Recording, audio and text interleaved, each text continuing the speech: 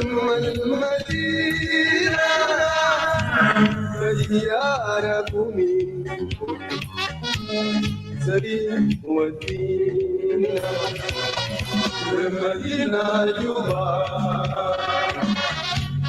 أجمل مدينة سياركم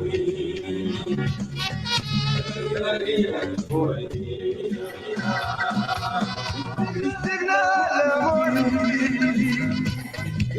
لماما تجينا استقلال ملكي لماما تجينا في مدينة جوا أجمل مدينة مدينة جوا أجمل مدينة يا قومي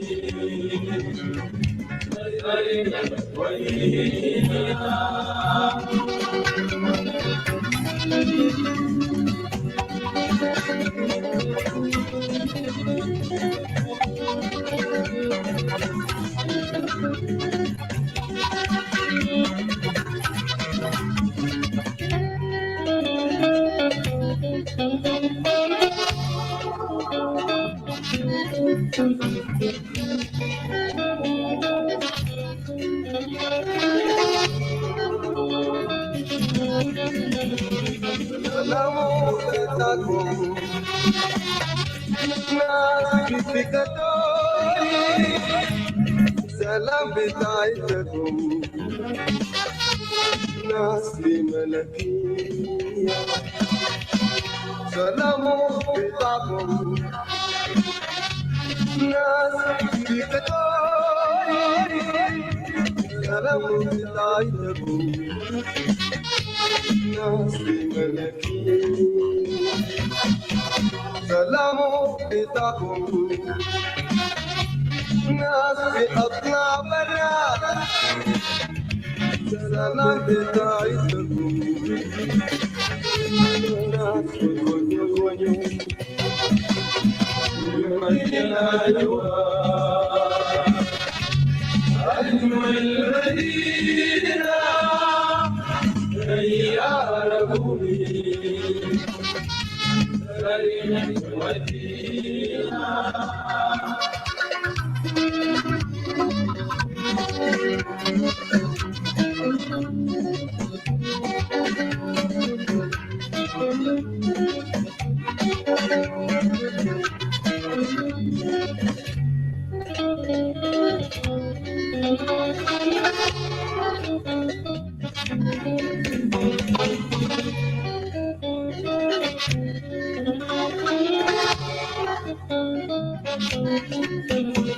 حبيبي لقيته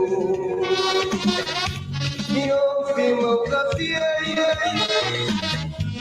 مشينا سوا لصالح يغلي حبيبي لقيته يوم في موقفي مشينا سوا لصالح يغلي المدينة جوا أجمل المدينة يا قومي سريع ودينا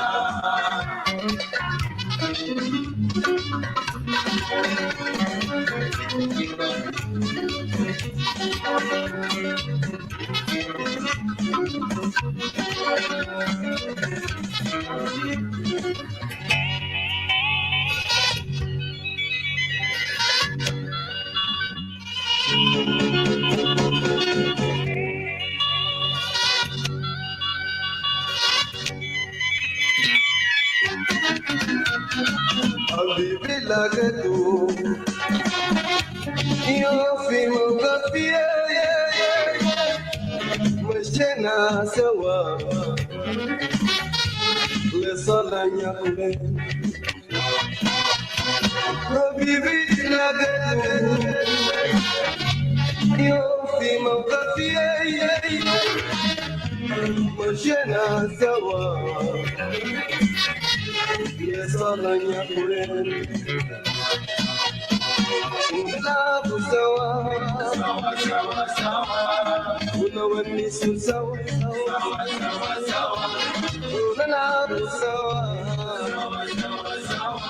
يوم عيد قانوني سوا سوا سوا سوا سوا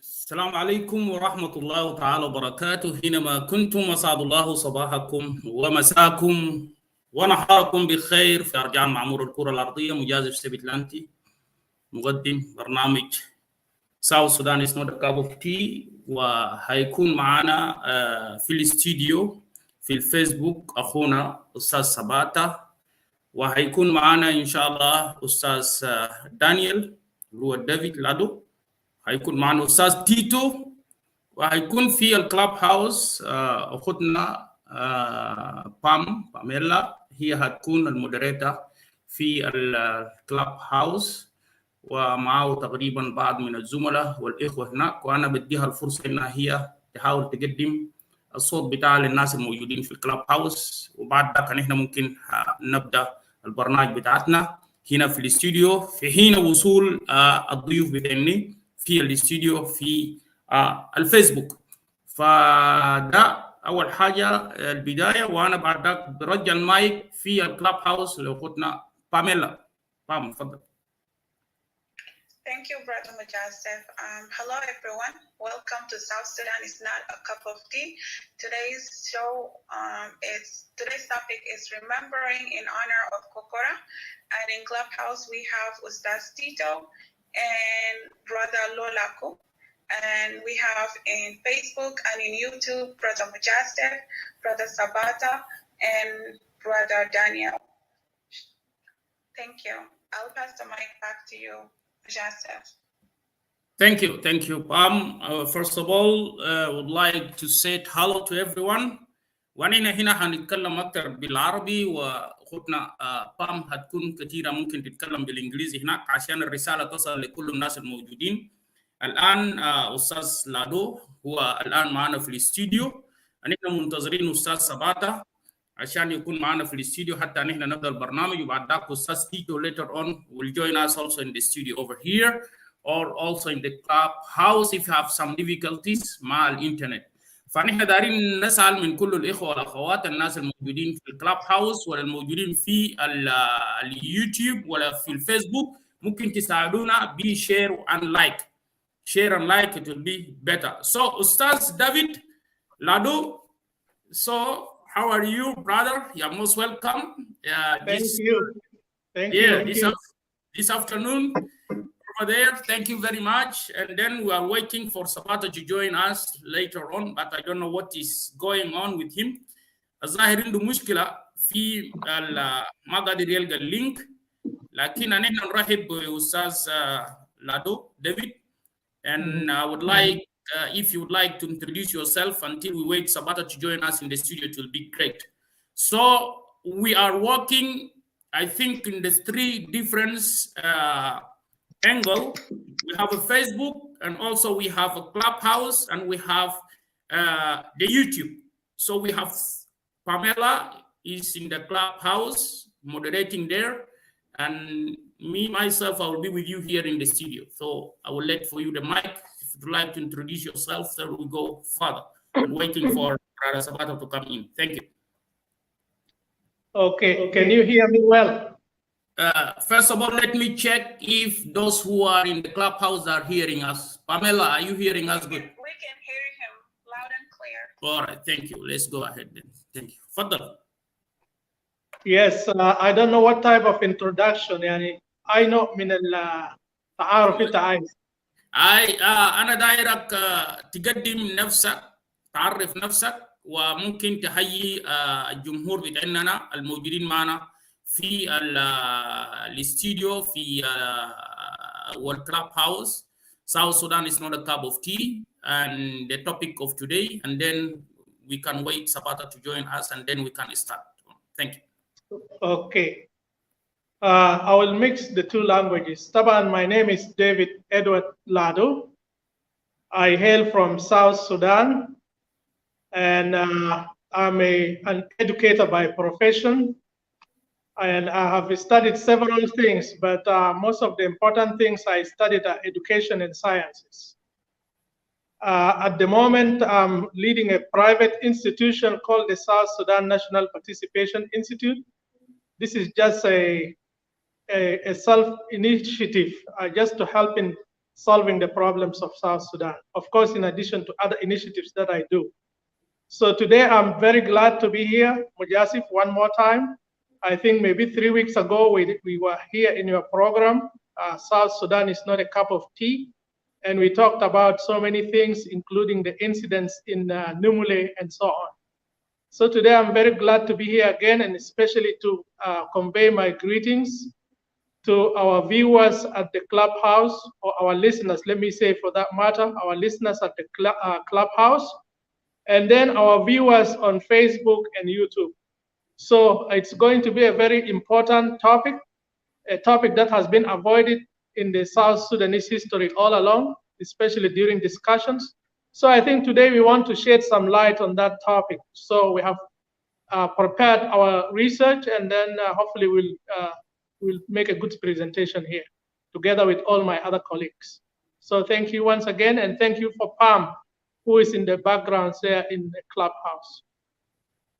Thank you. Thank you, Brother Daniel. I hope you hear her good also. I hear her very well, loud and clear. So we have all our devices are working very good. Only we had some issue for Sabata to join us. I don't know what is going on. He cannot join us. I try all my best to bring him in. But if we can do like this, let me just play. Let's play the video that what يعني رئيس بتاع السودان زمان اللي هو جعفر نميري يتكلم فوقه until we wait Sabata to come in. So let's wait Sabata to see if he can join us. It will be good. Let me just play this one. So Pam, we are going to play the video that رئيس بتاع جمهورية السودان السابق اللي هو الرئيس جعفر نميري لما نتكلم في موضوع بتاعت كيف بدأ الكوكورا أو ماذا دار عن كوكورا وكيف تم ذلك. فنحن هنلعب الفيديو.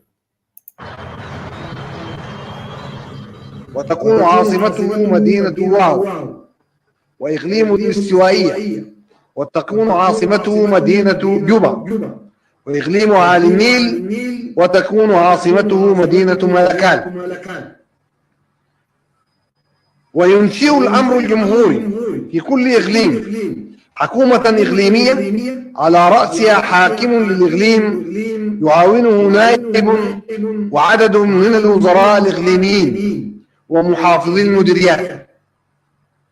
كما يتم بموجب الأمر الجمهوري إنشاء مجلس شعب في كل إقليم يتكون ممن كانوا أعضاء لمجلس الشعب للإقليم الجنوبي كممثلين للمديريات التي أصبح يتكون منها كل إقليم جديد، بالإضافة إلى أعضاء معينين لا يتجاوز عددهم 10%. أيها الإخوة،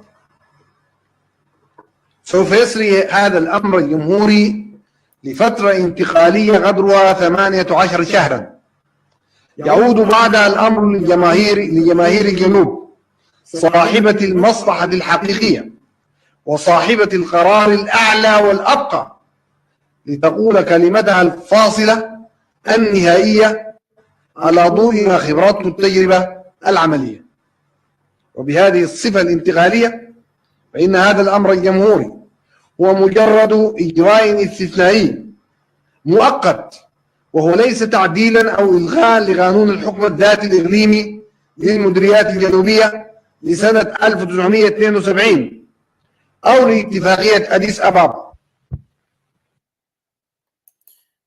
طيب الفيديو ده قصير أستاذ لادو دافيد، فيديو قصير لكن يوري الجوهر الأساسي بتاعت ماذا تعني كوكورا وكيف تمت عملية يعني تداول كلمة كوكورا. لكن قبل ما نمشي قدام, so I'm very happy now Sabata is with us so that we can start really in the good way. Sabata, you had some difficulties to join us.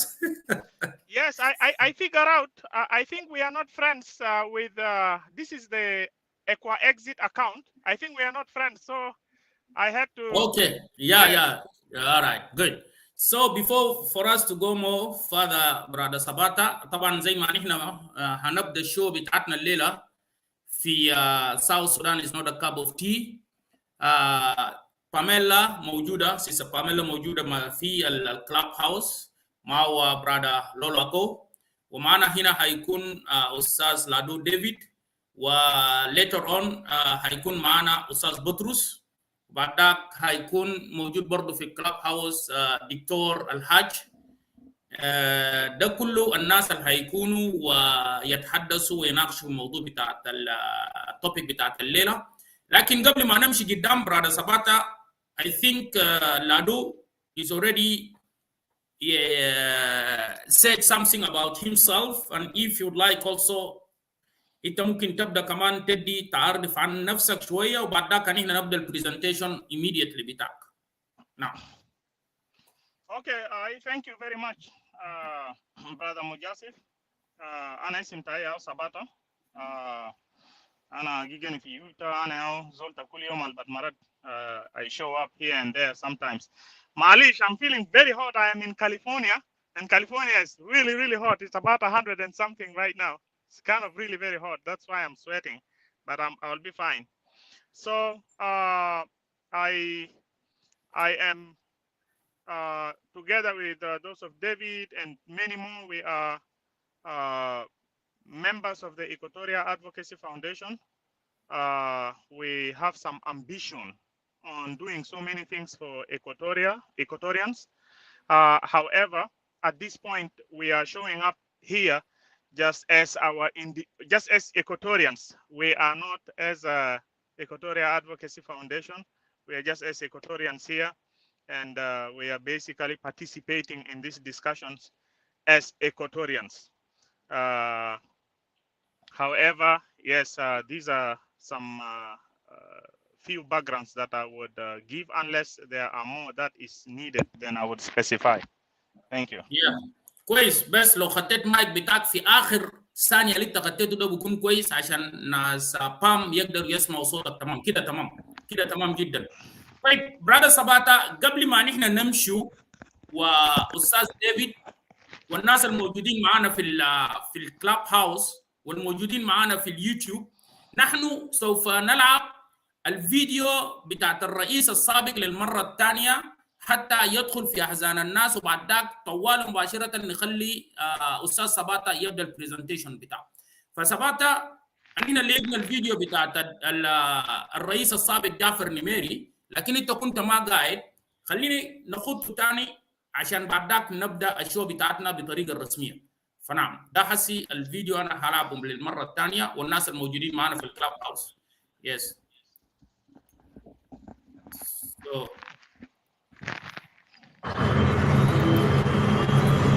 وتكون عاصمته مدينة واو وإقليم الاستوائية، وتكون عاصمته مدينة جوبا وإقليمها على النيل وتكون عاصمته مدينة ملكال. وينشئ الأمر الجمهوري في كل إقليم حكومة إقليمية على رأسها حاكم للإقليم يعاونه نائب وعدد من الوزراء الإقليميين ومحافظي المديريات. كما يتم بموجب الأمر الجمهوري إنشاء مجلس شعب في كل إقليم يتكون ممن كانوا أعضاء بمجلس الشعب للإقليم الجنوبي كممثلين للمديريات التي أصبح يتكون منها كل إقليم جديد، بالإضافة إلى أعضاء معينين لا يتجاوز عددهم 10%. أيها الإخوة، سوف يسري هذا الأمر الجمهوري لفترة انتقالية قدرها 18 شهرا، يعود بعدها الأمر لجماهير الجنوب صاحبة المصلحة الحقيقية وصاحبة القرار الأعلى والأبقى لتقول كلمتها الفاصلة النهائية على ضوء ما خبرته التجربة العملية. وبهذه الصفة الانتقالية فإن هذا الأمر الجمهوري هو مجرد إجراء استثنائي مؤقت، وهو ليس تعديلا أو إلغاء لقانون الحكم الذاتي الإقليمي للمديريات الجنوبية لسنة 1972 أو لاتفاقية أديس أبابا. طيب، هذا الكلام بقى واضح، ونحن بعد ده نخلي أستاذ سباتا يبدأ البرزنتيشن بتاعه ويحدثنا أكثر حاجة عن موضوع بتاعت الكوكورا وعن كوكورا، لأنه نحن لو عارفين يا جنوبيين بصراحة كلنا كده قاعدين مشكلة كوكورا الناس فاهمينها بطرق مختلفة وبطرق غريبة جدا جدا، ترجموها على حسب مفهوم وترجموها بحسب مزاجهم اللي غير صحي، فخلى انه ابناء جنوب السودان وخاصه الاستوائيين قدروا ان يسالوا اسئله كثيره جدا ليه الناس فهمت الكوكورا بطريقه مختلفه، وحتى الكوكورا جعلت في بعض من قلوب الناس حساده بالنسبه لابناء الإكواتوريا. يعني هنسمع كثير في النقاش بتاعتنا الليله. هيكون معنا استاذ لادو ديفيد، هيكون معنا استاذ سباتا، هيكون معنا الدكتور الحاج، هيكون معنا استاذ تيتو، وهكون اخوتنا بام هي كمودريتور في الكلاب هاوس مع اخونا برضو لولاكو.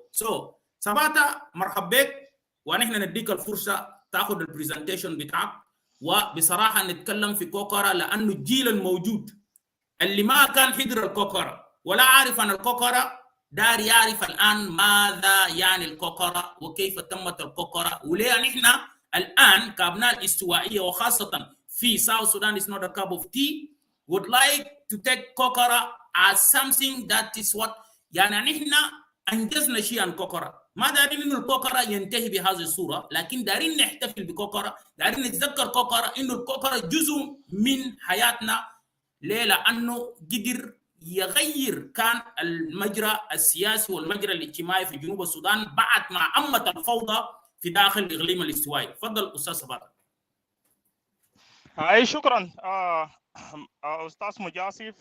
ثانك يو برادر ديفيد. وانا عايز اشكر اخوانا واخوات اللي جا attend discussion ده. And شكرا for playing the declaration itself, which was presented in 5th June 1983 at the time by the president Nimeri. Now there are two things that I think people should take from that declaration that has not been sold out. That it is a trial. It's supposed to be for 8 to 10 months. If it works, people will maintain it. If it doesn't work, people will put it out. That should be noted. The other thing also is the president at the time said it is not an abrogation of the Addis Ababa agreement. That is, he is not interfering with the affairs in a manner that is basically abrogating the Addis Ababa agreement. These are two important things that should be noted, okay? Because Mujasif, when the Kokora was actually implemented, there was some rhetorics. Galia Addis Ababa agreement was thrown out, even though the president was saying at the time this is not an abrogation of the Addis Ababa agreement. But again, thank you for playing it. You know, as people who are preparing to write their own history, I think it's very important for us to come out and discuss certain rhetorics that were said about Kokora, because we want to make sure that the narrative that we would like to put about Kokora should be something that we critically examine. We shouldn't just take narratives that were sold at the time because of some political gains here and there, people who might want to achieve a political agenda and sells Kokora to the people in a certain way and sometimes confuses the people.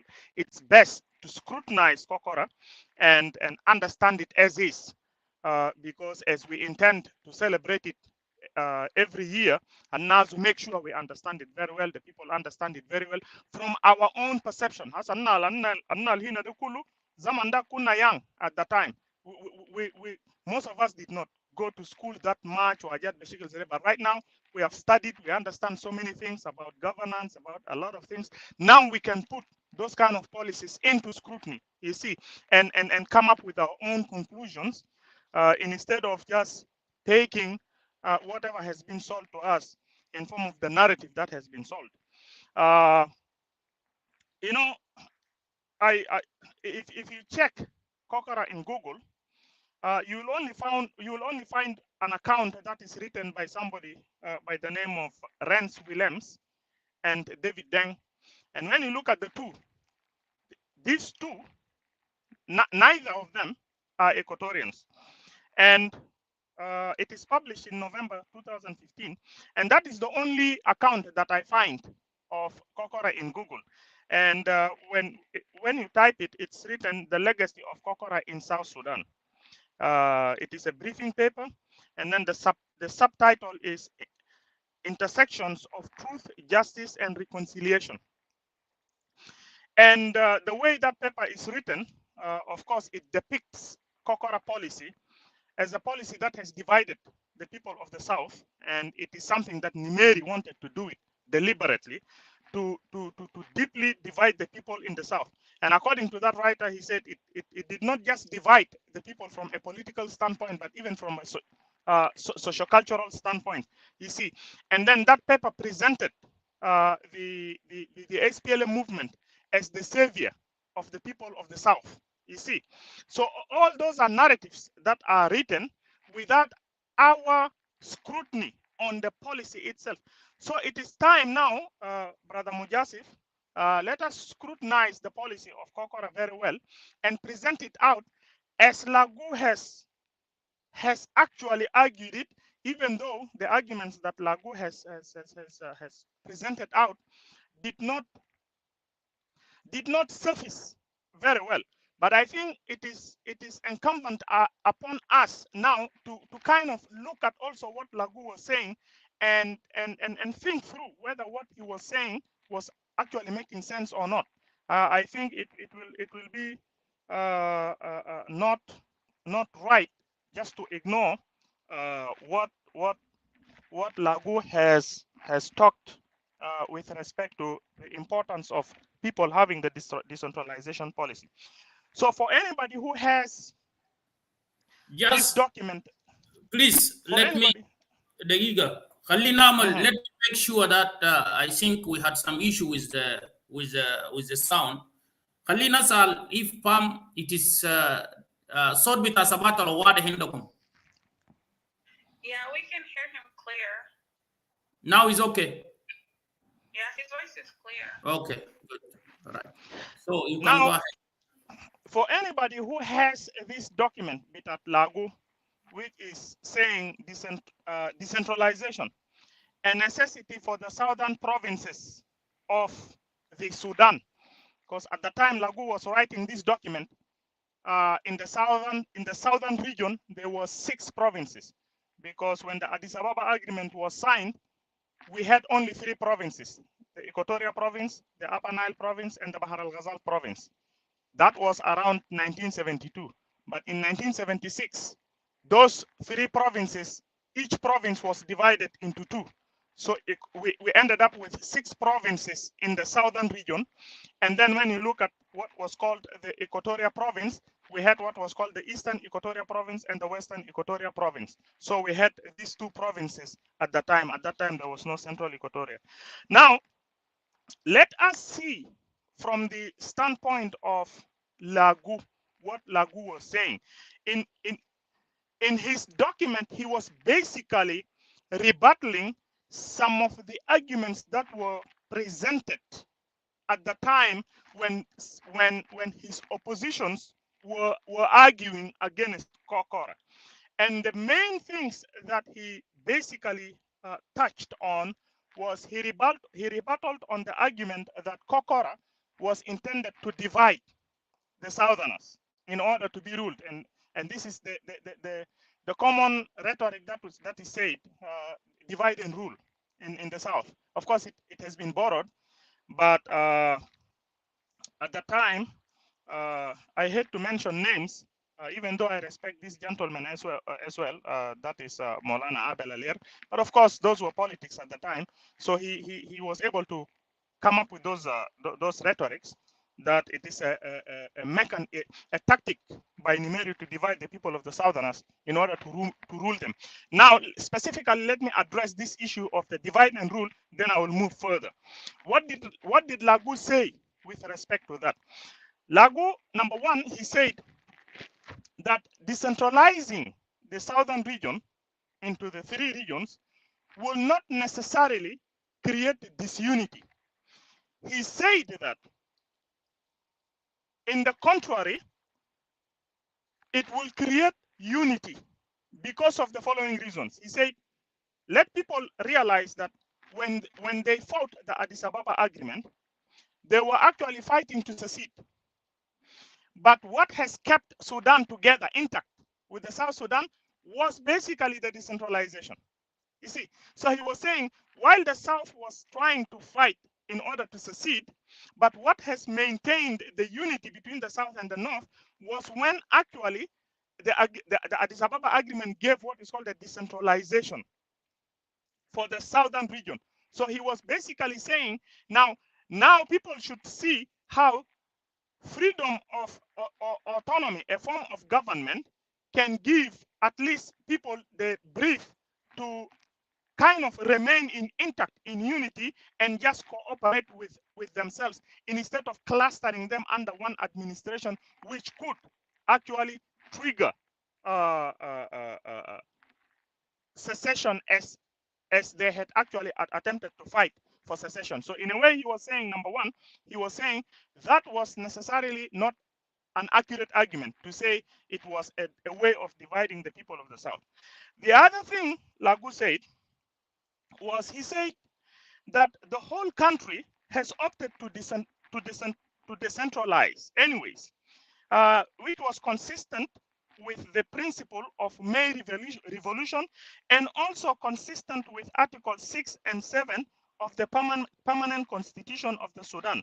Now, what Lagu has argued in this article, I will read it. He said, Article 6 and Article 7 of the permanent constitution of the Sudan advocate the administration of the country on the basis of completely decentralized system in accordance with the Sudanese policy of ensuring the full participation of the people in the process of policy making. Ya Mujasif kanta gas makalam go nusugali power to the people, power to the people, power to the people. What does power to the people mean? Power to the people means taking government to the people. And Lagu is saying, Al Assassino, by decentralization, you are basically taking the government closer to the people. And it is something that has been already knitted in the Constitution of Sudan in Article 6 and Article 7. All right. And he said it is also consistent with the principles of the May Revolution at the time. So in a way, he was trying to say, what is the big deal about right now people in the South saying, oh, we do not want to accept a further regionalization of the southern region? It is just consistent with principles. In other words, this is what he was saying. He was saying that it was consistent with principles of the constitution and also of the May Revolution. Now, he basically also mentioned that, let me read. He said, although successive SSU, I am assuming that this is the party bitat Nasnimeri, the Sudan Socialist Union Congress, have emphasized the need for bounden duty, something like that, in this pamphlet to demonstrate why there is such an apparent lack of interest in implementing the policy of decentralization. Or in a sense, he was saying in the South, even though the country, by principle of May Revolution, by constitution, people were in a decentralized system, there is no logic saying that decentralization is not a good thing or will create disunity amongst the South. And then he also said that the North has already opted in decentralization anyways, which of course happened in 1980 through a policy called the Regional Act of 1980. Nimeri divided the northern provinces into 6 regions: the Darfur region, the Kordofan region, the eastern region, the central region, the western region, and the northern region. I don't know if I've mentioned one region twice, but there were 6 regions. So Lagu also argued that when people are now saying that, or rather when his opponents are saying that it will weaken us, this division of the 3 regions will weaken us before the North. Lagu was saying the North is already divided into 6 regions. Which region are people afraid of? Are people afraid that those 6 regions will unite against the 3 regions of the South? Well, if those 6 regions in the North can unite against the 3 regions of the South, why then can't the 3 regions of the South also unite to fight against the 6 regions of the North? In other words, Lago is rebattling.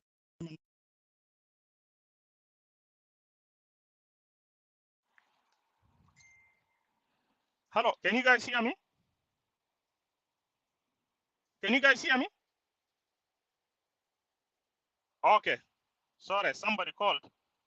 Let me just say.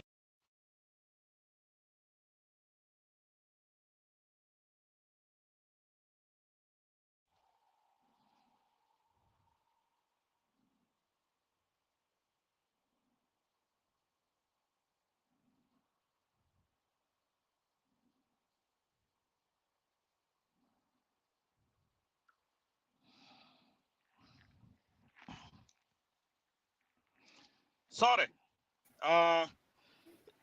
In a way, he was also saying that there is no point of people worrying about divide and rule. It will not create a disunity. People can still remain intact.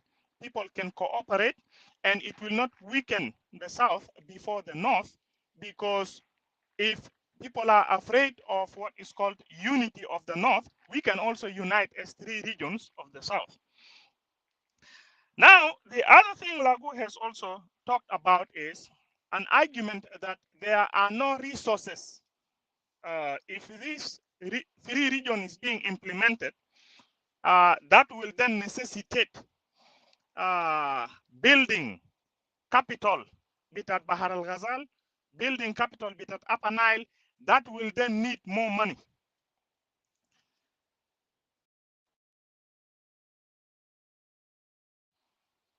Hello, can you guys hear me? Sabata, you go ahead. Everything is okay. Yeah. Imagine the person who keeps calling me is saying he's watching the show and he keeps calling me. It's as though he's not seeing me talking. No, you go ahead. Aiko, if you're watching, please don't call. I'm talking. I will call you again later. All right. Thank you. What am I saying here? So yes, with respect to resources, Lagu was saying, look, brothers, if you're talking about resources, resources come from the north. All right. If the government can send budgets for 6 regions of the north and has never complained about any resources, why are you worried about the resources money for two more regions going to be constructed in the south? Generally, for us to have 3 regions, and there are no complaints coming from the north with respect to resources. Where is this argument coming from? Okay, these are all found in what Lagu was rebattling with respect to the argument that was put with respect to unity, that is divide and rule, and then also resources. Now, let me come to what is called reasons. All right. What has Lagu complained about? Now, let me read quickly what Lagu has said. The basic problem that bad evils any heterogeneous society like ours is how to attain unity. Of course, he addressed the issue of unity. In most cases, unity is attained by recognizing and accepting the principle of living in diversity. On the 3rd of March every year, the Sudanese people celebrate what they call Unity Day. Of course, that was what Brother Apollo was talking about the other time. Al Assassino Day is Unity Day that was celebrated every 3rd of March. To celebrate the signing of the Addis Ababa Agreement. Yet, this was the day the Addis Ababa Accord, which granted self-government to the southern part of the country, was signed. It is not taken as a day of mourning because the southern part of the Sudan became autonomous. Sudan became more united, well, again making the argument of unity. Sudan became more united, assuring a part of it which wanted to secede that that was now free to manage its own affairs. That is something that I had explained earlier, as I was talking about Lagu saying that when you give the people freedom to manage themselves, they will feel relaxed, and it is true. That is why right now, brothers and sisters, when you hear the holdouts talk, when you listen to the holdouts as they speak, what are their main requests? They are saying we want federalism. Federalism is also a form of giving people the administrative freedom to administer themselves so that power is not concentrated in the center. That will be a unitary system. All right. And people don't feel comfortable with that. People want to make sure powers are given to them so that they can manage it themselves. But the point I was just trying to make with respect to reasons that Lagu complained about that triggered the proposal of regionalization was, he was saying that at the provincial levels, of course, if you guys remember earlier, I said there were 6 provinces in the south. And in the equatorial area, there was the eastern province and there was the western equatorial province.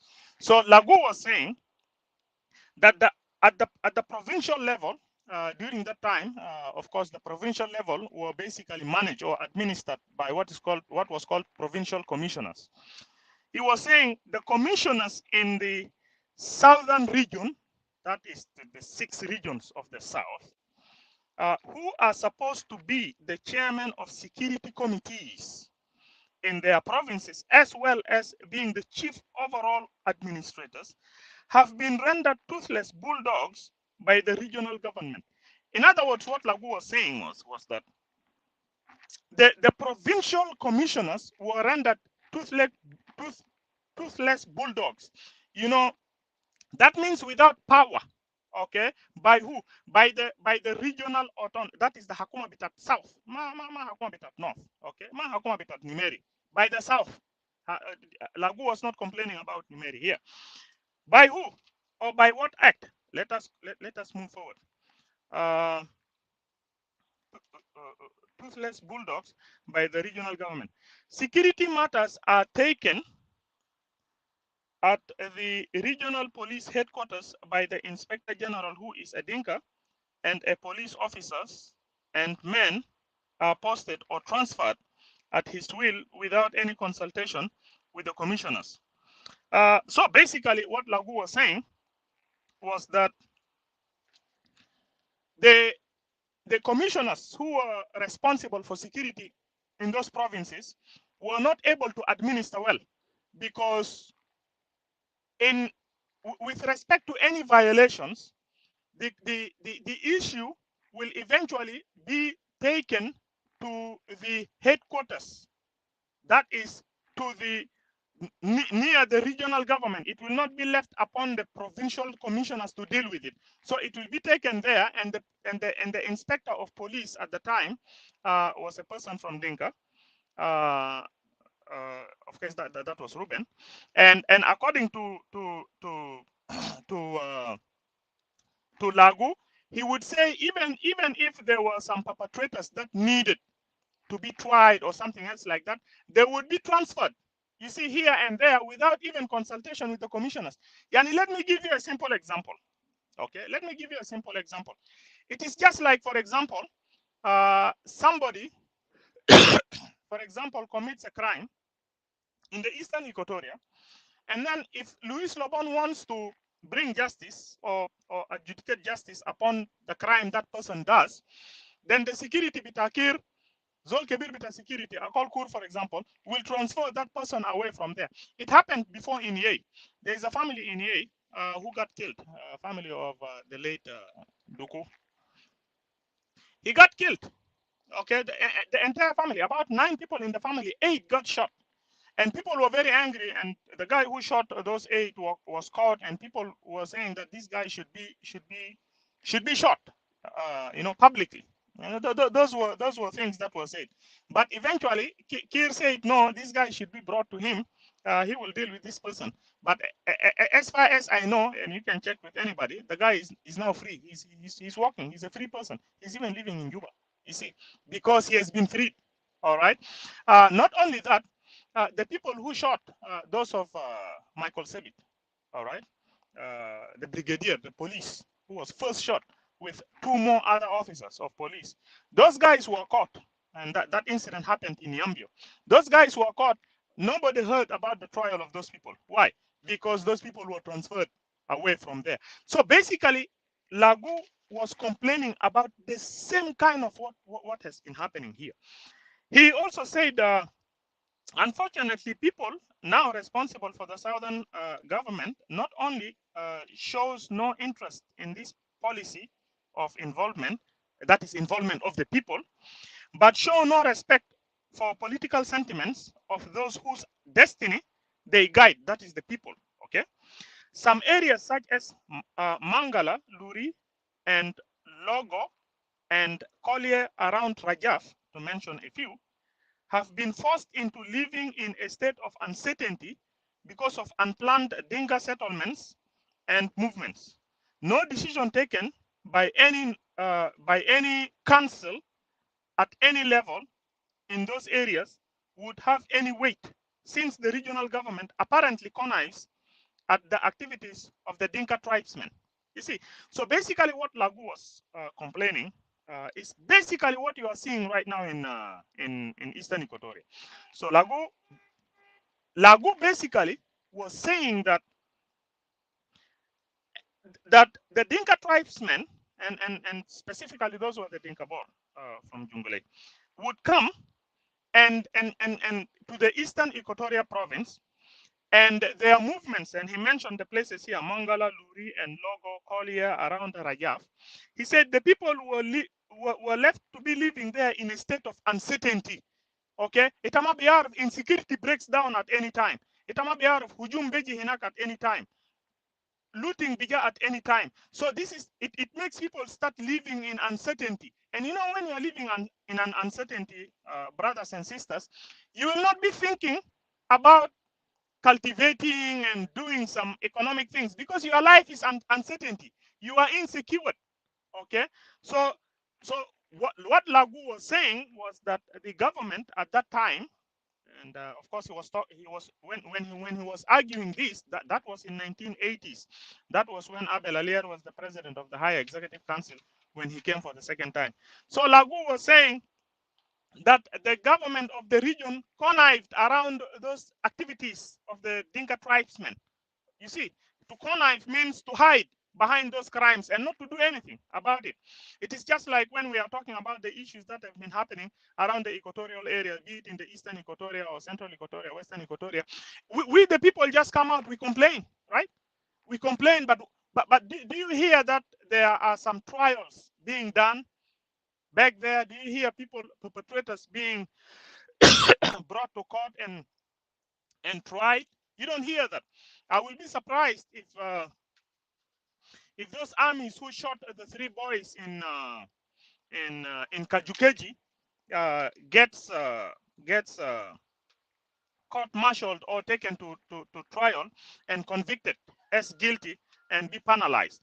So these are some few things that I think should be presented out as some of the arguments that Lagu has presented in a way of trying to tell the people that all those things that are being said negatively about Kokora are untrue. In any case, he presented an argument of the Dinka tribes settlers who have committed some insecurity, and the people are living in uncertainty, and the government is not able to do anything. Now, let me just conclude my point here, and of course that is not going to be it. I want to leave chance for others to come in, but also on breaks I will add few things here and there. Lagu said something here very, very interesting. He said that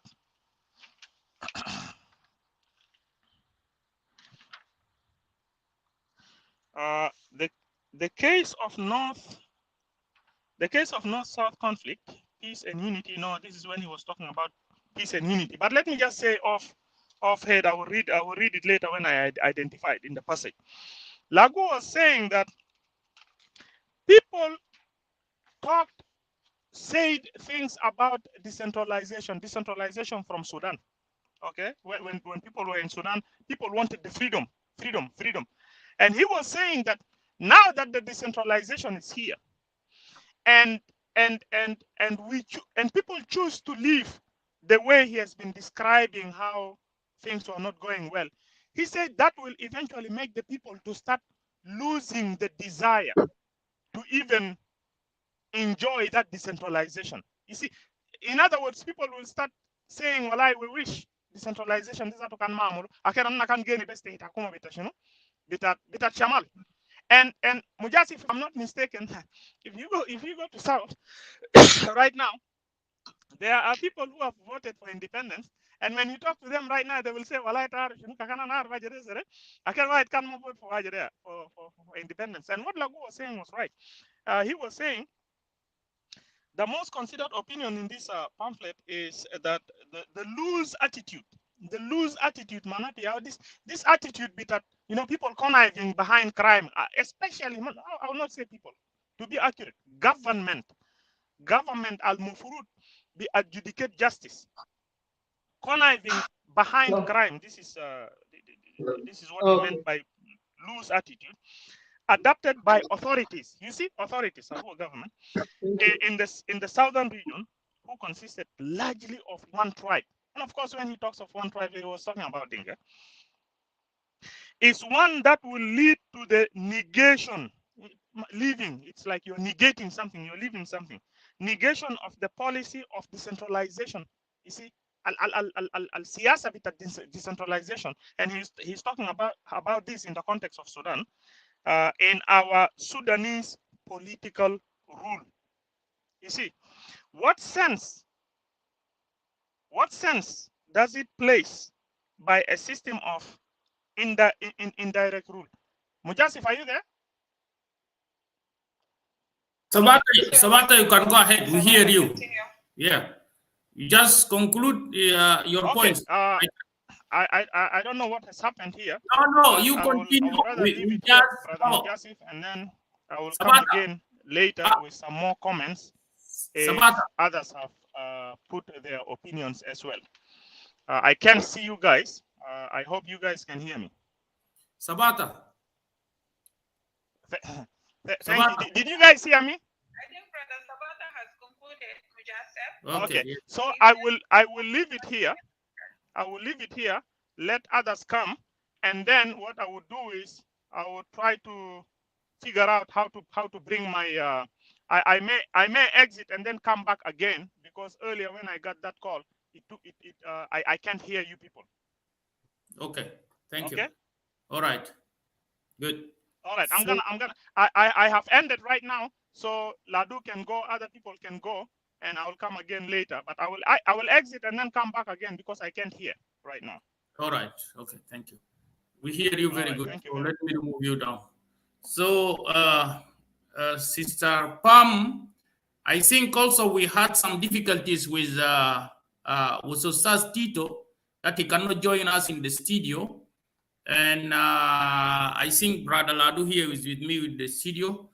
I don't know if Brother Tito is ready. Let me know. Otherwise, I will let Ladu to comment something, and then we'll come later on, because I don't know if he's really ready there, because he's not here with us in the studio. Brother Tito is here with us in Clubhouse, but I think let's let Brother Daniel or Ladu comment, and then we'll come back to Tito. All right, thank you. So, okay, thank you. Okay, shukran. But Ustaz Ladu, if you have something to comment, then we come later on to Brother Tito, because he's not with us in the studio in the Facebook. I think he will be in the Clubhouse. It will be good for him there because the connection is so. I think it has some difficulties to come with us in the studio. And also Dr. Al-Haj, I see him, he's there also in the Clubhouse. So we give you your time, and then we come to Ustaz Tito. Thank you. شكرا. أنا بكلم كتير بعربي هنا. نمرة واحد أنا ما بشيله زمن كتير النهارده، لأن يعني كان in this specific time today just to do this presentation. فمرة ثانية أنا بقول يعني شكرا لك أستاذ مجاسف وأخوتنا هناك بام وكل المحاضرين الثانيين اللي هو تيتو وسباتا والدكتور الحاج.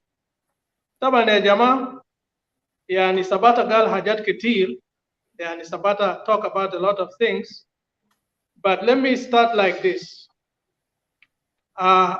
In order to solve any problem, you really need to go to the root causes of the problem. أنت لازم ترجع لشنو لجذور المشكلة، ودي حاجة لشنو إحنا عايزين يعني نتكلم عنه شوية كده. دي حاجة واحد. ليه؟ لأن النهارده أنت كان ما عارف جذور المشكلة، إذا then you will not be able to solve يعني المشكلة. أنت ما بتحل المشكلة، لكن أنت بيحل شنو؟ يعني symptoms أو أعراض بتاعت المشكلة. عشان كده إحنا عايزين نعرف مشكلة دي شنو ذاتها من الأساس. دي حاجة واحد.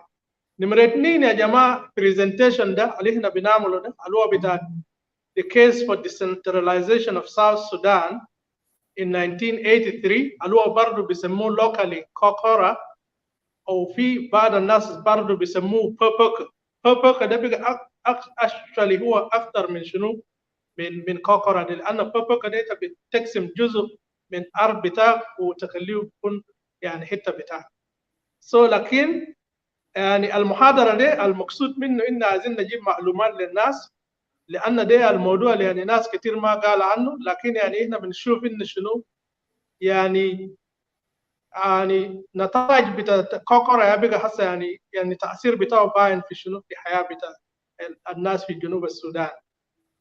فطبعا يعني كوكورا أو سياسة بتاع decentralization ما جاء بس كده من فاضي. طبعا يعني في build up، فشفتها في build up لحد شنو موضوع بتاع decentralization of the governance in South Sudan حصل. فbuild up ده بدأ من وين؟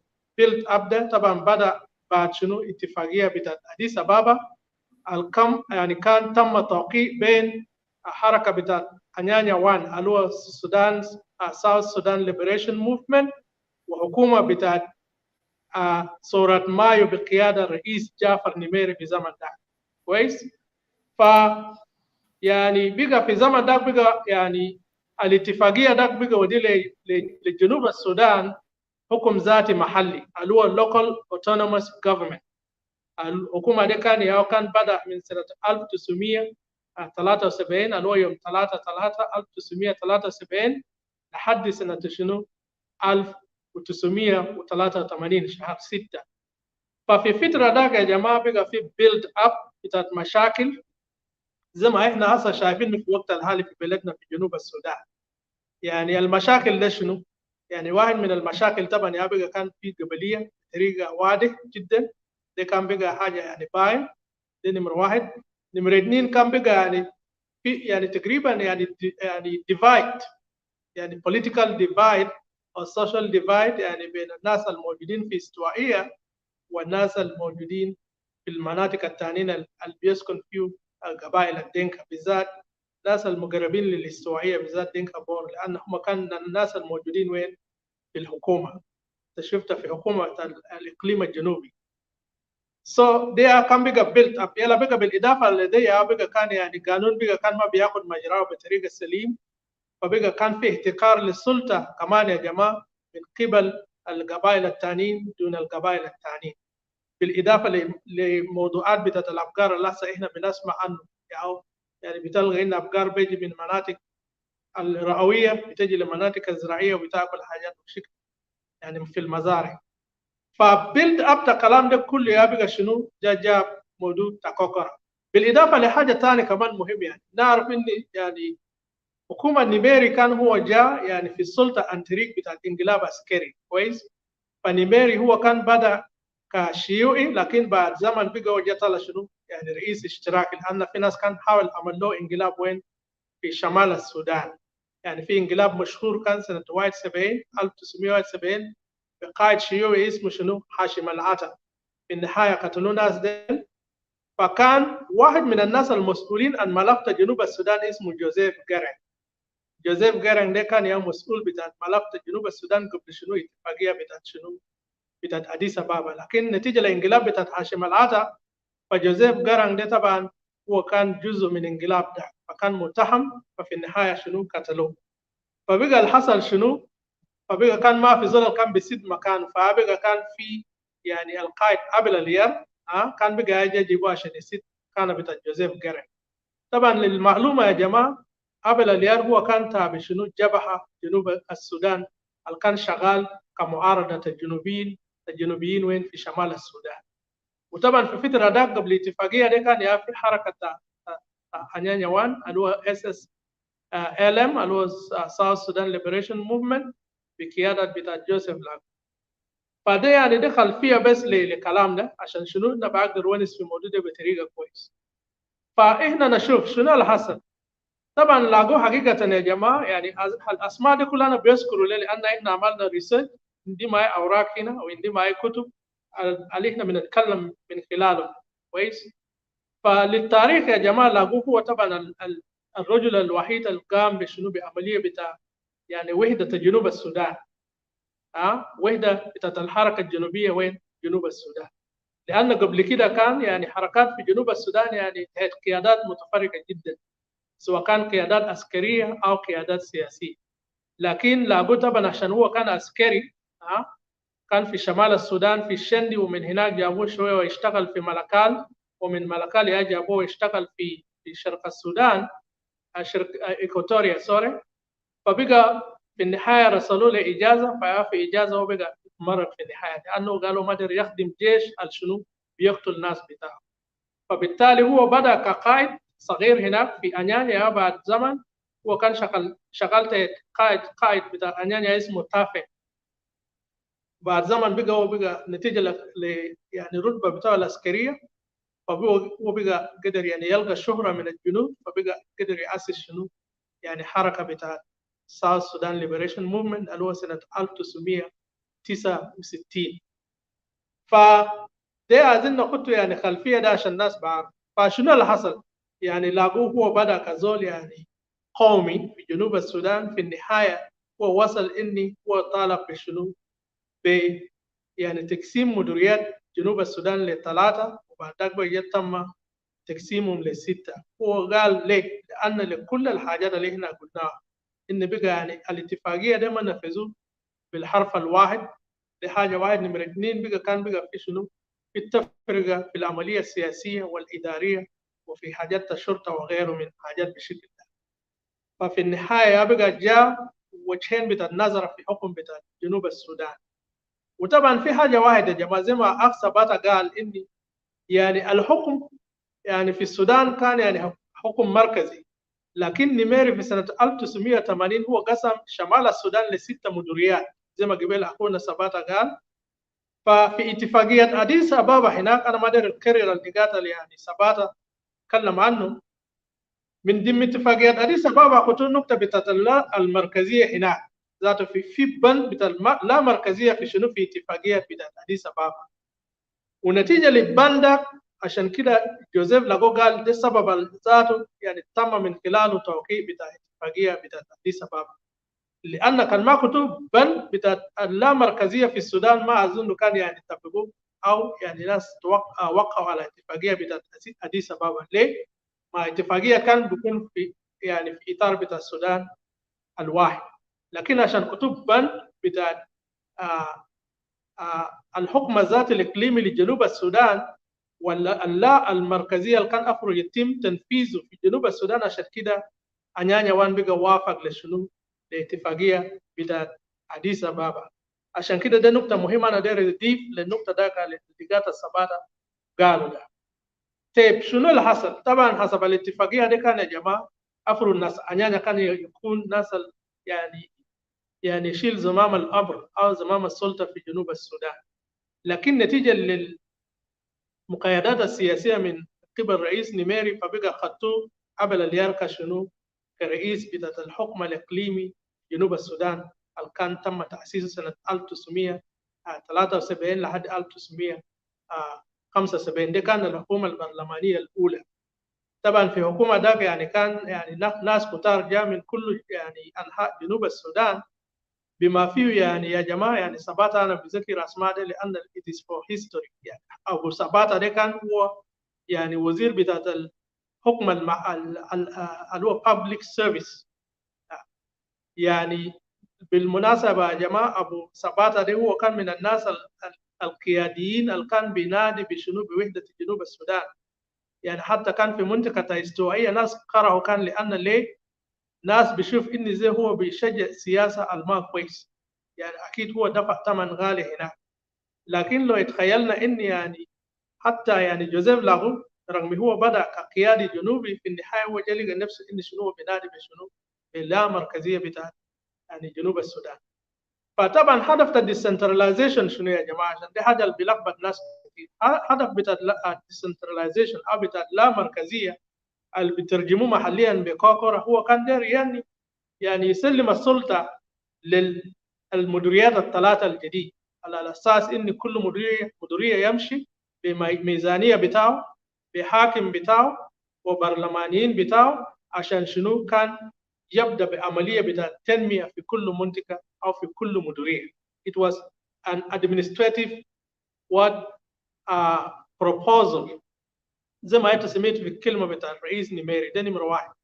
نمرة 2 هو كان حاجة مؤقت لمدة 18 شهر زي ما الرئيس قال. في النهاية كان أفرو بقى جنوبيين يبقى يكون صاحب القرار الأخير في شنو هل هم عايزين يقعدوا كوحدة جنوبية موحدة ولا هم عايزين يستمر في نظام بتاع المديريات الثلاثة. شفتها؟ فهي كان عملية إدارية بحتة جدا.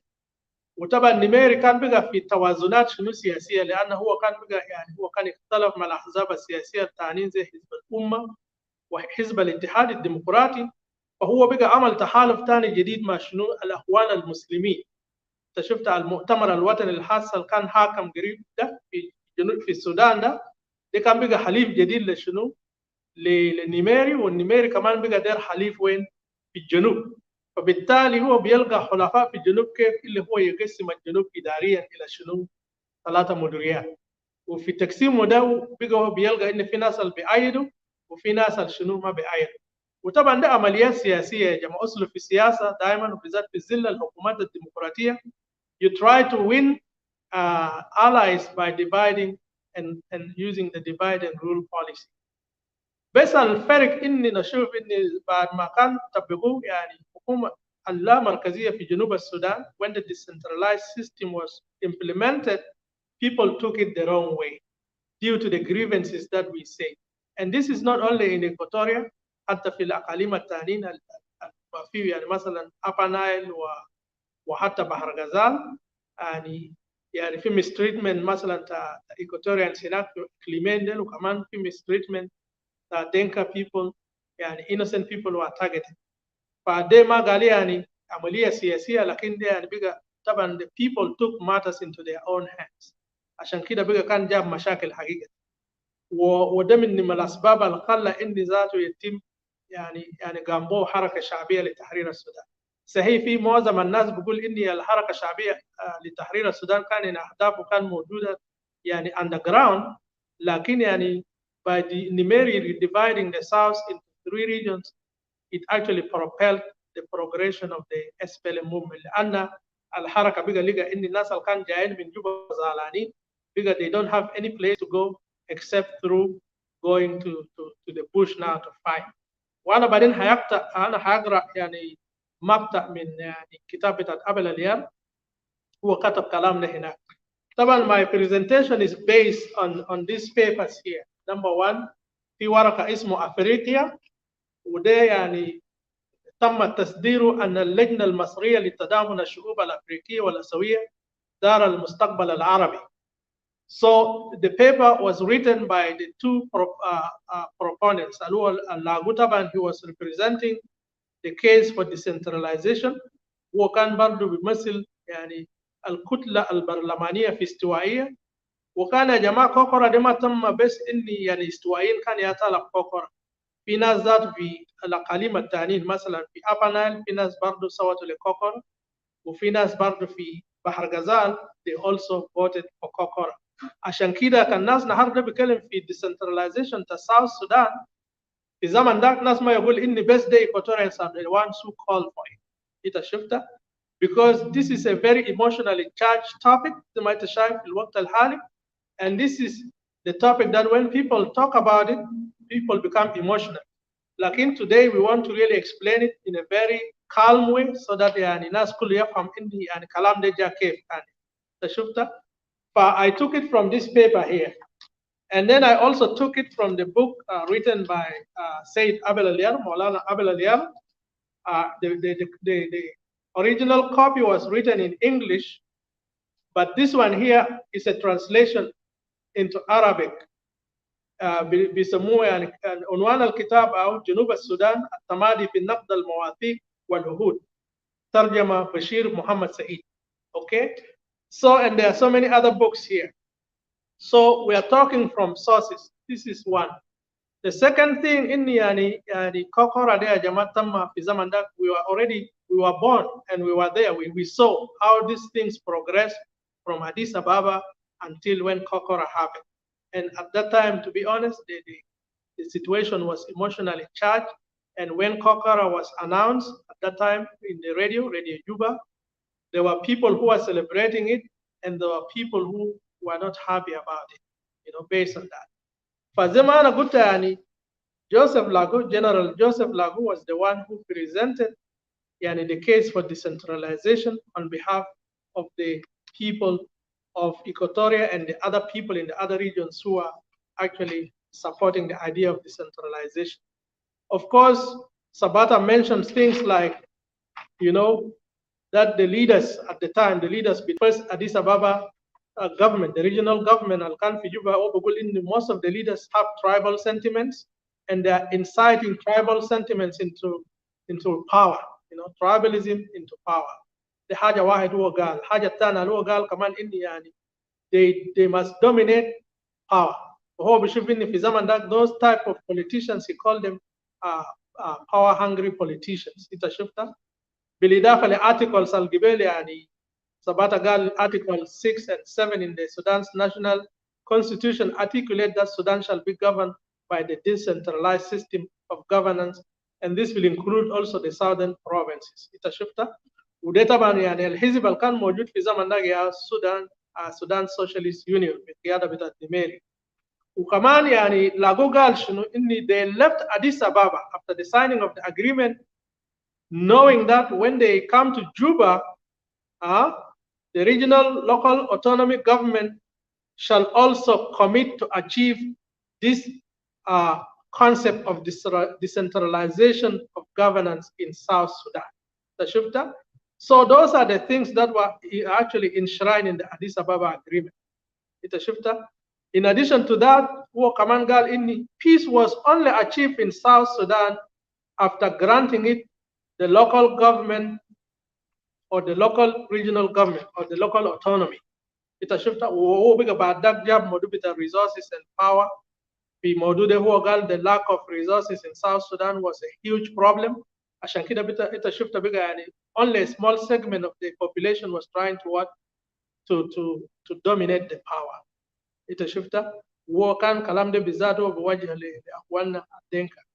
Because he realized that those people are trying to dominate the central government process and the decision-making process and so on.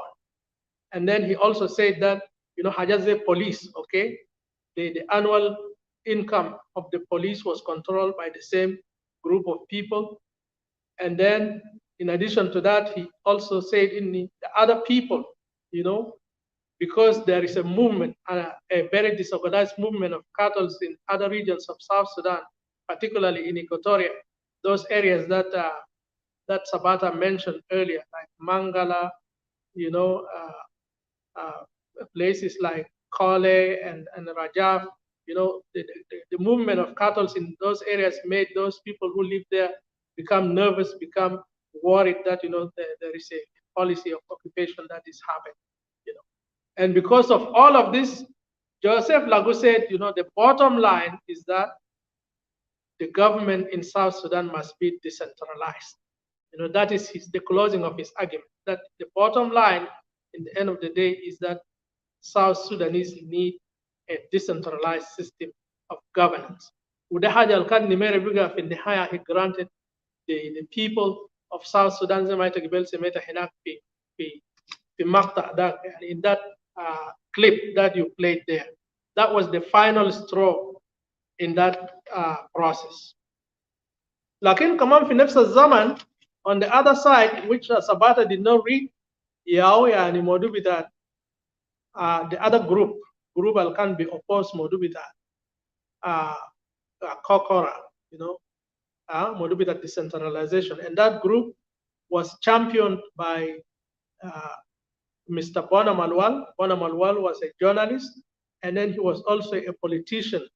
And according to this pamphlet here, he was representing the view of the Dinka tribe in the Sudanese parliament and in South Sudanese parliament. And these are the points that he enlists. There are so many points, but I just summarize them into few points. The first point that Mr. Bana Malwar raised is that the tribe is still a dominant force in the politics in Africa, or in the political arena in Africa. That is what he said. Number two, he said that tribal leaders are retrogressive leaders in Africa. That means they take people backwards. But he also said that tribalism has been encouraged. He said tribalism has been encouraged. Tribalism actually encouraged colonization into coming into Africa. But he said, however, the laws of history cannot be changed overnight. That means it is impossible to skip any historic period. So in this case, he's talking about tribalism. He said it is very hard to skip tribalism, which is something that I personally can disagree. Because if there is a fair leader really who comes to the governance, who comes to lead the people, and try to put away with tribalism or to dismantle tribalism, I think this is possible. It doesn't have to take people like 30, 40 years to get away with, to destroy tribalism. This is something that can be done in a very short period of time. It just requires the political will, and it requires that people work together in a fair way to be able to actually reduce tribalism, if not destroy it altogether. The other point that he mentioned also, that is Mr. Bono Manuel, is that no one will deny the effects of tribalism on the political leadership of system in South Sudan since 1972. Our committee, this is what he's saying here. I think they were working as a committee. Our committee have noticed or observed with worry the Dinka domination of some of the public sectors in South Sudan up to this point. We agree with General Joseph Lago. By this time, when the agreement was signed, Joseph Lago has become a general in the South Sudanese or in the Sudanese army. So he said, up to this point, they agree with Joseph Lago, but here are their points of disagreement. Number one is that the size of the Dinka is used by others to achieve certain goals. This is what he said. Number two, he said, this tribe, Dinka, should not be used to destroy South Sudan, but rather to protect the aspirations of its people, which is South Sudanese. And this is something that we can judge as people, really, at this point in time. Now, this is what he said. The question is now whether to avoid the Dinka domination by dividing South Sudan into regions. حسب كلامه هو بيشوف إن شنو حل صحيح تقسيم الجنوب إلى 3 مديريات. هل ده حل لموضوع الدومينيشن تاع Dinka ولا لا? And this is something that also we as South Sudanese, we really need to look at carefully and see if that would be the case. Okay. Now, the question is whether to avoid Dinka domination by dividing South into 3 regions. So in Africa, tribalism has been mixed into politics to establish the modern nations through democratic process. So Joseph Lago's suggestion is a greater challenge to the feelings of the Dinka. طبعا ظاهر في نقاشات الحصل هناك يا جماعة. I think so many words, maybe so many negative words were used, and this had actually, affected the feelings of one group or the other. It's not only like one group that was affected, but usually through debates and proponents or opponents, usually a lot of things will be said. And according to Bona Malwal, is that Joseph Lago's suggestion is a greater challenge to the feelings of the Dinka tribe. And then now he continued, he said, redivision of South Sudan is not the great or the correct solution to tribalism, which is the disease, but what he said, devolution of power should have been the best way, but whether that one was done or not, this is something that is up for debate. That is one thing. The other thing that we want to know at this point in time, ya Jama, decentralization is the system that is being used in South Sudan. Let me repeat that. As we are speaking now, the decentralization that was opposed at that time, in 1983, is the same system that is being used in South Sudan. So that means actually, what Joseph Lago had proposed at that time actually had been adopted at this time. That means it was a system that was working, that if it was allowed should have worked. And it had actually worked during those years, from 1983 to 2005, the decentralized system of governance had actually worked well in South Sudan. And during that time, South Sudan was relatively peaceful. يعني موضوعات بتاعت tribalism زي ما احنا شايفين في وقت الحالي موضوعات بتاعت corruption الزايد وكده and domination of government by one sector of the population wasn't evident. But today, if people are opposing decentralization at that time, why are they now agreeing with it? يعني الفرق إني at this moment, decentralization for South Sudan is not the devolution of power. It is actually the delegation of power. And delegation of power means, the president or the highest leader in the country is the one that delegates the power to the states or to certain personalities. And those powers can be removed at any time. It is not written in the constitution per se, but it is delegated by the president. And let me continue here. And then Ostaz Bana Malwal continued that South Sudan is composed of many tribes, including the Denka, and as a result, you cannot isolate the Denka, which is the largest tribe in South Sudan. They are protected by South Sudanese, and the Sudanese people at large. At that time, of course, South Sudan was still part of the Sudan. So, of course, if you look at it, if there is a fair system of governance, if there is a fair distribution of all these governance positions and resources, really, his argument will actually hold the water. You know, nobody in South Sudan really wants to hate another tribe for any reason. If there is fairness in allocation of resources, in distributions of positions, and in participation and in political sharing and all this stuff, not only the Dinka tribe will be protected, but all the other tribes of South Sudan will be protected. They will not be protected by people, but they will actually be protected by the constitution. And then he continued that the division of South Sudan into the 3 regions will end the regional autonomy government in South Sudan, and hence its constitutional organs. It will end the Addis Ababa Agreement. This is according to his argument here. And then he said, political reforms are formulated through legal means, not through divisions. So, and this is something that we need to think.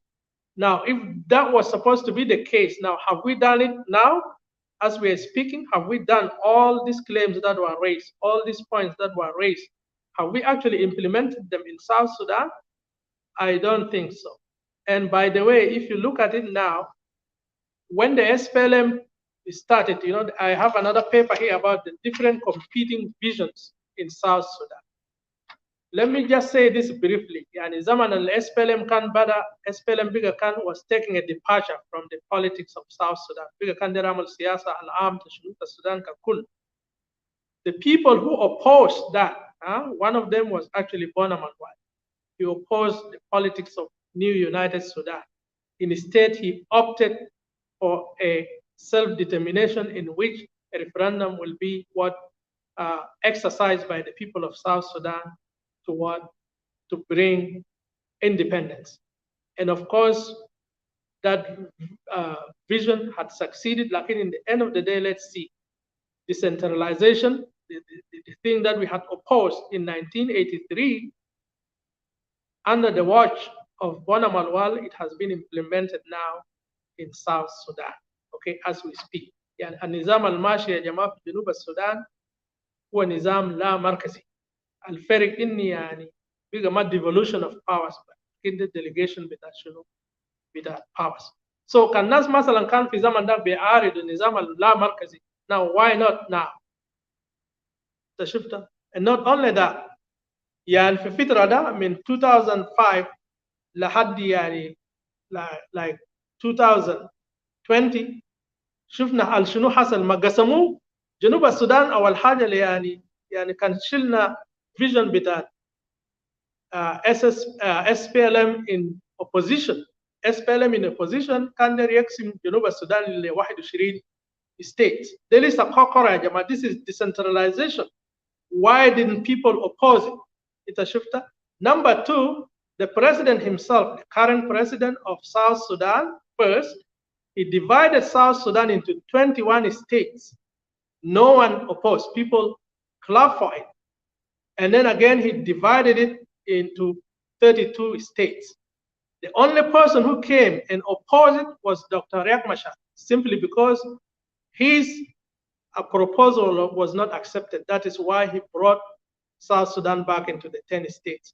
And now, as we speak, there are not only 10 states in South Sudan, there are 10 states plus 3 administrative areas.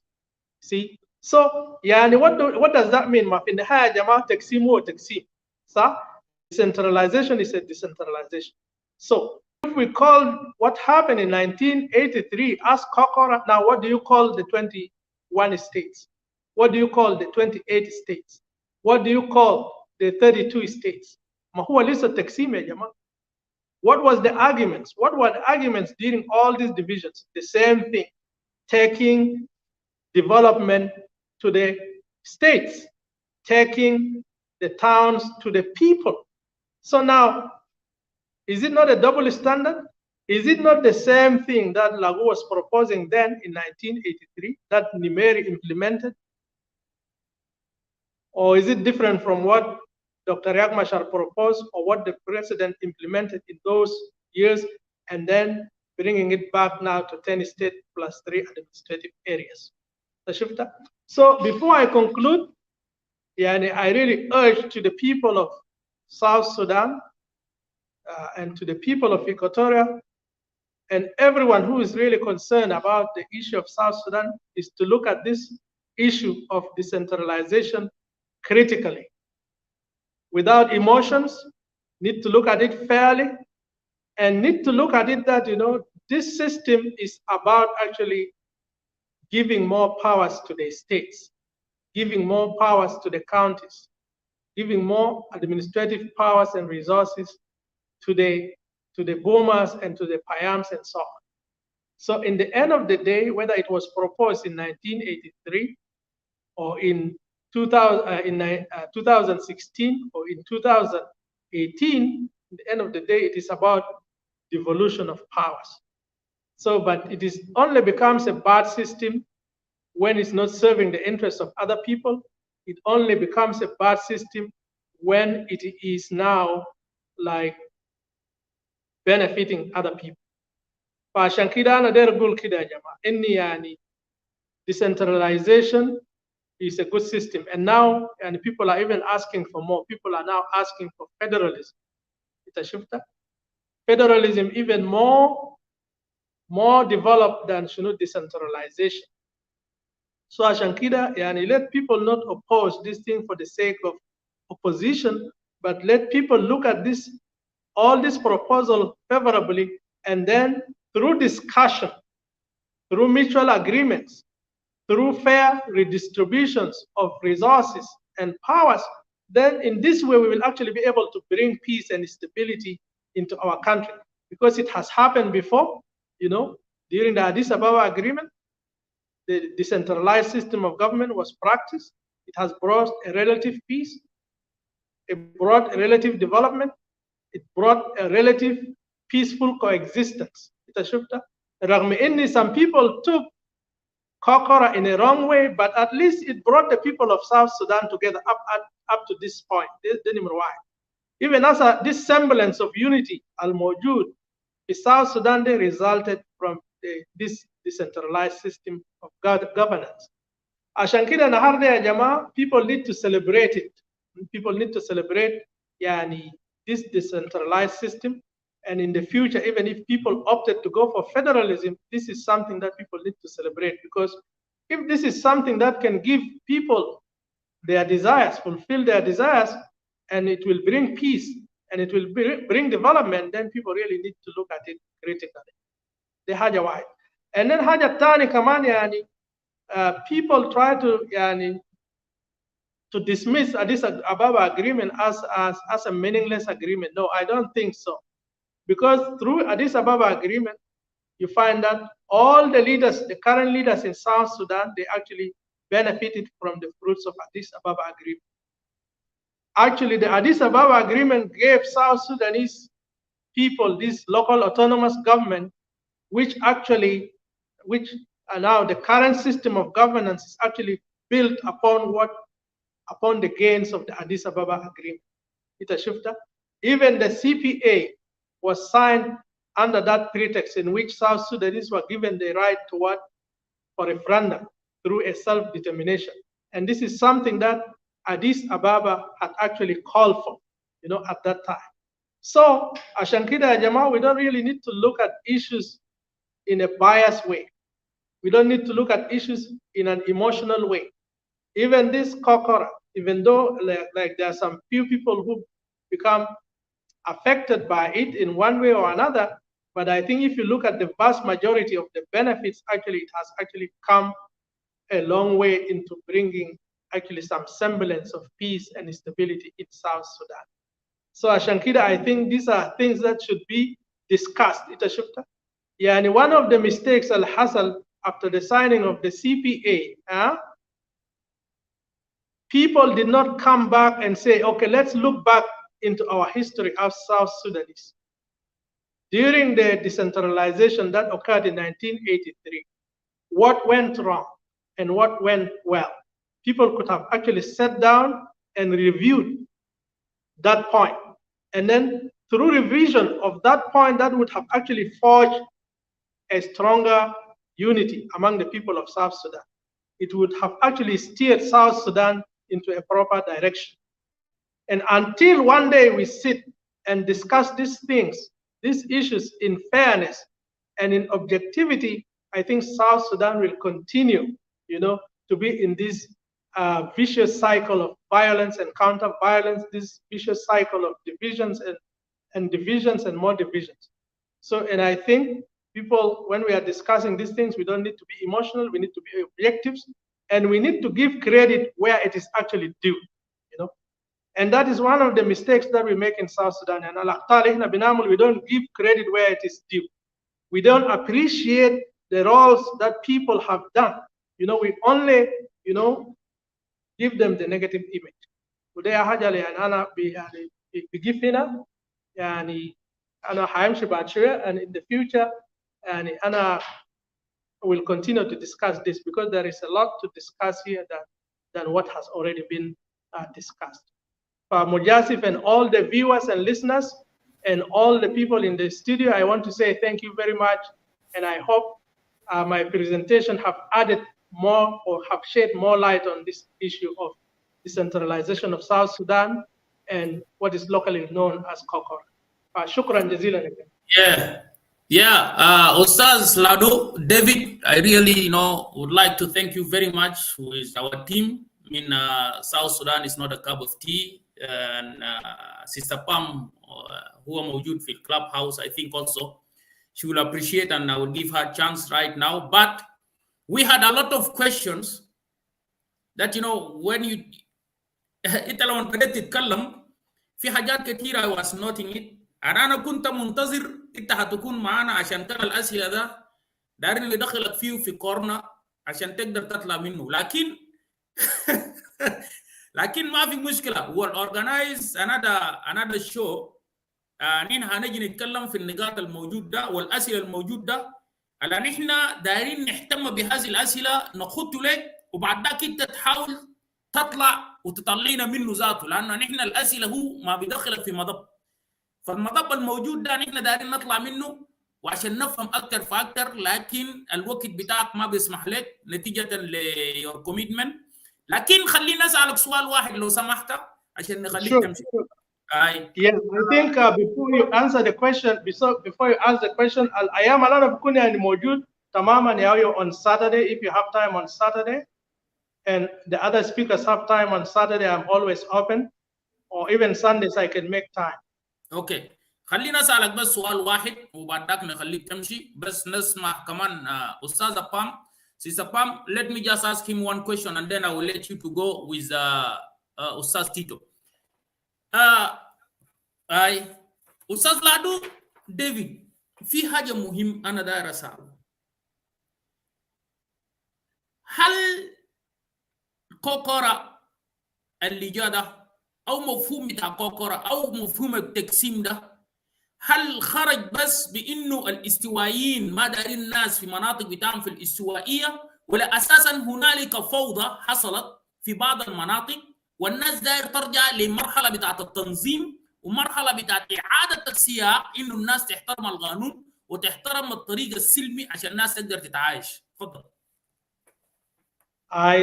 شكرا سؤال جميل جدا. فزي ما انت قبل سميت في مقدمه بتاعتي ان يعني كوكورا ده اللي احنا بنسموه محليا كوكورا هو تم كبلت اب لحاجات الحصل. انت شفتها شنو حصل؟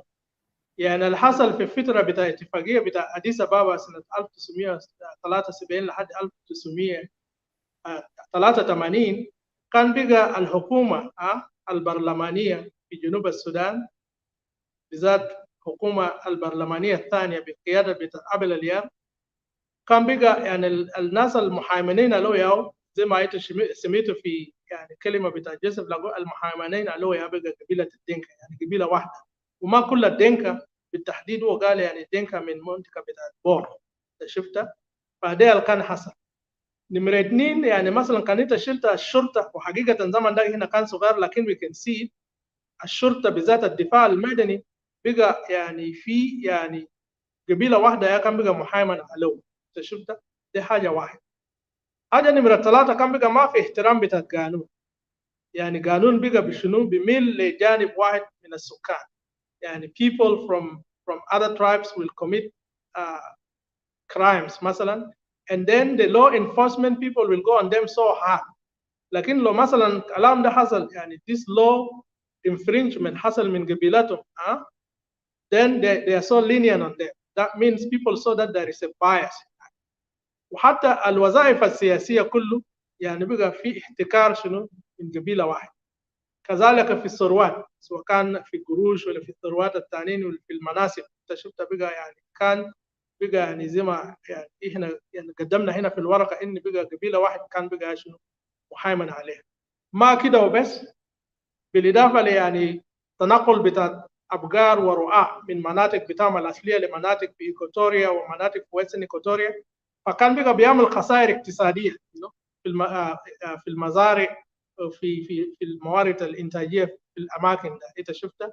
فبقى الناس فعلا كان زعلانين في الكلام ده, فهم شايف إن ياكي the only way to avoid these problems or to solve them is to reorganize now South Sudan into its provinces. بمعنى شنو كل زول يمشي في محله, people will start afresh, وبعدين نشوف نقاط الخلاف كان وين, how to organize all this stuff, how to bring development to your own place, even your own province.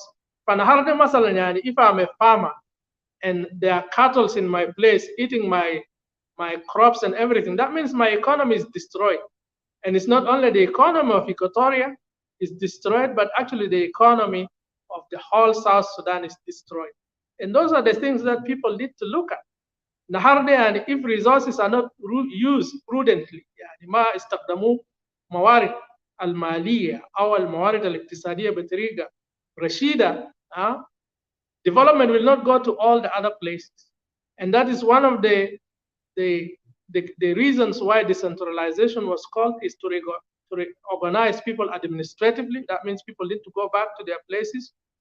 To reorganize people politically, to reorganize people economically, to reorganize people legally.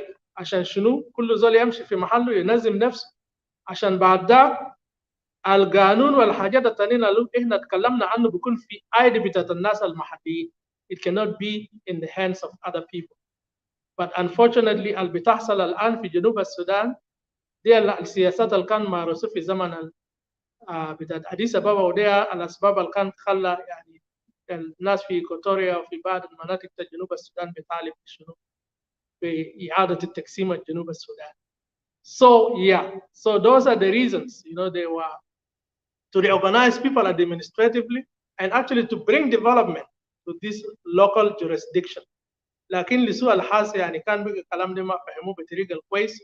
حقيقة ممكن كان في حاجات بطال حصل من بعض الناس, لكن يعني it doesn't really amount to the suffering that people are now going through at this point in time. So I hope I have answered that question properly.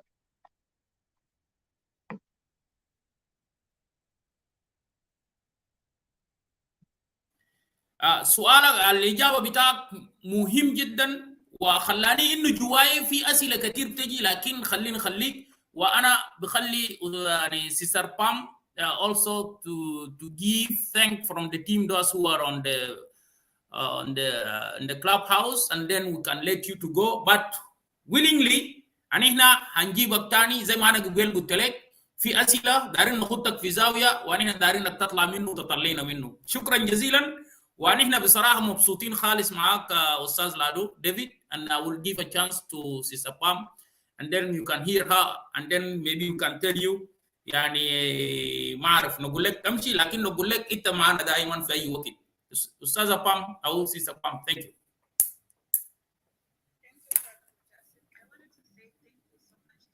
الصوت بتاعك ضعيف جدا.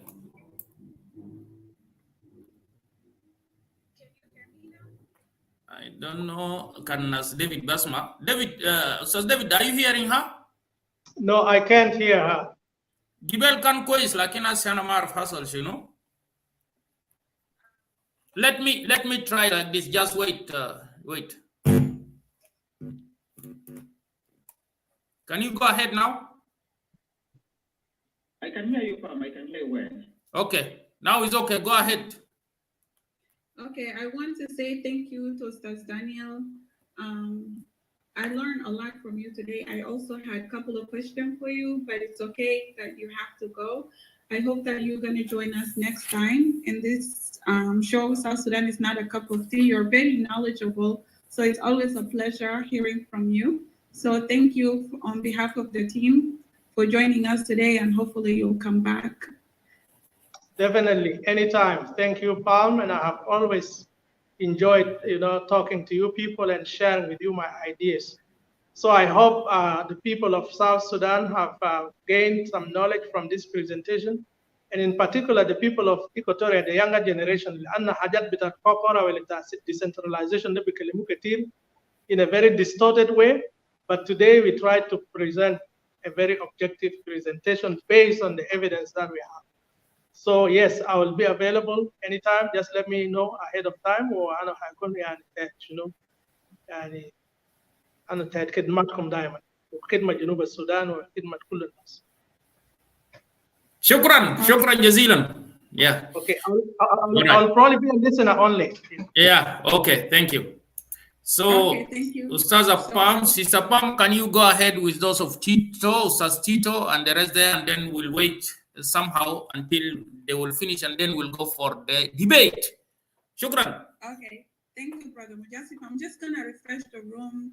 I see more people come. Welcome, everyone, to South Sudan is not a cup of tea. Today's topic is remembering in honor of Kokora. In society today, especially in South Sudan communities, people look at Kokora in a very negative lighting. So we want to shed a light in a different angle from the way people are looking and talking about Kokora, because based on the pamphlet that I read from Lieutenant General Joseph Lagu, Kokora was necessary for Junub Sudan during the 80s. So I'll go ahead and then pass the mic to Brother Tito. Brother Tito, welcome. I also want to welcome Dr. Al-Haj. Tito, the mic is yours.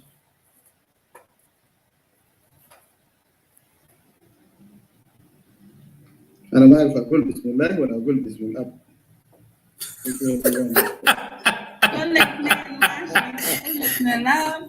Asma. Gold South Sudan is not a cup of tea, and then go ahead. You're most welcome. You're most welcome, Ustaz Tito. Thank you very much. Indeed, thank you, Mujasif, Pam, Rolako, Al-Haj, and the previous speaker, Danielle, and the audience down the stairs. Thank you for giving me this opportunity, actually, to come and shed some light. A lot of people have been avoiding discussing it for reasons best known to them. I believe, some people are saying, Kokora was a bad experiment. People were killed, people were chased. Yes, bad things happen. Nobody can deny it. However, history is important. Otherwise, we wouldn't be talking about slavery today, which took place 400 years ago. And most of us read in the history books how Black Americans or Africans were brought from Africa centuries ago to America, Latin America, and Europe. And how Bam. Yes. The people in the Facebook, they had some issue. They cannot hear you guys very, very well from the clubhouse. I don't know what to do. Yeah, we can hear Ustaz Tito, so I'm not sure what's going on with the system. It's the clubhouse. In the Facebook, because if Tito can raise his voice, it will be good. Because now it is very clear from your side. I don't know. Thank you. Okay, brother. Ustaz Tito, can you raise your voice a little bit, if it's possible? All right. Now, can you guys hear me loud and clear? Go ahead. Loud and clear. Good. Yeah. Yeah. Okay. Let me shout. Actually, I hate to shout, but let me shout for today. I think it's okay. Yes. What I was saying, it is important for us to revisit, because otherwise, if you don't want to because it was bad, we shouldn't be talking about slavery, which is worse than Kokora. Hundreds of thousands, some claim to be millions of Africans who were taken from Africa and brought to America. Thousands died in the high seas in the 3 to 4 months journey, and millions who were brought to America, Latin America. A lot of them died or were mistreated. But today we are reading about history, about slavery. We see some movies like Kunta Kinte, which is really very bad. But it's part of history. Therefore, we have to talk about it in order to rectify the future, to avoid further mistakes now and in the future. فأنا بفتكر إنه التاريخ مهم جدا، سواء كان كويس ولا بطال. يعني إحنا لازم نتكلم عنه عشان نشوف ليه حصل بطال ده شنو ونقدر نصحح. So I think that that's the objective of history.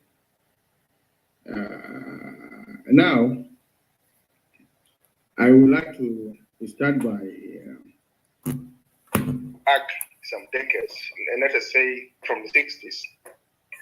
And then we'll walk through 60s, 70s, and then, June 5th, 1983, what happened. Like in I would mix with Arabic because I believe 90% of South Sudanese, they understand Arabic. And they would like to know what happened in the past. 30% or 40% understand English because they were educated in English. Therefore, our objective is to get the message across, to everybody, so that they understand what we are talking about and what happened.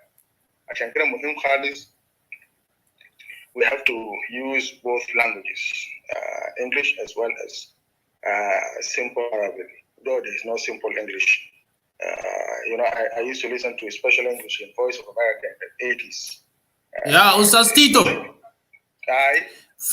في ولد هنا قال حبوبه بتاعه قاعد جنبه لكنه ما قاعد اسمه انجليزي، قال كان تونس بعربي، قال بكون كويس عشان هو يجوا يعرفوا ذاته. قال حاجات ده كان هو قاعد جوا خلا، وحاجات ده حصل في جوبا بس جا خلوهم بمشاكل. So you can talk in English in Arabic.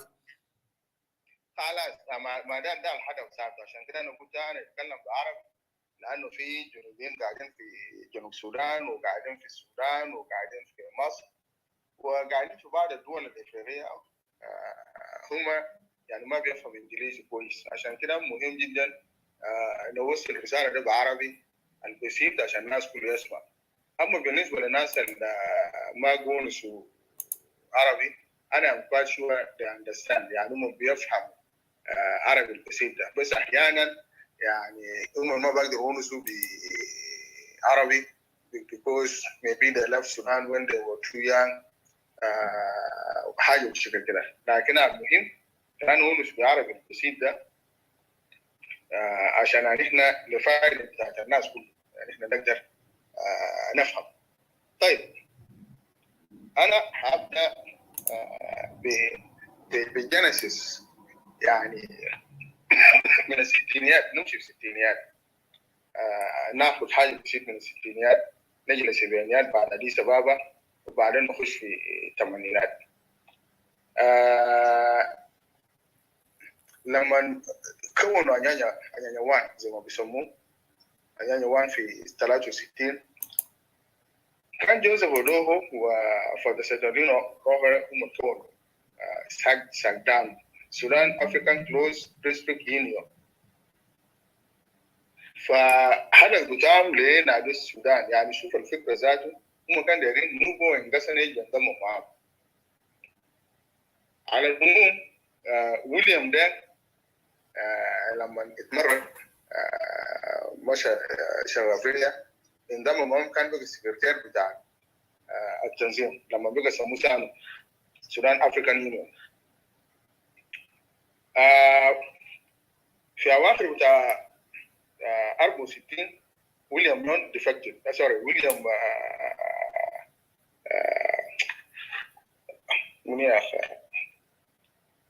ويليام ده ديفكتد بحجه انه في هيمنه بتاعت الاستوائيين على تنظيم بتاع سام.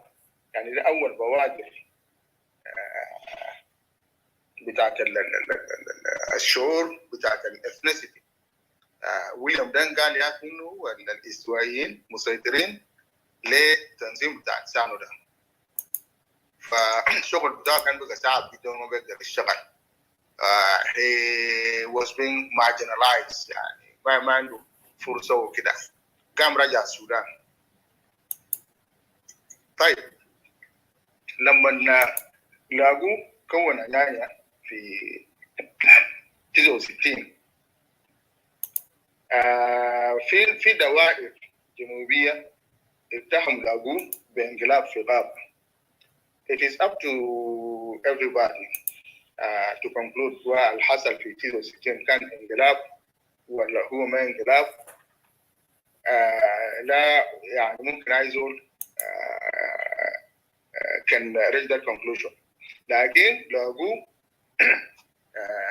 قدر يكون تنظيم بتاع Southern Sudan Liberation Movement وقدر يلقى سبورت بتاع الجنوبيين كلهم من على النيل ومن بحر الغزال. قدر المرتاد اللي هو اعتبر انه لو قام بانقلاب رئيس بتاع نايل ريبابليك اعتبر انه ده انقلاب ومؤامره. فلما حصل اتفاقيه في 72 هو رفض يجي، مشى قاعد في بريطانيا. وانا بتذكر وين لاقوه بيكون بريزيدنت بتاع مجلس التنفيذ العالي في 78 رسل له كليمنت امبورو، لكن ستيل ريفيز تو كام. ده باعتبار انه ده زرع بذور بتاعت عدم الثقه بين الاستوائيين ودنكا لا تسي because كورن تراك is a دنكا، واعتبر انه لاقوه شال منه سلطه بطريقه غير شرعي. المهم نجي ل 72 لان انا ما اقدر نقعد في الحديث ده كتير. 72 لما حصل اتفاقيه بتاع اديس ابابا and people return back لاقوه ومجموعه بتاعهم جاء خرطوم. واحد من العيوب بتاع اتفاقيه اديس ابابا عنده عيوب كتير كتير كتير جدا، لكن واحد من العيوب بتاع اديس ابابا agreement يعني one of the loopholes الناس لاقوها عمل انه ما حدد لما هم يجوا يرجعوا السودان منو اللي بيكون بيليد المجلس التنفيذي العالي في الجنوب. الكلام ده ما حدد، يعني ما حصل زي بتاع CPA انه لما يجوا الحركه الشعبيه بتكون حاكم في جنوب السودان. فلسبب الكلام ده ما في، خلوه زي ده. ده واحد. الحاجه الثانيه النميري بعد انقلاب 69 he dissolved all political parties يعني حل كل الاحزاب السياسيه في السودان. فقام كون تنظيم بتاع الاتحاد الاشتراكي ده في اواخر بتاع سنه 71. يعني ما في اي حزب سياسي في السودان الا الاتحاد الاشتراكي السوداني Sudanese Socialist Union، التنظيم الفرد زي ما بيقول زمن ذاك. طيب بعد ما عمل اتفاقيه بتاع ديس ابابا كليمنت امبورو طرح سؤال موضوعي جدا، وبسبب بتاع موقف بتاع كان كليمنت امبورو ده نيميري didn't forgive him. اي حاجه يحصل حتى لو كليمنت ما فوقه بيشيلوا كليمنت بيدخلوا في السجن. كليمنت قال يا اخي في اتفاقيه بتاع ديس ابابا ده ما في حاجه اسمه اتحاد الاشتراكي السوداني، فانه الاتحاد الاشتراكي ده يكون بس في الشمال ما يكون في الجنوب. يعني بمعنى اخر كان كلام تنبورو بيحاولوا انه الجنوبيين يكون عندهم تنظيم سياسي زي ما بعد 2005 في مؤتمر وطني في الشمال والحركه الشعبيه في الجنوب. كويس. لكن امبورو ما لقى مسانده حتى من نسانيان ذاته، ما لقى تعيين، ما لقى سبورت، لان امبورو كان في الداخل اصلا في سجن. نسانيان طالب انه امبورو يفكوا فما انفكوا. فده حاجتين نخد في الراس. نمرة واحد انه في اديس ابابا اجريمنت ما في نص اللي بيقول منو اللي بيحكم الجنوب. هل نسانيايا بيحكم الجنوب ولا ممكن اي زول ثاني يحكم الجنوب؟ ده في ثغره هنا طوالي. ده نمرة واحد، وده اللي جاء استغلوه فيما بعد. نمرة اثنين التنظيم بتاع الاتحاد الاشتراكي ما في ذكر جزاء في اتفاقيه بتاع اديس ابابا. كويس. لما لاقوا جا ومجموعه بتاع في الخرطوم، شنو اللي حصل؟ كويس.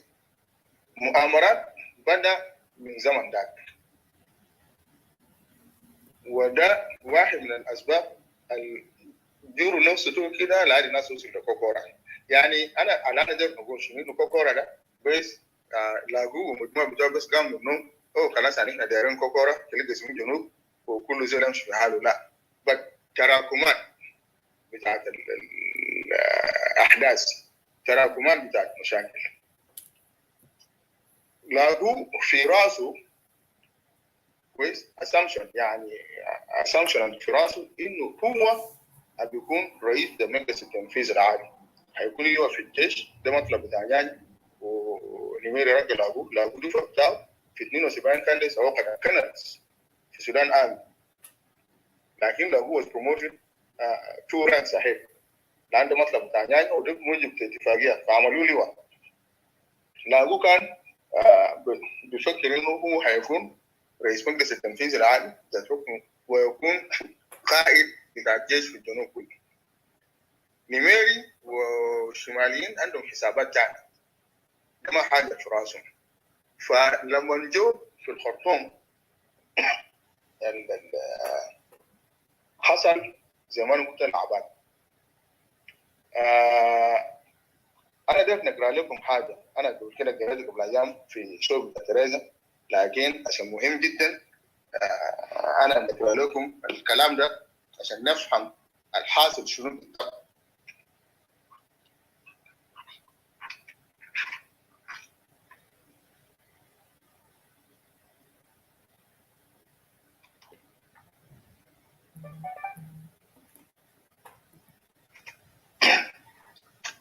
اوكي.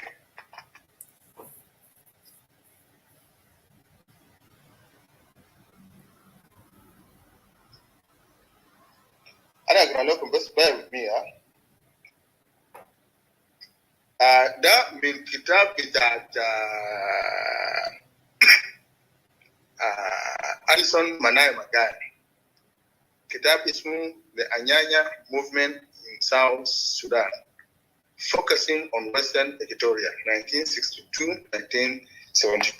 أليسون مكاني ده هو واحد من ضباط الجبل من أديس أبابا في نص الطيارة، وكان ملازم مع لاغوم from day one لغاية ما وزعوهم. فهو كان very close مع جوزيف لاغوم وقتها. ده الكلام اللي هو كان في الكتاب بتاعه. بيقول شنو؟ While in Khartoum, few days after the signing of the agreement, which became popularly known as the Addis Ababa Agreement 1972, Nimeri called Joseph Lagu to his house for talks. The house was near the Sudan Army General Headquarters in Khartoum. Joseph Lagu selected few of us, يعني اختار الناس بسيطين منهم, to go with him to the house of President Nimeri, who warmly welcomed us with his family, and after chatting together for a while, he asked Lagu for a meeting of the two of them in the adjacent room. يعني بعد ما وصلوا هناك احتفلوا اكلوا وتبع حاجه اللي حصل لهم ده وكلام شويه كده. نميري قام انفرد ملاقوه قال له انا دايرك كده في كلمتين ونمشي غرفه بتاعتي. After nearly 1 hour meeting, the two came out and we noticed that Nimeri was looking very happy, while Lagu was visibly worried and gloomy. يا سلام. You see? يعني بعد الاجتماع نميري طلع مرتاح مبتسم وفرحان. انت بتعرف انه زول ده زي كانه زول سكور جول مشكله في كوره خاصه كوره القدم. انت لما تحرز هدف انت تكون جبله بعدين زول اللي جابوا له هدف ده وشه طبعا بيكون اسود ويعني زحجان وكده. فده اللي حصل. ده اللي حصل بين نميري ولاغو. نميري مرتاح لاغو طلع زحجان. Later on he briefed us that in the course of the discussion, Nimeri insisted that his choice for the president of the High Executive Council for Southern Sudan was Maulana Abel Aliyah. And Lagu would be appointed Major General in the Sudanese Army and would supervise the integration of the Anyanya forces into the Sudan Army in the 1st Infantry Division in the Southern region with the headquarters in Juba. يعني اتخلف في الساعة ده هم كانوا بيناقشوا. لا قدر يكون رئيس مجلس الانفصال. نميري بيقول له لا أنا ما دايرك تكون رئيس، أنا دايرك تكون في الجيش، أبدا دايرك تكون رئيس. نقاش بعد ساعة لاقوه زي ما هو قال هنا he gave up. Let us see what happened. Lagu finding himself cornered and not wanting to rock the boat, accepted the agreement for the sake of peace. نجيب هنا كويس. ده أول مسمار في راس لاغو. and definitely انت شاكلت تقابل المتسنين كويس. يعني زي زول ركبوا اكل بتاعه وفي النهايه اكل ده دفعوا لي تبرع او زول انا جاكله او اكل 3/4 بتاعه وسيبوا لي تروح. That's what the situation بتاع لاغو زمان ده. I'm quite sure since then Lagu was not happy with the arrangement لأنه هو ما قدر يرجع شكله ثاني عشان ما يجي يلوموه يقولوا يا أخي عشان منصب Lagu رجع قاب.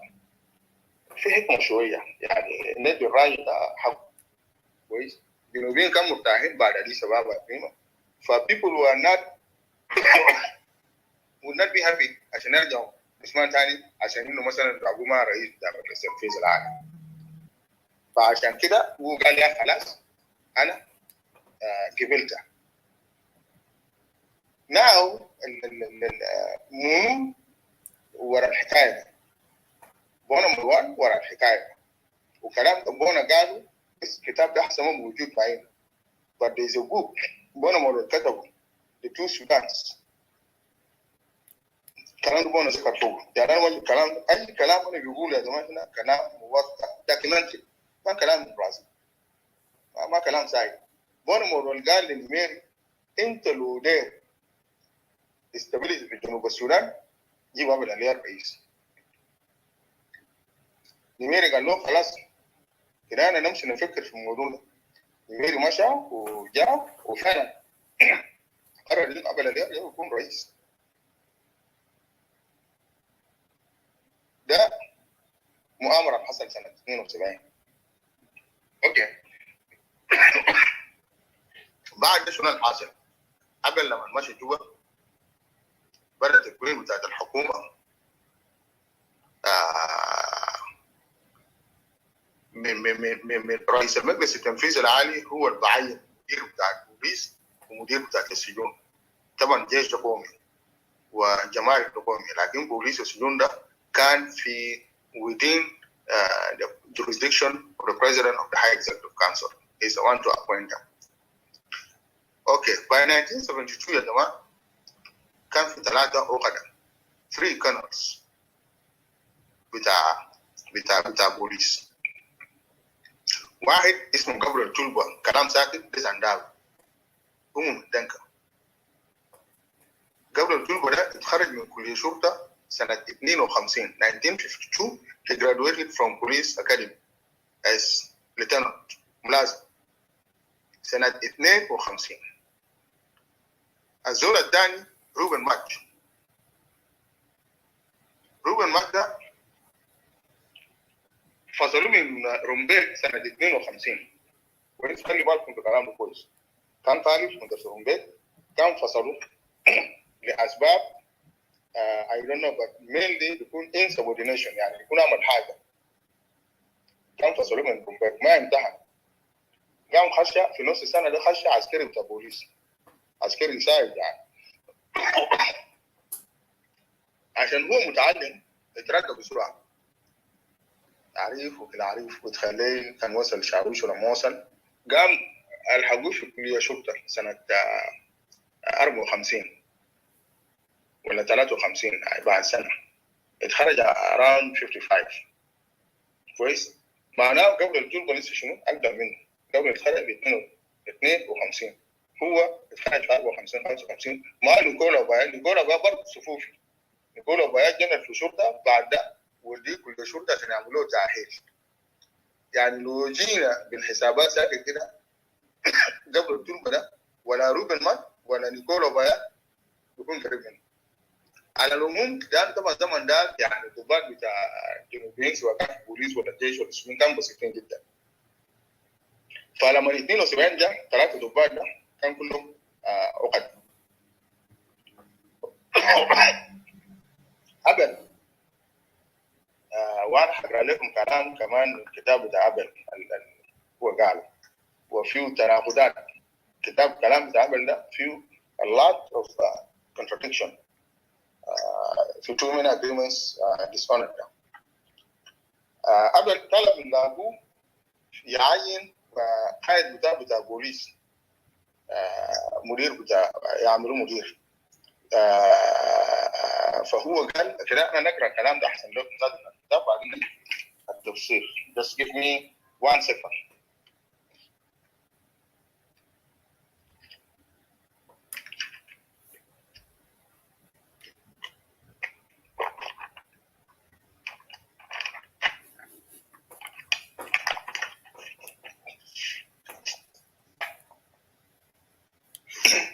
اوكي نقرا لكم معلش. اللي عندنا نسخه عربيه بتاع انجلش ده I don't have it.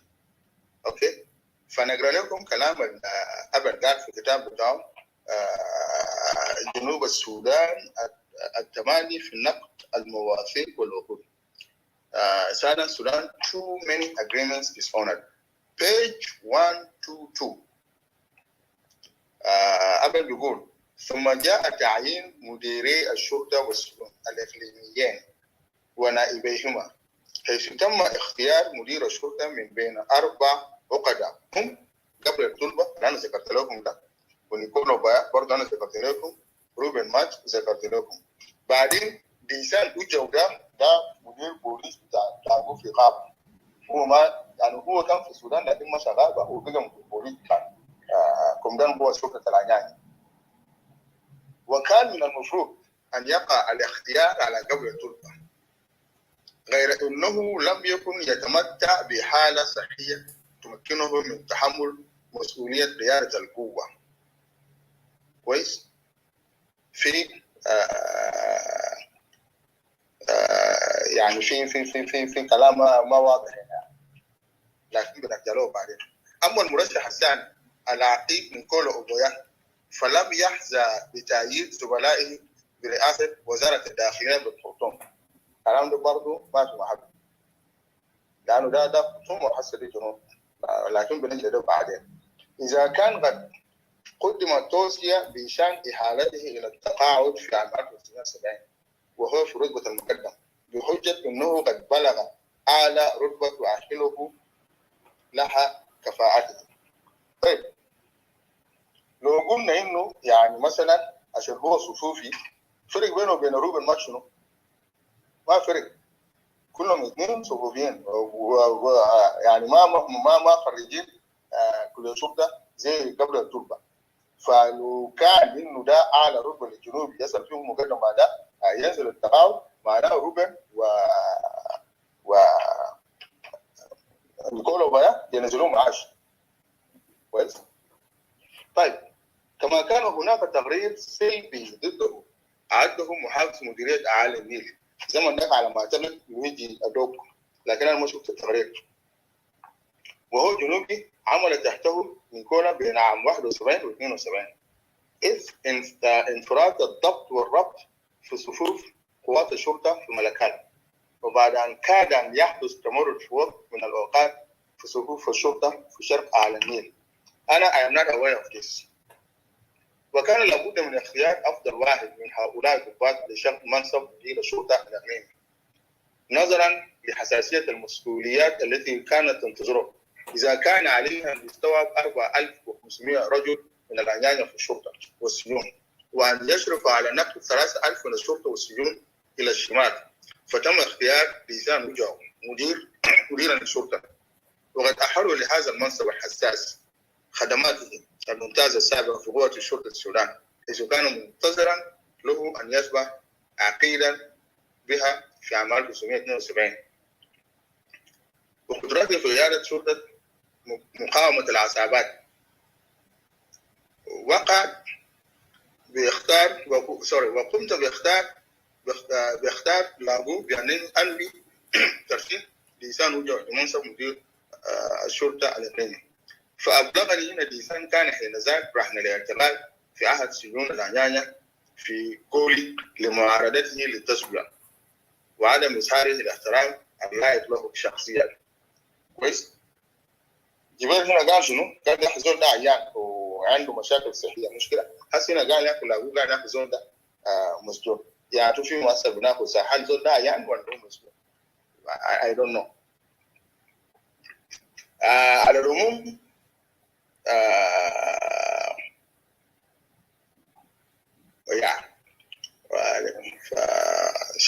فسقط ترشيح لسان لمنصب المدير، ولكن تحت إلحاحه وافق لاغو فيما بعد على إطلاق سراحه وتعيينه في رتبة ما دون العقيد، فعين في رتبة المقدم في الشرطة، حيث تدرج حتى وصل إلى رتبة العميد، ولكن لاغو فصله في عام 78 ل 75 عندما انتخب رئيسا للمجلس التنفيذي العام. وعين المرشح الثالث في المنصب وهو العقيد روبرت باتش الذي كان يشغل منصب قمدان شرطة المديرية الاستوائية حينذاك، وأصبح العقيد نيكولا بايا من قبيلة أتشولي قمدان شرطة المديرية أعالي النيل نائبا له. فأظن سمعنا كلام ده كله بعدنا وأنا ما أقدر نتكلم فيه كثير، لكن ده أرجع معاكم في حاجة برضه مهمة. كلام قبل قال في كتاب بتاعه في موضوع بتاع تعيين حقه، تعيين بتاع أبل as president of the high executive council. أبل قال شنو في كتاب بتاعه ده صفحة 120 أنسى ما قال كلام واضح إنه نميري هو أصر يعين أبل اليوم رئيس للمجلس التنفيذي العالي. ده ما فيه لبس ولا غمس. أبل ناقل الكلام ده في كتاب بتاعه هنا صفحة 120 قال كما كان من رأي وفد الحركة أن أكون رئيسا للإدارة الانتقالية. أنا ما أرجو وفد يعني قال له كلام. إذا كان لاقو ما قال له كلام ده ناس منو وفد الحركة قال إنه قبل يكون رئيسا منو، وقد التقى معه في هذا الرأي فريق المراقبين الجنوبيين. على العموم ده بداية مشاكل عدم الثقة بين الإخوة الدم الغابة و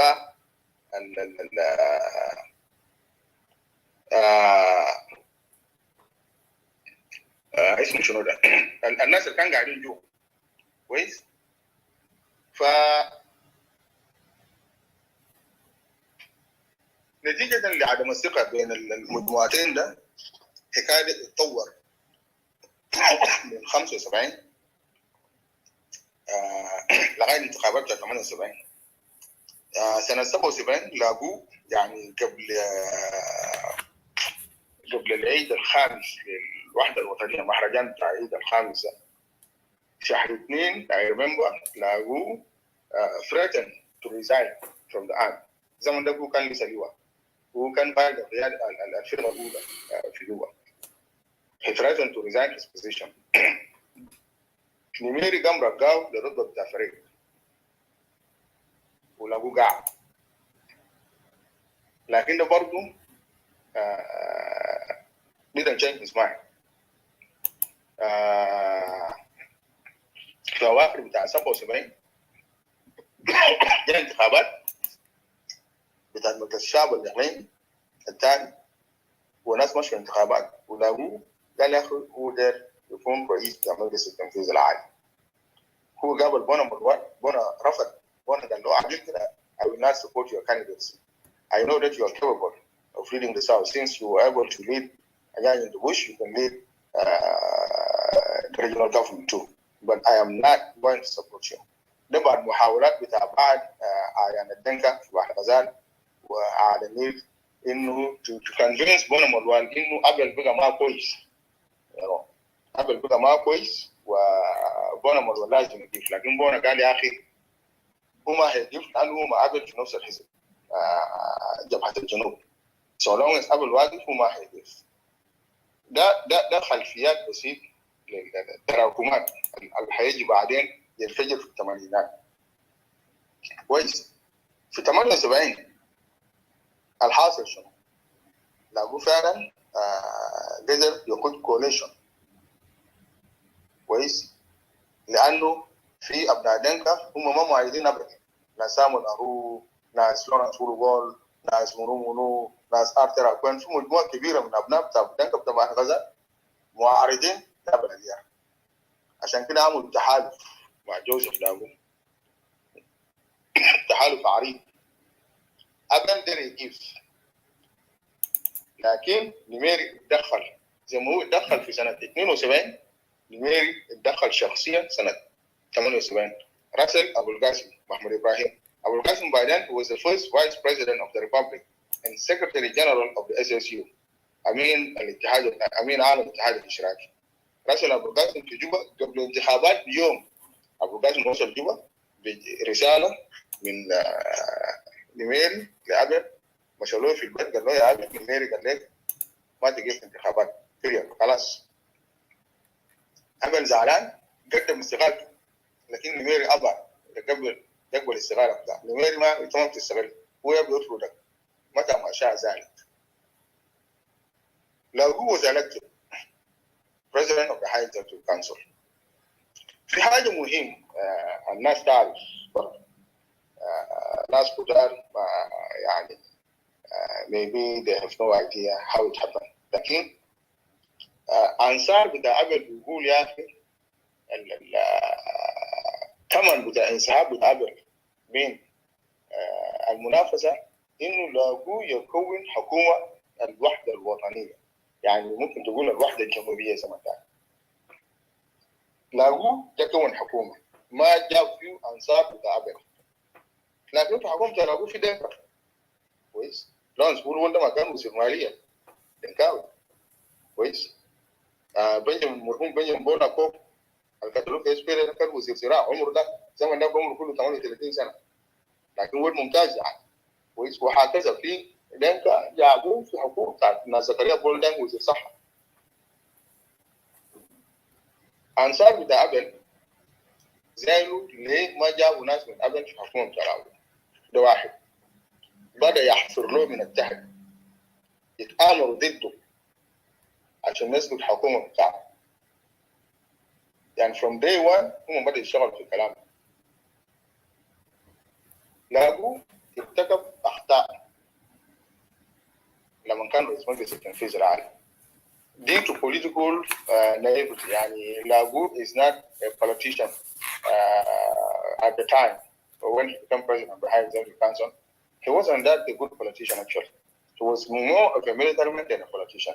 يعني عسكري أكثر مما هو سياسي. كويس؟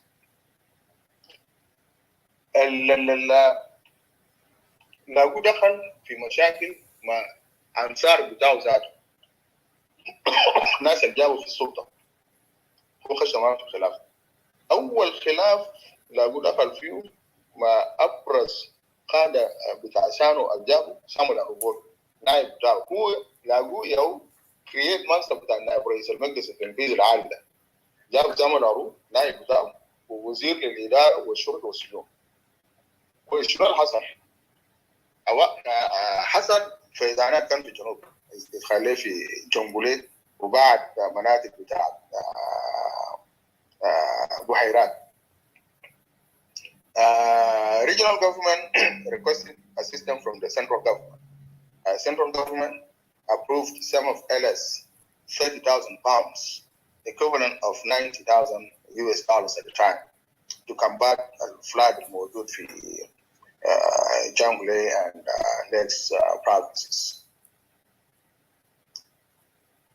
لكن كده نجيب شنو شوية. أنا نسيت حاجة أنا عشان التسلسل يمشي كويس. معلش يعني ضيعتني كويس. نبدأ السبعينيات منتصف السبعينيات كلام في جبال بعض الإخوة سباتة قالوا وأبراد ثانية برضه سكروا. لكن أنا أخش تفاصيل شوية. في سنة لغاية يوم 7 شهر 3 سنة 76 السودان كانت 9 مديريات 9 provinces only. 6 in the north, 3 in the south. 3 in the south هي معروفة فنايلة بعد ذلك إكتوريا. نميري في أمس جمهوري رقم 2 مؤرخ بتاع 8/3/76 قسم مديريات السودان each province into 2. That's why أنت عندك شرق وغرب الاستوائية، ليكس وبحر الغزال، جنجولي وأعالي النيل. ده أول انتهاك. لو دارين نتكلم if we want to talk about violation of Addis Ababa Agreement, that was the first violation of Addis Ababa Agreement. Happened in March 1976.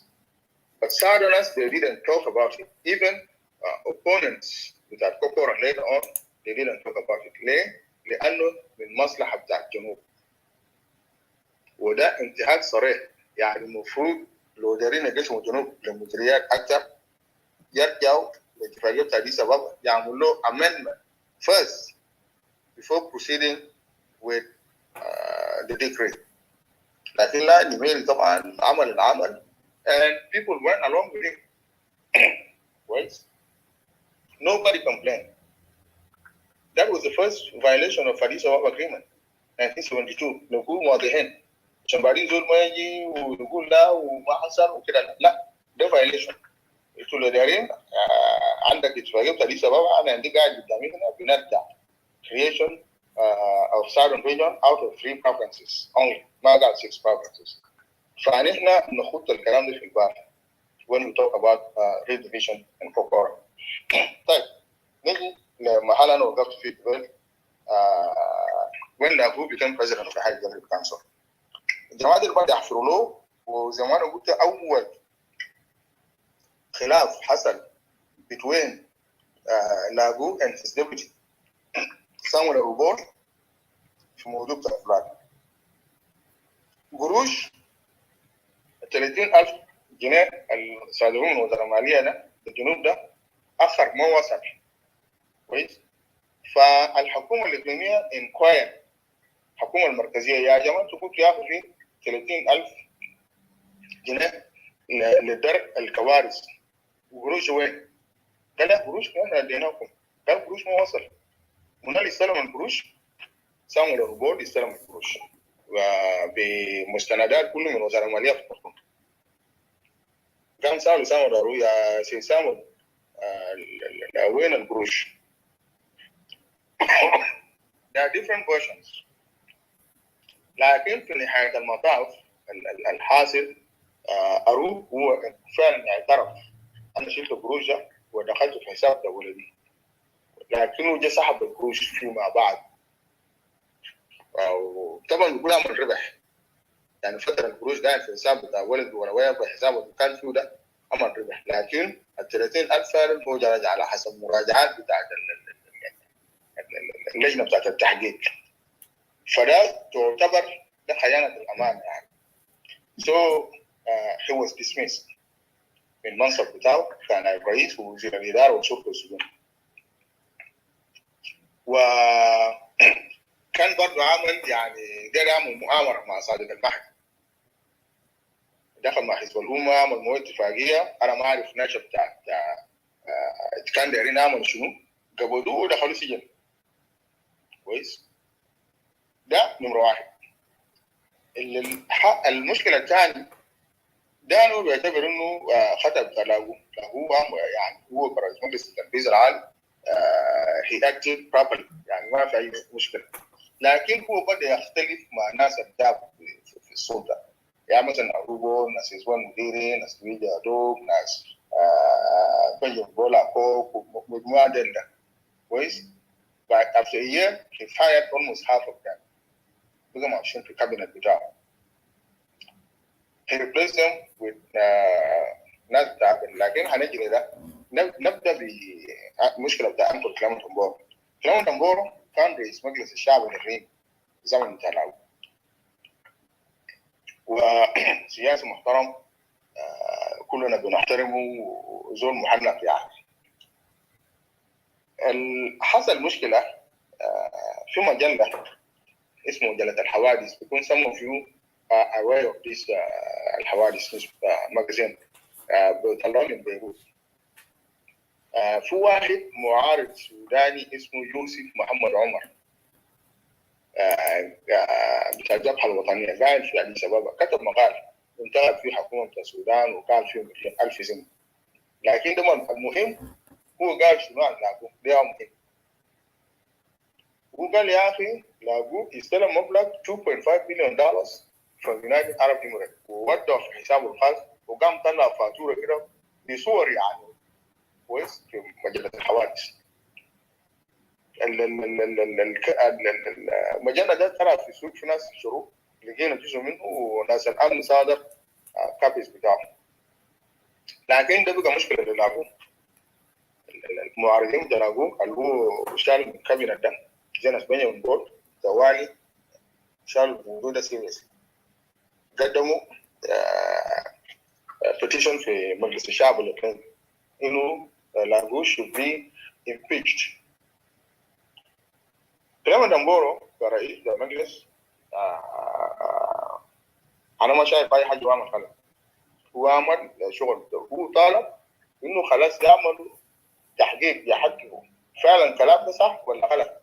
ده شغل بتاع الاسمبلي، ده شغل بتاع البرلمان، الغابه بتاع رئيس الاتحاد التنفيذي ووزراء. لاقوه زعل يعني، بدل ما كانوا مثلا يقعد ينادي عبد الكلام دمبورو ويشرح له ويسال معاه لبعض التفاهمات، لاقوه رفض. لاقوه توالي مشى ميدان حريه. انا واز بريزنت في لقاء جماهير اللي حصل في ميدان حريه، وقال في كلام زي ما العرب بيقولوا لم قال ما لم يكن مالك في الخمر ولا شنو حاجه بشكل كده. كويس؟ الفاظ ما تليق بسياسي او رئيس بتاع الدوله. بعد اسبوع اتحاد نقابات عمان بتاعت شمال الاستوائيه عمل مسيره تأييد لاغو في مجلس التنفيذ العام في جوبا. انا مشيت فيه وانا موجود برضه. لاغو طلع وخاطب جماعه، هو كرر نفس الكلام اللي هو قاله في ميدان حريه، يعني زي ما انا قلت الفاظ ما كويس يعني شتايم وكده. في اللحظه ده هو طوالي شال كلمه دمبورو برا وجاب زول بتاعه. ناو لاقوا لقى نفسه في مطب، يعني ناس اللي جابوا هو قلب ضدهم والمصحف بتاعه، فهي was looking for allies.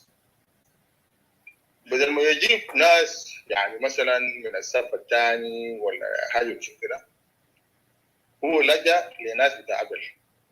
الناس بتاع أقل من ضمن حاجات السبتة هم عملوا لاقوا، وزي ما انا قلت التراكمات دي كله في النهايه يؤدى الى كلام بتاع لاقوا اللي هو كتب ده. كويس؟ التراكمات دي كله. في بداية بتاعت سنة 79 السنة الثانية بتاع لاغو مواد المومية اللي كانت بتجي من الشمال بواخر تم كان بيمشوا بصورة منتظمة ورا وسنة بواخر وقت يعني شهر 6 أنا بتذكر زمن زي ده شهر 6 7 مواد المومية في جوا بقى ما فيش سكر وصابون وملح وزيت وحاجات كان شبه مجاعة يعني المواد الضرورية في أكل فيه يعني زمن ده يجي كويس يعني يجي والسبلاي جوا بحاجات توريد ومناطق المجاورة للدول لكن في حاجات ضرورية زي زيت وصابون بتجي من الشمال ملح بتجي من الشمال أنا بتذكر some of us we were using ليمون عشان تاكل بيه فاتضح إنه طبعا الحكومة الفلبين الجنوبي عنده مندوب في كوسي طلع إنه مندوب في كوسي ده وقالوا ده مرة بتاعت ويليام بان هي كانت مندوبة هناك. She was told to withhold those steamers البواخر دي ما يعني يأخروه وفعلا البواخر أخرت. أنا بتذكر وأنا because I was one of the victims أنا المفروض أسافر الرد شهر 7 8 ما في بواخر انتظرت شهرين بواخر جاء أواخر بتاع شهر 10 that's when I was able أنا لما وصلت الرد وصلت متأخر جدا you know so الحكايات ده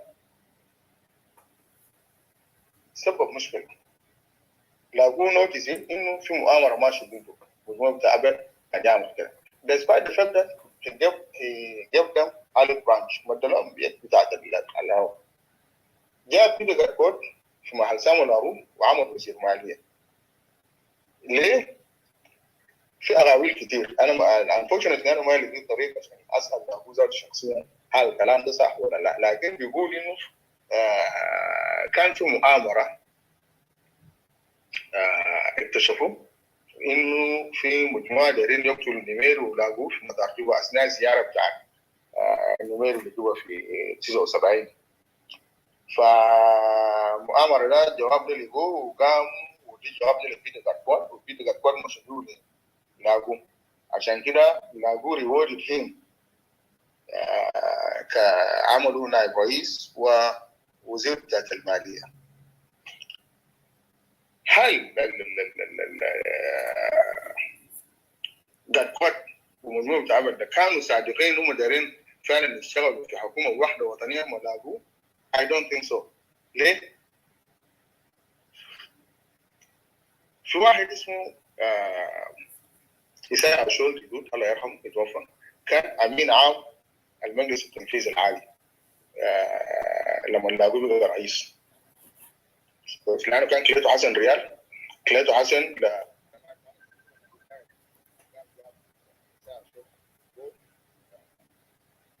أمين عام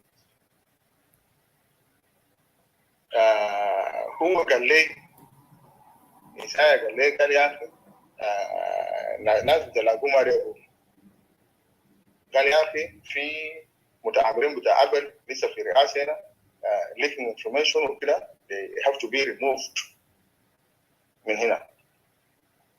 ف directive was given to Peter Gatkot إنه يطيروا إساءة شولي وخرطوم مكتب تنسيق. فقال يا أخي Gatkot ناداه قال له إساءة يا أخي هسا أنتم نقول لي خرطوم. فقال أنا حكيت قصة بروفوب يعني لبيتر غاتكوت قلت له كان في زول وفي ملك وملك ده عنده حمار الراجل ده مشى للملك قال له يا ملك أنا donkey بتاعك ده I will teach this donkey to speak or to talk within 20 years if not you then kill me you know. فقال the guy knows يعني بعد 20 سنة إما الحمار مات أو الملك مات أو هو ذاته يكون مات. فقال أنا قمت طلعت ومشيت. فبعد ما حكومة لاقوه سقط كويس لما عينوا بيتر غاتكوت acting president of the high executive council في 79 قام طلب إساءة شول باك from خرطوم لجوبا. فقال أول ما أنا خشيت له لغاتكوت غاتكوت قال لي يا أخي neither the man nor the king nor the donkey, but the king is dead. So you come and take over your place. So that means وفي برضه مجلة للأسف الشديد most of those documents I lost them في مشاكل بتاع الجنوب ده when I was away حرقوهم شنو في مجلة سودان ناو ده جاب في تفاصيل كامل عن مؤامرات الناس اللي كانوا بيحفروا في حكومة جلاوون بيشتغلوا ضده تفاصيل كامل.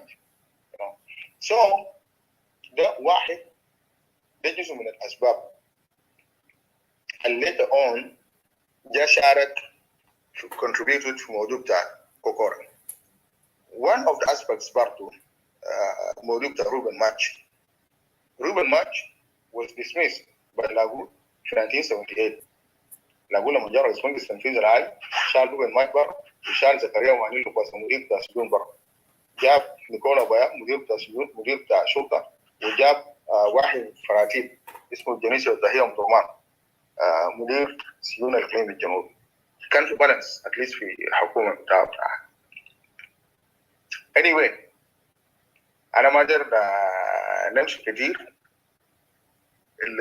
روبن ماتش لما جابوا مرة ثانية سنة 80 كويس لأنه there was no justification لقبل إنه يرجع روبن ثاني for the second time مع إنه في ضباط أكفاء في الزمن ده كان ممكن يتم ترجع قدام ويكون مفتشين أو مفتش شرطة الإقليم الجنوبي. But Apple deliberately decided to bring Ruben Mike back to implement maybe some of his policies, and that's when really Ruben went weko. يعني قبول بتاعت الشرطة وكده أنت بتشوف في دفعة مثلا قبل قريب ل 25 طالب قريب ل 17 أو 18 كله دنكة.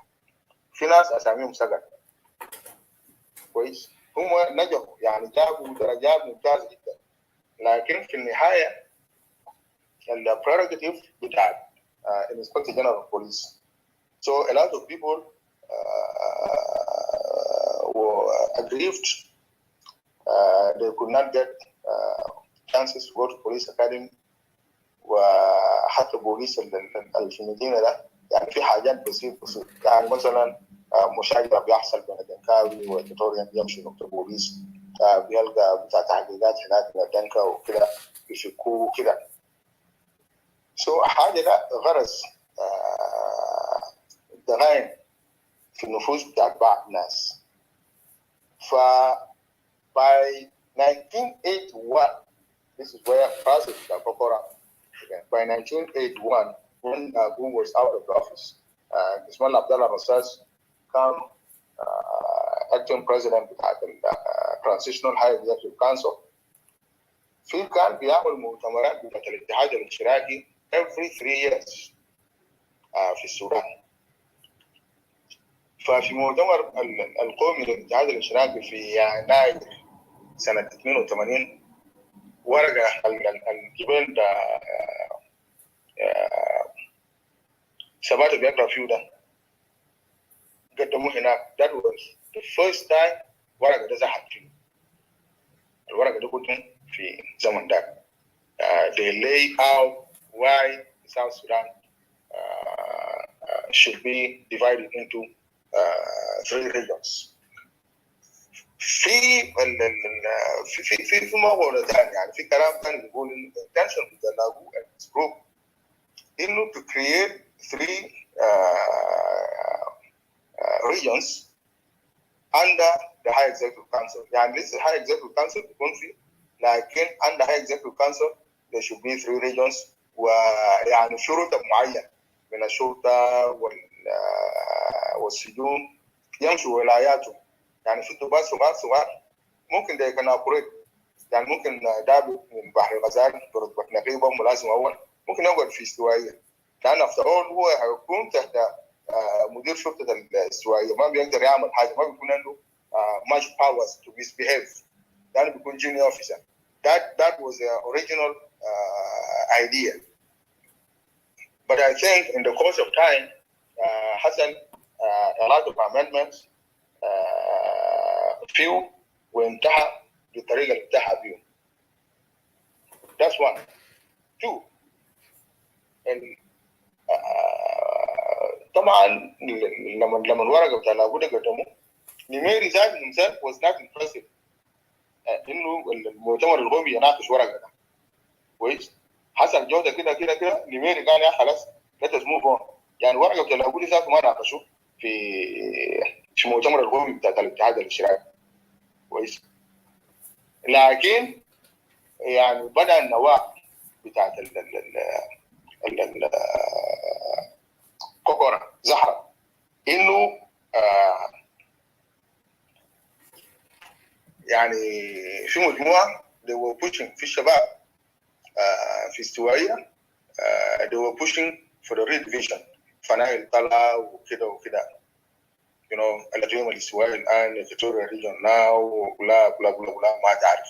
في معارضين برضه من الاستوائيين لتقسيم الجنوب، ناس اوليفر بيونو بتالي، ناس جوزيف هودو، ناس يبون مديري، ناس كي مولا، ناس منو a number of people they were against the proposal. يعني ناس لوباري رامبا زي ما تقول واحد من المتحدثين هنا قال في سنة لما جينا ل 82 قبل الانتخابات الأخيرة في شهر 6 جاب تمر رئيسا. أنا متذكر آخر زيارة بتاع جميل جوبا وده نفس يوم أنا وصلت جوبا من فرنك يوم 25 أبريل which coincided my birthday too. بقول له happy birthday يا أخي.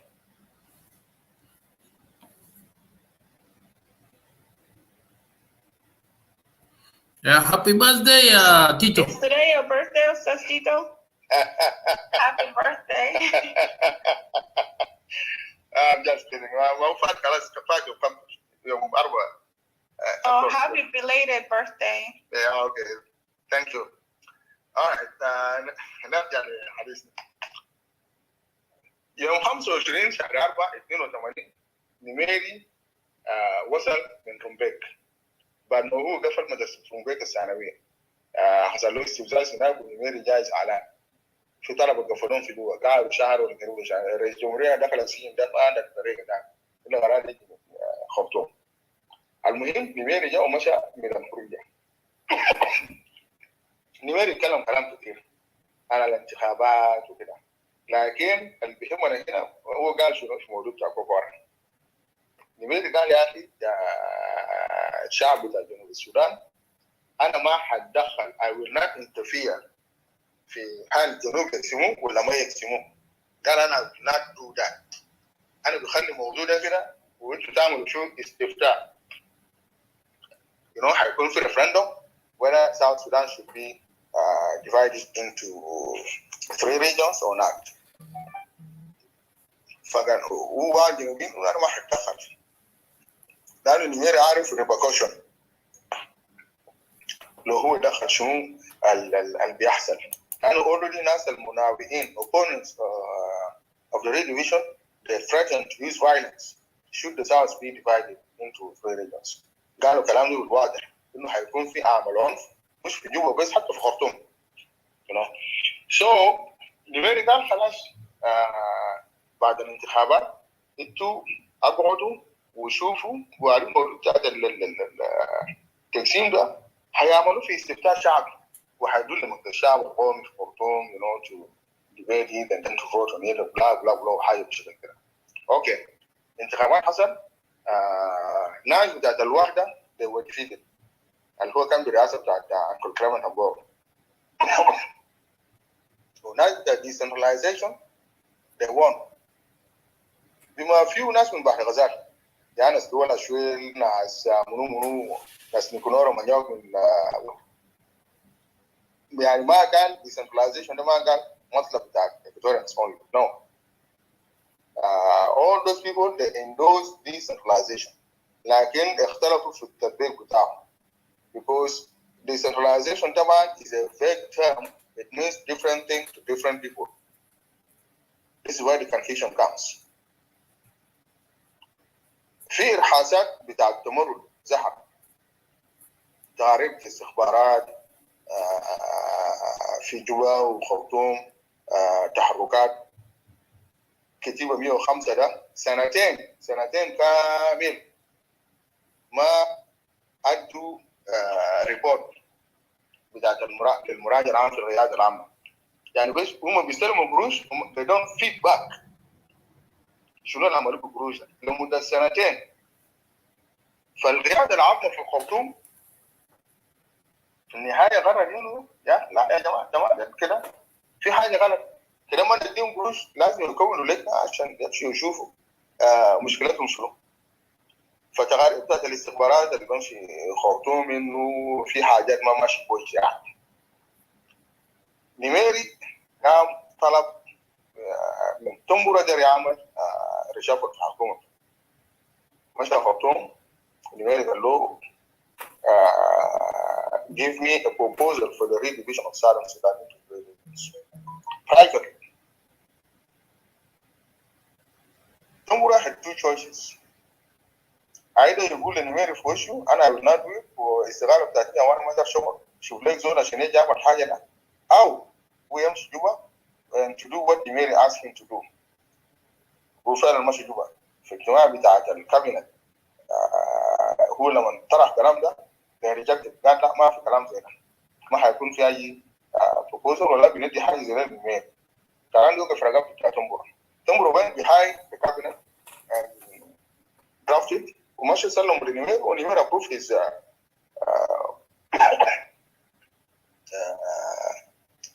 reshuffle. فبعد احداث بتاعت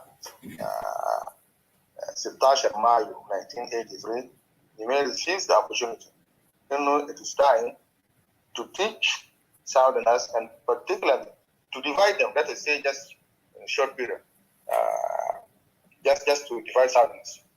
خلاص ده لما انتوا ناس بور انتوا عملتوا تمرد وكده and he perceived mainly ده تنكا خلاص انا بدي ناس استوائي، انا بقسم جنوب كل واحد يمشي لحاله.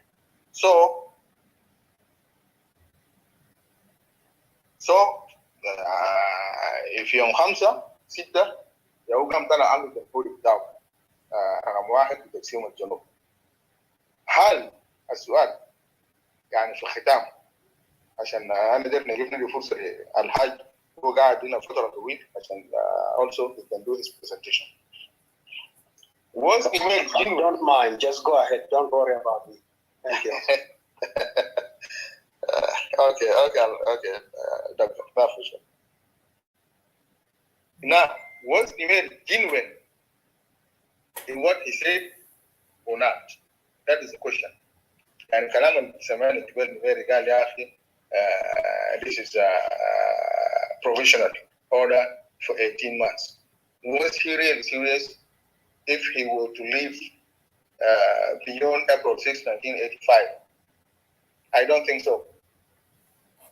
Nimeri was not serious in what he said. But then, actually, I don't trust Nimeri actually. زول بتاع لخبطه وزول بتاع لفظه ورمي سنة 69 في حاجات نميري عمل unbelievable. كويس؟ في حاجات نميري عمل you cannot believe it. But he did it. You know. Let us go back to 1977. Nimeri met with Sadiq al-Mahdi for Sudan, even without telling some of his closest allies. كان في Revolutionary Command Council بتاع 1969 ناس زي العبدين أحمد أبو القادر رايد أبو القاسم أحمد إبراهيم and so forth. ومشاور جماعة ديل ضرب لهم تليفون قال لهم يا أخي أنا رسلت بحاجين محمد إدريس لبور السودان، لا رسلت بطيارة خاصة للندن ما تجيب سعد الماهي بور السودان وأنا ماشي بكرة to meet with him. ديل صار يستغرب كلام بدأ 200 وأنت ماشي تقابل زول ده لشنو ذاته.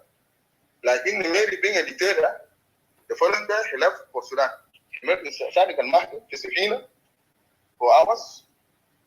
One of the secret clauses with the agreement بتاع Sadiq al-Mahdi to divide the South into 3 regions.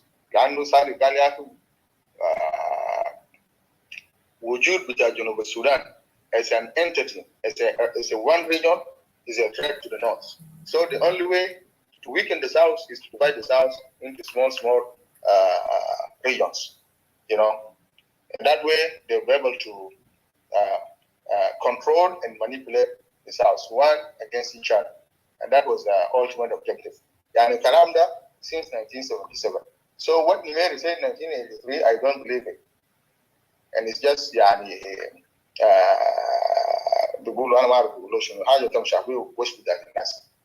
لو ما ترى نيميري في ابريل 85 قرار بتاع التحرير ميشن ده بيكون ساري النفور كويس. في 18 شهر هيقول يا اخي والله حسب تجربه ناجحه. Because he knows Israel will agitate, will say no, we don't want southern region anymore. زي ما حصل بعد الانتفاضه ما شفناه after the uprising. Erroneously, Transitional Military Council of Soradahab and cabinet Juzili Dvala, they thought the causes of war in the southern region was because the south was divided into 3 regions. So they had to reinstate the High Executive Council, where Jabu led James Loro, رئيس مجلس التنفيذ العالي. لكن الحكومه في جوبا بتاع الكتوريا ريجون عند بيتر زريلو قال كلام واضح لجيمس لورو. They told him you can come to Juba as our son. ده بلد بتاعك انت مننا وكده. But you are not coming here as president of the Transitional High Executive Council. That is not acceptable. We are not going to honor it. بجلس بتاعكم ده تلقين في خرطوم هناك. That's why Transitional High Executive Council could not move to Juba until it died natural death. So كلام اللي قالوا في 2008 جبل ده كلام ده ما في محله. كلام بتاع رش الرماد ولا شنو في العيون. So I think in conclusion what I would like to say Kokora ده يعني ما جاء بس عفوي. It's not out of blue but accumulation of grievances for long time due to malpractice الحصل in the bush in the 60s and particularly in the original government اللي شفناه. Now one aspect أنا نسيت معلش أنا نسيت. When Lagu became president of the High Executive Council in late 78, something which we never see before in schools started happening. مشاكل في مدارس. يعني زمان قبل ما في مشكلة ولا واحد في المدرسة كان حاصل مشكلة قبل كده ما حصل. As soon as Lagu became president of the High Executive Council مشاكل حصل في قلوب where I was. لكن أنا كنت يعني برا وفي داخليات بتاع طلبة housing students from other regions, particularly from Jongule. شهر 11 ولا early December مشينا مدرسة لقينا بوليس محاول مدرسة. شنو حصل؟ في شكل بين دنكا أو الكسوائية حرقوا كده أو عملوا كده وكسروا كده. to the extent يعني إنه زملاء بتاعنا my classmates من أولاد بوه وكده يفوت جنبه كده ما بيسلم عليه وكده. So the environment was toxic. The same year مشكلة حصل بين دنكا وأولاد استوائية. The same thing حصل في تونج. في ملكان حصل بين أولاد شروق وأولاد دنكا لأنه وزيرتابيا at the time was Matthew Obo went to Malakal and he did provoke certain things لكن ما كان المفروض يصل كلام اللي هو قاله ده الكلام ما كان المفروض يصل لدرجة الوصل فيه لكن حصل مشكلة بين شروق وأولاد دنكا. So basically المشاكل اللي حصل في مدارس بالتحريك من بعض سياسيين بتاع الدنكا للأسف الشديد يعني. I'm sorry to say that but it's part of history because if you look at all those problems if you look at the question there is one ethnic community versus other communities. In each case كان في جوة تجارية ولا في قلوب ولا في رمبيك ولا في ملكات الثانوية everywhere كله one ethnic group against that. So eventually, Kokora was a blend, a mixture of, you can say, accompanied by some sort of violence. We cannot say there was no violence. Some people lost their lives, some people got hurt in the process, properties got damaged, etc., etc. It is very unfortunate. However, what we are witnessing today in South Sudan is much, much worse than what happened in the 80s. It replicated itself, but at a larger scale. It's worse. And I will stop here. Mujazif, Pam, Al-Haj, Lolaku. Let me give chance to others, particularly Brother Al-Haj, to make some of his remarks and contribution, and we'll continue to discuss the debate. Thank you very much. Thank you, Sestito. I actually have a couple of questions for you, but I will go ahead and give the chance for Dr. Al-Haj to speak because it's late where he is right now. And then later I will ask you the question. Dr. Al-Haj, the mic is yours. Welcome, and thank you for being patient and waiting and joining us today. Thank you, moderator. First, let me commend all the speakers who have spoken and have given very useful contributions, especially to the young Southern Sudanese who were born after 83 or maybe born in 1980 and are not well versed. I also would like to say to all the people listening down there that I'm grateful for your presence and also for taking part in this important debate. Kokora will always remain controversial, but eventually it will settle down when people begin to understand it. Now, before I start, I would like to provide the audience with facts which are indisputable. And these facts are very important to point out right now before I speak or before I say anything, because there is a lot of distortions. And these facts are as follows. Number one, Kokora. Violence, there was no violence from the people who called for Kokora whatsoever. The violence that happened during Kokora time happened between Dinkabor and the Mundari. It happened in the markets, it happened in Konyo Konyo, it happened in the Abota near the football and in other areas, but it was on a much, much, much small scale. Anybody who claims that violence was out of control obviously is not telling the truth and is misrepresenting the facts and is sowing seeds of confusion among the South Sudanese people. And I think when we discuss issues like this, they need to be concrete, and we need to be honest with ourselves. Where something has not happened, people should not say it. Two, what is called Jebel Dinka now, there was no any settlement near it at all. The old Juba, the boundaries of Juba was ending at what was called Mogif. Mogif right now is near the big roundabout, which is near the ministries. That was the boundary of Juba.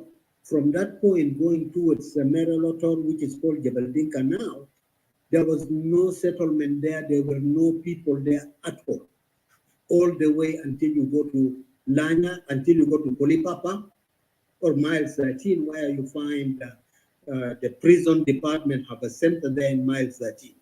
So from that area until Miles 13, there were no people at all.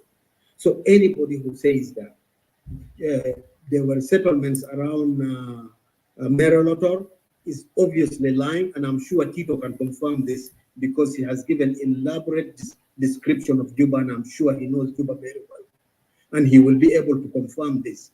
Okay. Now, what is called Jebel Dinka is a concoction and an attempt to change realities and facts on the ground based on the power of those who wielded in South Sudan. And that is wrong, and we need to stick to facts. So there was no violence. There was no violence at all, given that. And anybody who insinuates violence, I think, need to think about, number one, Sudan had a proper law and order running throughout the entire country. Okay? And anybody who broke the law, killed people, they were arrested by the police and due process would be held, and they would be held answerable. So we ought to put this in mind when we are talking about Kokora. That's one. Now, let me then talk about, because the previous speakers have spoken widely about what led to Kokora. But in a sense, they have not emphasized. I will start by quoting late Wangari Maathai, the Kenyan environmentalist. And she said this: you cannot enslave a mind that knows itself, that values itself, that understands itself. End of quote. I would like to repeat it again. Late Wangari Maathai, the environmentalist and a professor at Nairobi University before she died, said this. She has got many other quotes. You cannot enslave a mind that knows itself, that values itself and understands itself. And this is important for all South Sudanese, because the history of Kokora is our experience as South Sudanese, whether you are an Equatorian, whether you are from Bahar Ghazal, or whether you are from Upper Nile, because that particular era in which it happened, everybody was impacted. And it should not be seen as an Equatorian event only. That was an event that impacted all South Sudanese. But it's seen as Equatoria because it emanated from Equatoria. And it emanated from Equatoria for very, very, very good reasons. Now, in all the discussions that goes around, whether people writing about it or people having conversations, always the real issues that led to Kokora are edited out of the discussions. People don't talk about it. And this is one thing that allows problems to continue in South Sudan, because we are not honest with ourselves and we do not want to face our realities. I think it's always good to accept our right, the things that we have done good and people praise us, but it's also good to accept all our failures and also put up our hands when we are wrong. I have no problem with that at all. Importance of Kokora as experience of South Sudanese people in general, if understood contextually, it would help in finding solutions, whether now or in future. Unfortunately, we have not learned anything from this lesson, and we continue to repeat it, and Kokora continues to come up in bigger or as Tito said, in a much, much larger event.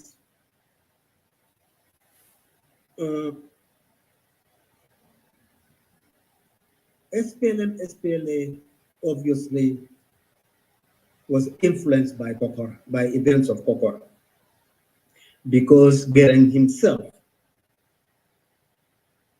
in his book, acknowledged that one of the reasons that made him to rebel was the violation of Addis Ababa Agreement. And by that, he meant the division of South Sudan into 3 regions. So that was actually part of what inspired people to go into the bush. And it has been repeated since 1983 in different versions. Why did Kokora come?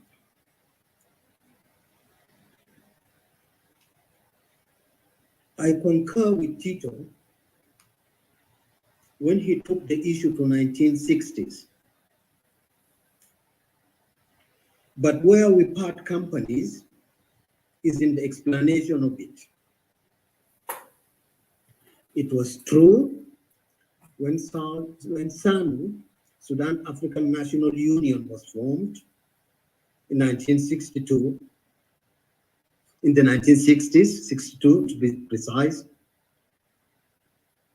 The first chairperson was Oduho, Joseph Oduho. In 1964, when they democratically went for the elections, Egre Jaden was elected as the chair.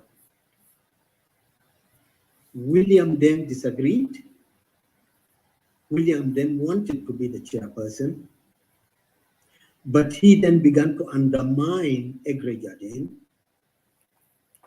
And although he was undermining Egre Jaden and he couldn't get what he wanted, he decided to split SANU into 2 by going to Khartoum and forming a SANU from within. In Khartoum, he then met Aldo Ajo, Bono Malwal, and the others, and they influenced the government to create what is called the Round Table Conference, which of course didn't go far. And that, as Tito said, is where some of the sources of the problem that later developed into Kokora came. Because that is when the JCE actually started. And the people I'm mentioning are the JCE, who then set up an agenda to control South. And in their plans, one is to denigrate Equatorians by saying they are not citizens of South Sudan, and I'll come to that later. And 2, propagating hatred among South Sudanese by telling their young students and pupils in school to disrupt anything that is not led by themselves. Anything led by other South Sudanese is denigrated, and when they can't do it, they create wars, they use sticks, and school part company with Tito is when he said this started in Lagos time. No, it did not start in Lagos time.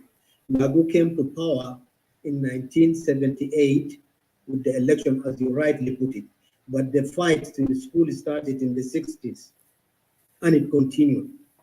And when I was a student, well before that, we experienced these wars myself. I myself experienced it, and I'm sure there are many other people who testify to this fact. So Lagos should not be blamed for having initiated or brought the idea of school fights in South Sudan. And I think the old man has got his own weaknesses, but we should not say something that he hasn't, is not part of him, something that is actually he found it there. So, having said this, in 1969,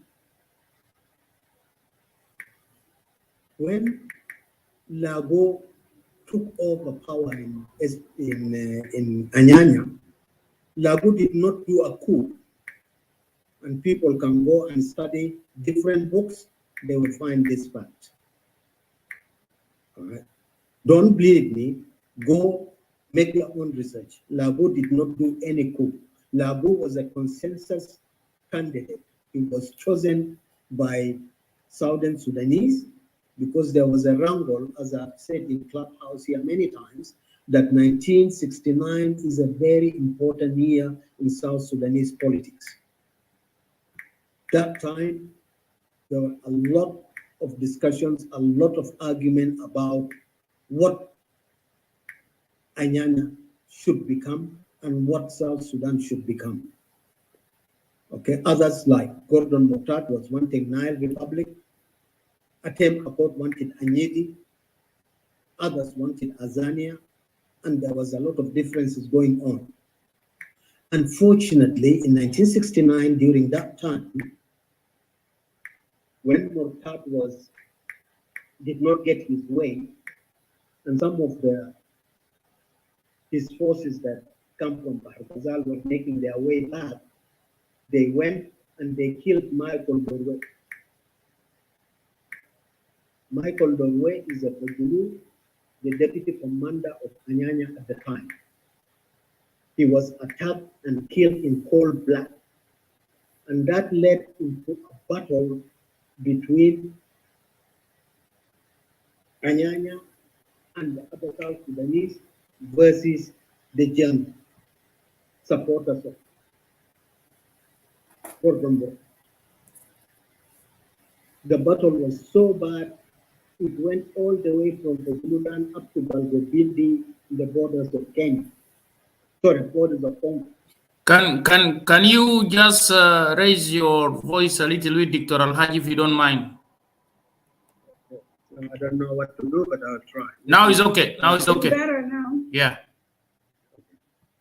All right. So there was when Motat forces were returning, they were unhappy. They went on their way. They killed Michael Lorway, the deputy commander of Anyanya, and that led into a battle which was so fierce that battle continued from Putulan all the way up to Balgobindi in the Democratic Republic of Congo.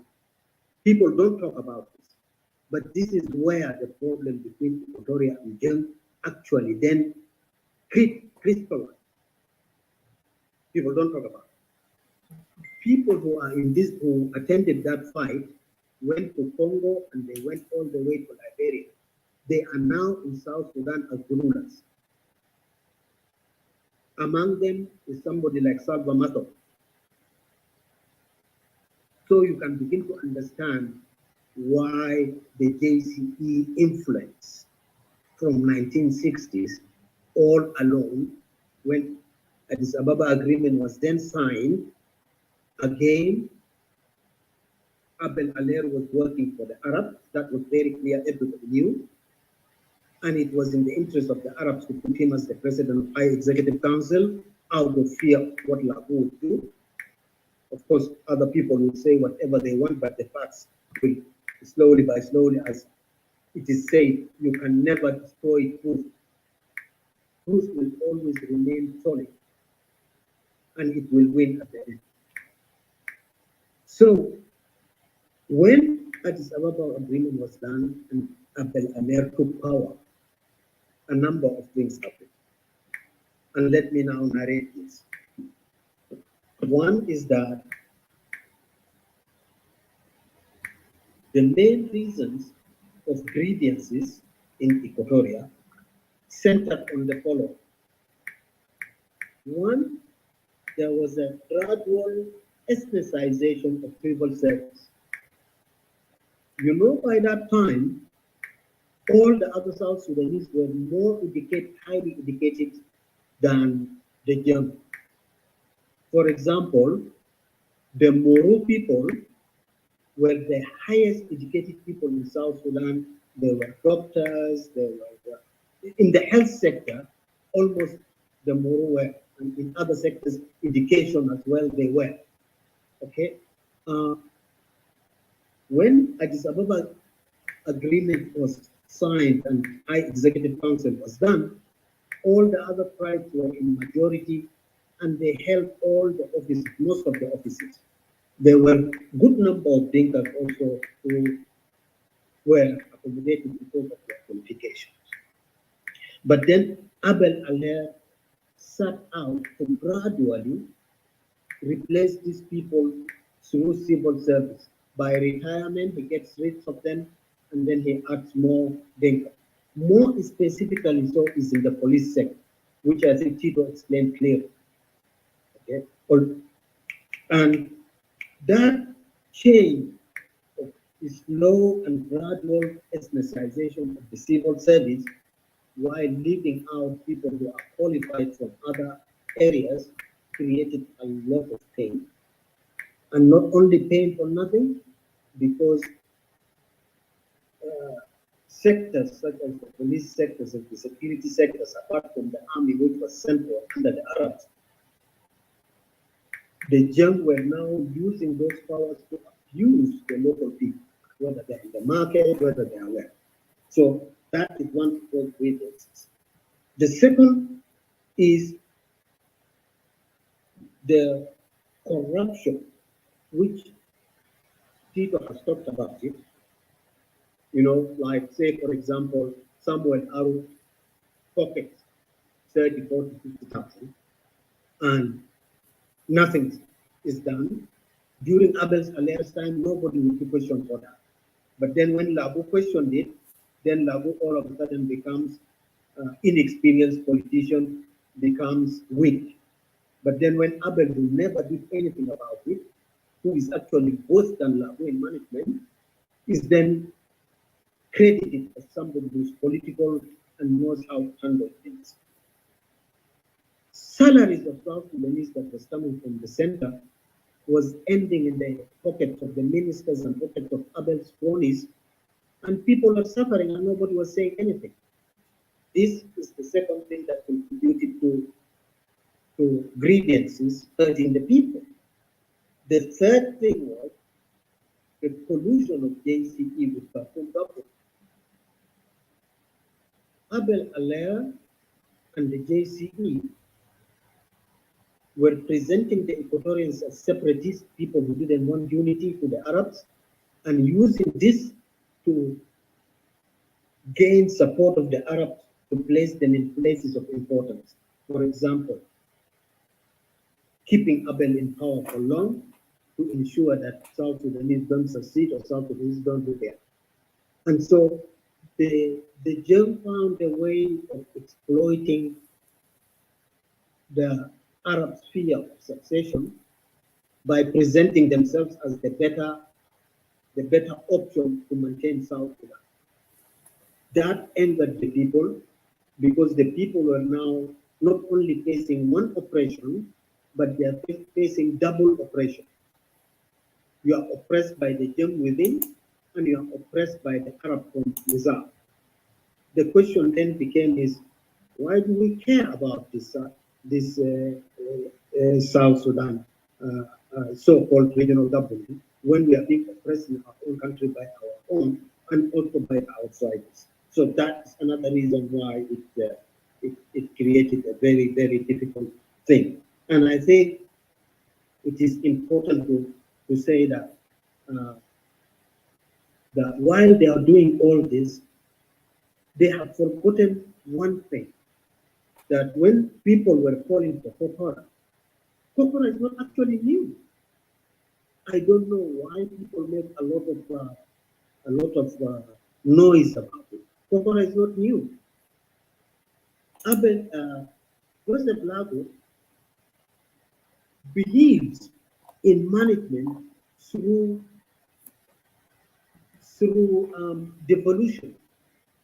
One of the reasons that allowed him to take over Anyanya 1 in 1969 is because he believed that the war in South Sudan cannot be fought, all right, on a national platform, but it has to be fought on a regional platform. So he divided the Anyanya into three. Anyanya, people from Upper Nile fight in Upper Nile, people from Bahar Ghazal fight in Bahar Ghazal, and people in Equatoria fight in Equatoria. That was Kokora. That was Kokora in the army to manage the war properly and in a better way. And so when called for Kokora, he has the same idea of managing South Sudan better to keep us stronger. And so Kokora is not new. Kokora has always been there. The denigration of it is because just people don't want to look at these things critically. Lagu himself studied in Malay, which is in God. He then studied in, I think, in Tonja Gumbe. He once told us that. And Lagu is a fluent Jung speaker. If you see him talking with Jung, which I personally have seen, he's fluent. Sometimes he talks better Jung than some of the Jung. So if people need to understand things from why certain people call for things. So the call for Kokora from Lagu's perspective is not something new. If we fought cartoons, regionally, we can as well still manage ourselves regionally. But Kokora was a necessity during time of evil.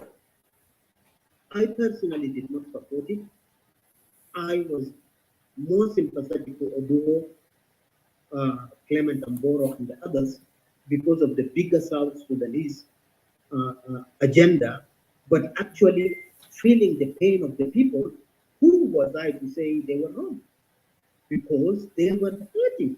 If people are hurting, it would be so insensitive, so uncaring to say it is wrong. Obviously, they saw something that makes them happier. And this is important to acknowledge. The other point is there was lack of coexistence due to cultural difference and ignorance. This is a very, very important point. And it is one of the points that is eating into our society right now. For some among us, both our brothers, the young, and ourselves, we need to do a lot of soul searching. Because the reality is, we look at the world from different perspectives. We look at the world as agrarian and as people who care about each other, as the people who see that you must not mistreat other people, as the people who do not believe in violence. But unlike our brothers in the gang, from their own culture of cattle rustling, just imagine this. You have nothing at all, but you are expected to have cattle for the rest of your life to continue functioning. So you go, you leave the morale in a group of young people who are initiated or whatever. You go and raid cattle. In that raid, you are killing people and you are stealing cattle. These are not yours. And this is a criminal act. But because in their culture, it is allowed and it is even applauded, the criminality of it gets erased. They think about it, this is good. You are looked at as a hero. You are looked at as somebody who's brave. Now, this makes them not feel the pain of others. Because if you feel the pain of others, you will understand that when I go and rob something from somebody and I kill them, or I kill their entire family and I bring the cattle and I come back home and I marry with that, or I become big, I become important, when people clearly know that these are stolen properties acquired through crime, and it is revealed, this cultural difference is very, very important for us to understand the psyche of the young and for the young to understand our psyche. Because a state, the modern state, is built on the consensus that the state should keep everybody safe and secure. This is not there in Young's mind at all. Okay. And I've written about this. I will upload the article that deals with this after on the comments later when I'm not talking. So this cultural difference is where people do not see their ways of behavior. They do not see that their values are not the values that are shared by other people, and they are not reflective of themselves. Then they cannot see that they are doing anything wrong. Just like right now, the young support this system. They do not see the wrong that is going in this system. People get killed daily. You hardly can hear a young condemning it, But if one of them is killed, you will see they will all raise dust that covers everything. And this is very important because simply they are using the state and applying that psyche for managing the people. Now, for the rest of the people who have got different values of care, of looking after each other, of doing good, you can't exist in that environment unless you begin to think otherwise. So this cultural difference needs to be sorted out, and it can only be sorted out by education, but education cannot happen now. It can only happen if the leader of the state, if the head of the state does not hold that kind of a mentality, because they will not see the benefit of it. And this value is very important. You can see the fights that we talk about in schools. They were propagated through these values of violence. You disrupt things if you don't get your way. You are not able to understand that things can be solved peacefully and can be solved amicably. You get angry, you don't understand something, you start hitting somebody. Like during the Kokora time, any little thing, you will see a policeman who was recruited, doesn't know Arabic, doesn't know anything, he will step away, apply Mangnong. Mangnong is a form of a slap that is very hard and can blind somebody, And all this behavior made the people really not to appreciate the governance of Abel Aler.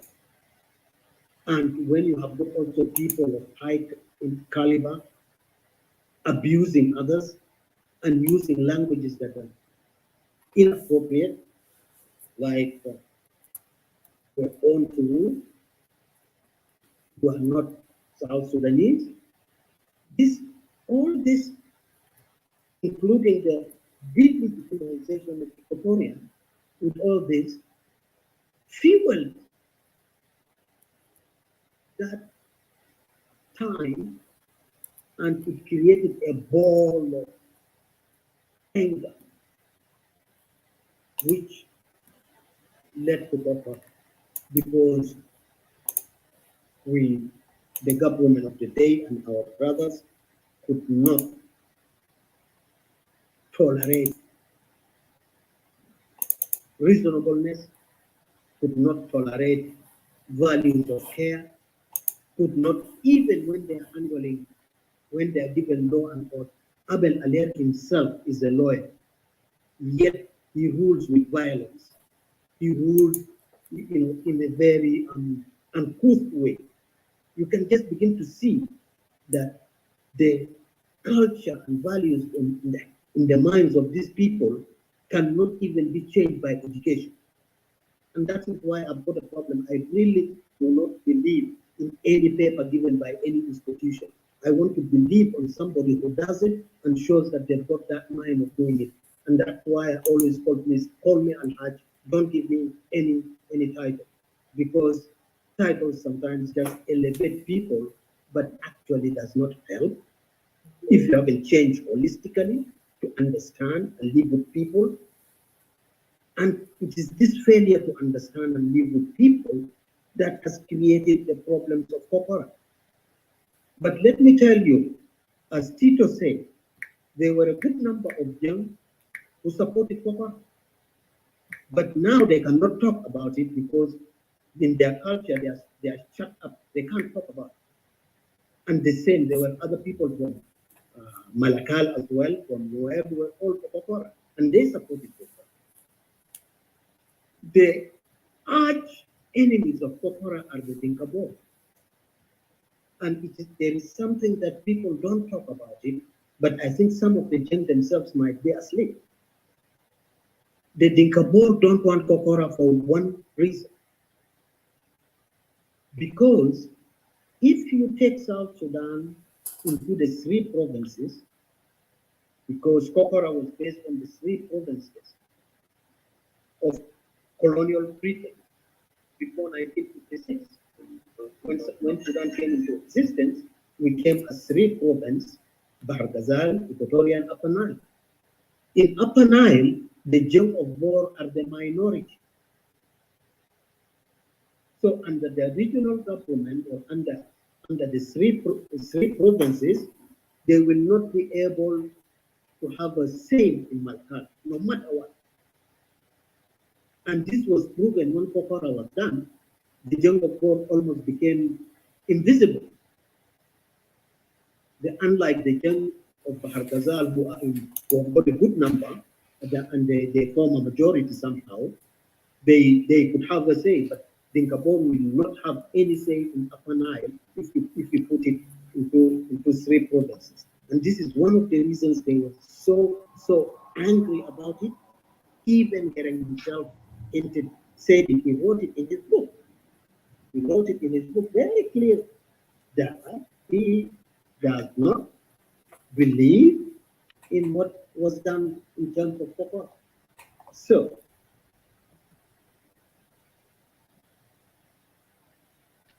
just give me a point. I'm just looking at my notes. And my notes are all scattered all over. No worries. So the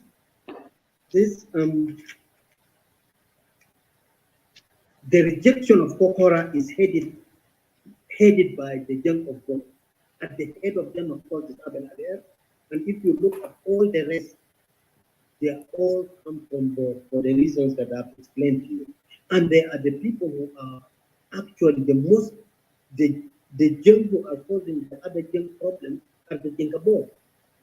Even right now, you can see all their excursion into Equatoria and other areas is because they use the other Jung majority to protect them so that they go around and spread chaos. And unless South Sudanese begin to understand this thing seriously, especially on the issue that I mentioned, on the issue of cultural differences, for us to understand ourselves and then get the solution from them. And this is where I say Kokora is very important. If people had studied Kokora, if people were true nationalists or patriots, if they had studied Kokora, they would have learned about some of these things that we have mentioned here, and they would have stopped it, and South Sudan would not have been repeated. But what happened? We have come now into an independent South Sudan, and what happened during Kokora in the 10 years, 1972 to 1982, is replicated 1,000 times. They are now in control of the entire security sector. They are now promoting violence not by sticks, as in the school or in the markets. They are now promoting violence using the gun because they are in control of the gun. They are now promoting themselves in all other institutions, covering all the institutions of South Sudan because they enforce it by force. And this is not because they are qualified, which of course they are not. A lot of them were just brought right from Mura and put into these places, and that's why the government cannot go. And yet they cannot see the embarrassment that they are bringing to South Sudan, they are bringing to themselves, they are bringing to Africa.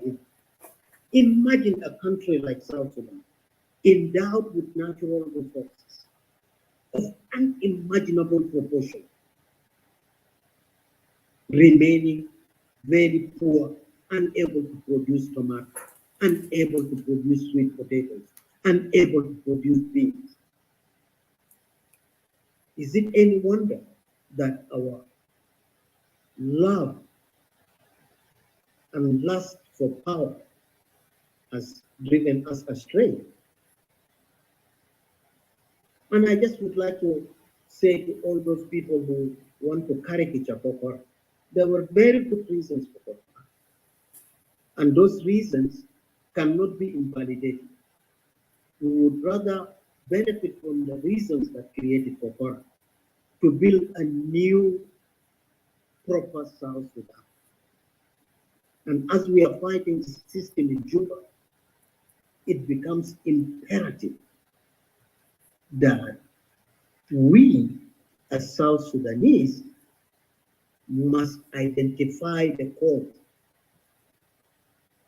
And from what we have talked, you can guess what the cause is.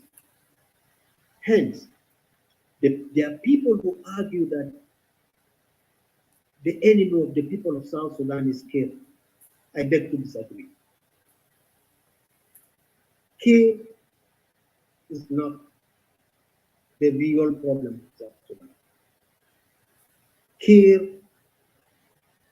is an ignorant person who's been taken advantage of by JCE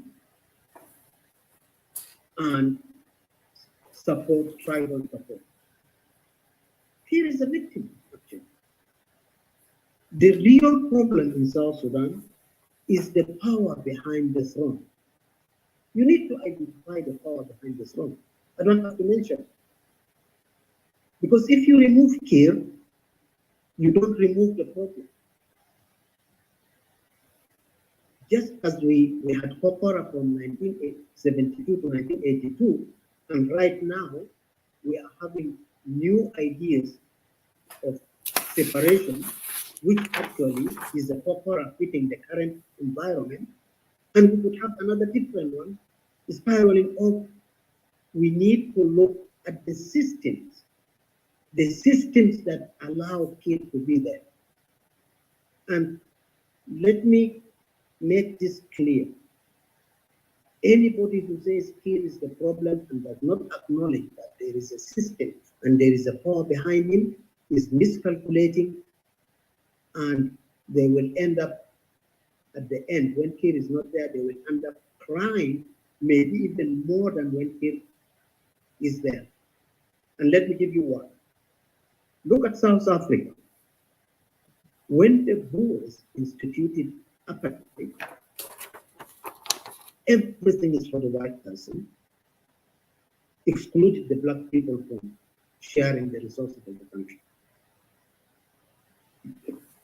People started fighting them from 1948 when that system was instituted. When Nelson Mandela succeeded, he took over power. After Nelson Mandela went, because the system that was set in place and the power behind was intact, not tampered with, ANC today is fitting into that power and replicating what used to be done during Boer's time. And as of now, Black people have not improved 1 inch from when South Africa became independent. Why could they not? It is simply because the power that is in operation is now not telling them openly that we'll exclude you, but is using your own to do what they want. And the reason is any power that is staying, any people who stay in power for long will always have a lasting influence unless you approve them. Unless you approve them, if you don't approve them, it won't work. And South Africa today, nothing is changing, everything is remaining the same, people getting frustrated. Another example, Sudan, which is our former colonial power. When the National Islamic government came into power, they ruled with iron fist, divided the money of the state among themselves, gave the lands to themselves, took everything. They shared the resources of the country among themselves. When people demonstrated and went and they died, we removed Bashir, they removed Bashir, but have they removed the system? Is the current system of Abdul Fattah Burhan not a neat system? Have the revolutionaries succeeded? Simple. The answer is because you do not go for figureheads. You do not go for symbols. You should go for the rules, and you should go for the real power where it is. And a good example of a person who has solved this problem is Jerry Rawlings of Ghana. In 1979, when Jerry Rawlings came to power, because the army has been making coups over coups for independence, and they were misusing the resources of the country, Jerry Rawlings set up something which is called housekeeping exercise. You can Google it, you will find it. Housekeeping exercise.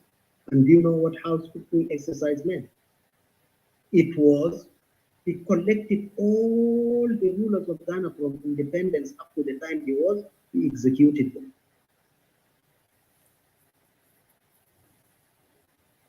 What happened? Ghana is now a good country with a workable, functioning democracy. Do you see what it means? If you remove something from the root, you solve the problem. You don't go for figures. And so these people who say, oh, if you remove kids, everything will be all right. They just don't know what they're stopping. There is something called entrenched power. You know, they will convert you. When you take care out and you go there, they will convert you to be their slave, to do what they want. And I think South Sudanese need to take note of that. You know, because sometimes people talk without understanding the dynamics of power and how it works in society. You know. Again, we should take our example even. Kiir himself and the SPLM. See how Tutkel and the NIP took over power from them in South Sudan by manipulating them. So it's not a problem of Kiir. You need to get the whole lot out of there. This lot that is sustaining the system, including everything else, you need to remove them. Once you remove them, you will be able to set a better system. So anybody who tells you Kiir is our problem, the system is not, you are being misled. I'm sorry. But people are free. Of course, you are free to choose what you want to hear.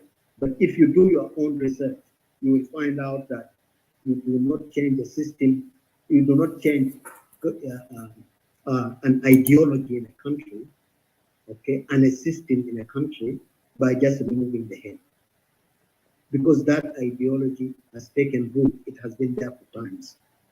And it is this ideology that created Kokora. It is this ideology now that is creating separatists, creating nationalists, creating patriots, creating unionists, and all this and that. But the question at the end is, unless you want to be so strategic and so precise in doing what can help South Sudan by understanding how power works in societies, we are doomed to suffer for years and years and years or generations to come. And this assertion whereby people do not want to be reasonable and do research and listen to ideas that they don't want is not helpful. And I do ask our brothers and sisters among the separatists,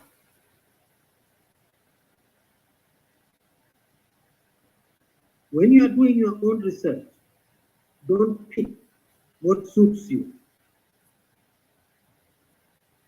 Don't pick what supports your case. Look at the whole information before you and make a judgment that flows from the facts. Make a judgment that can help you.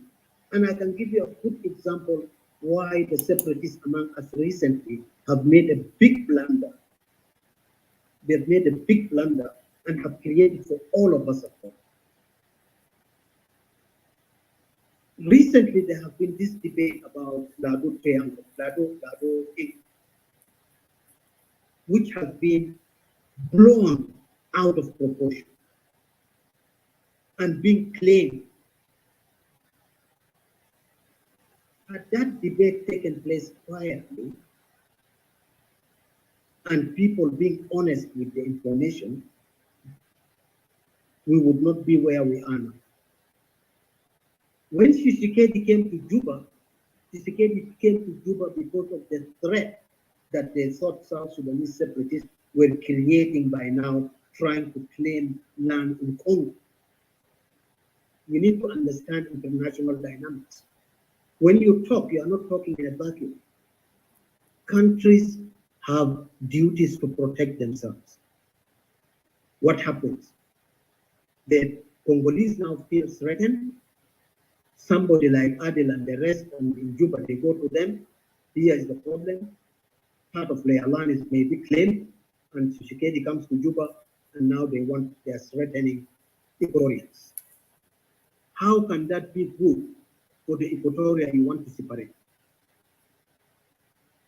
Why can't we not be sensible?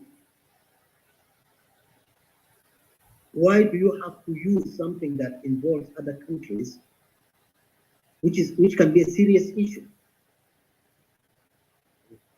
I mean, this is my advice to the separatists. And these are facts. You can go to Beti Kinshasa, find out.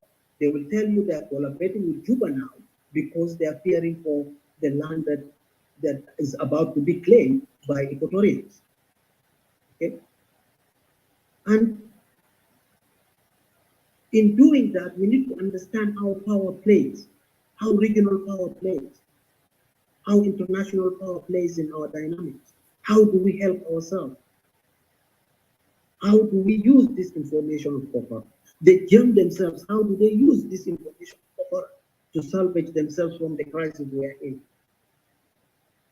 Because Kokora, with all its ills, provides us with something we can hold as ours. This is our experience. It's a South Sudanese experience. With all its bad things, we need to learn from it. And if it is bad, we need to correct it. We need to make it better. But how do we make it better if we can't talk? How do we make it better when our cultural difference keeps us apart? This is for the young to understand. How can it be made better when you are supporting the crimes that are taking place in South? How can it be better when you are forcing people to separate from you? How can it be better if you are integrating Kokora, which has got a lot of information for all of us to learn? So we have got a lot to learn because Kokora will be presented in different versions from different perspectives. But there is one thing in Kokora that will remain unchangeable, and that is, it is a result of serious grievances created by JCE and Abel Ali. This will remain solid. The arguments around it may change left and right, but it remains solid that Equatorians were aggrieved by JCE's and Abel Alier's behavior. Of course, Abel Alier at the time was the leader of the JCE at that time. JCE also was in at different times, at all its different names. And so, if I were to conclude this thing of Kokora, the lessons we'll take from this, let us be honest with ourselves when we're dealing with our political issues. Let us learn from it, and let us not blatantly lie. Bring things like Jebel Dinka, which doesn't exist in Equatoria, which has not existed in Equatoria. This only came after 2005. Let us not talk about a lot of Dinkas were killed in Jebel Dinka. No Dinkas were killed in Jebel Dinka. That's absolute nonsense. So we need to begin to look at ourselves and see where we need to correct ourselves, to take ourselves in the right direction. And that right direction should be what convinces you as a citizen of South Sudan to ask for something that keeps you safe, keeps me safe, keeps Mujazib safe, keeps Tito safe, keeps Alor safe, keeps Gering safe, keeps Ohide safe, keeps Lul Ruai safe, or whatever. Something we say. And if we learn from Kokora, we can reach to this decision that will extract us from all these problems. So if you have been here, and I'm sure that you've listened to the different parts and different arguments, please do not be swayed by each and every one of us the talks. You be the master of checking out this information and see who has told you the truth and who has not told you the truth. Eliminate and remain with the solid truth and choose the way forward for South Sudan. So Kokora to me was a very good lesson for South Sudan. Thank you. Thank you, Dr. Al-Haj. A lot of information there. Well, I'm gonna give the mic to Lolaku. I think he had some comment or question, so I'll give the mic to him. Lolaku, if you're available, the mic is yours. Okay, thank you. Thank you very much, my sister Pam Majestic, for the colleagues who have been in this platform presenting, Dr. Bata, David, Tito, Dr. Al-Haj, that's all the listeners down in the room. I'm very glad for this second day of this debate on Kokora issue. And we agreed in our first day of this discussion that it's going to be a big day, that we're going to elaborate more on Kokora. Indeed, I think today many people might have come into concession that Kokora was not an initiative that was just come in like a nightmare, but it is something that has been put in proposals. But one element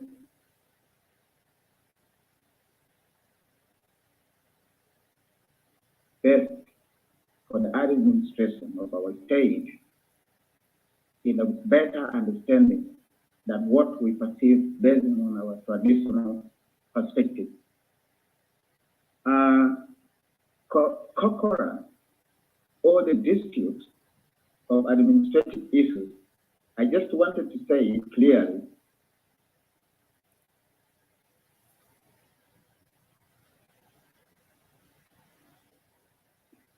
I think you're having issues with your network. Can you hear me?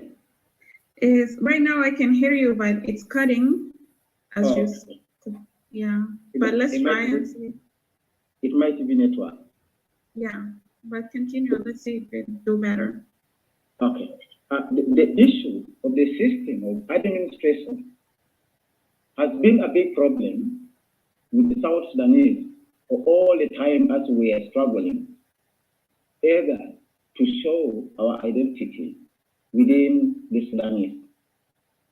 I just wanted to take it back a bit.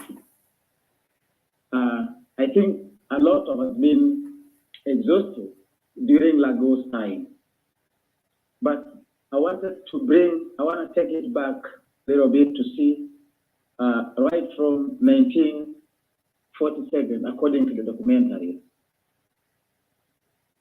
We realized that the conference, or the Juba conference of 1947, that was called, it was one of the biggest conferences that the Southerners, the British representatives, and then the Sudanese, who were the Arabs, all came and they sat in that conference, and it was Southerners who were asking themselves their opinions whether to participate in the joint government.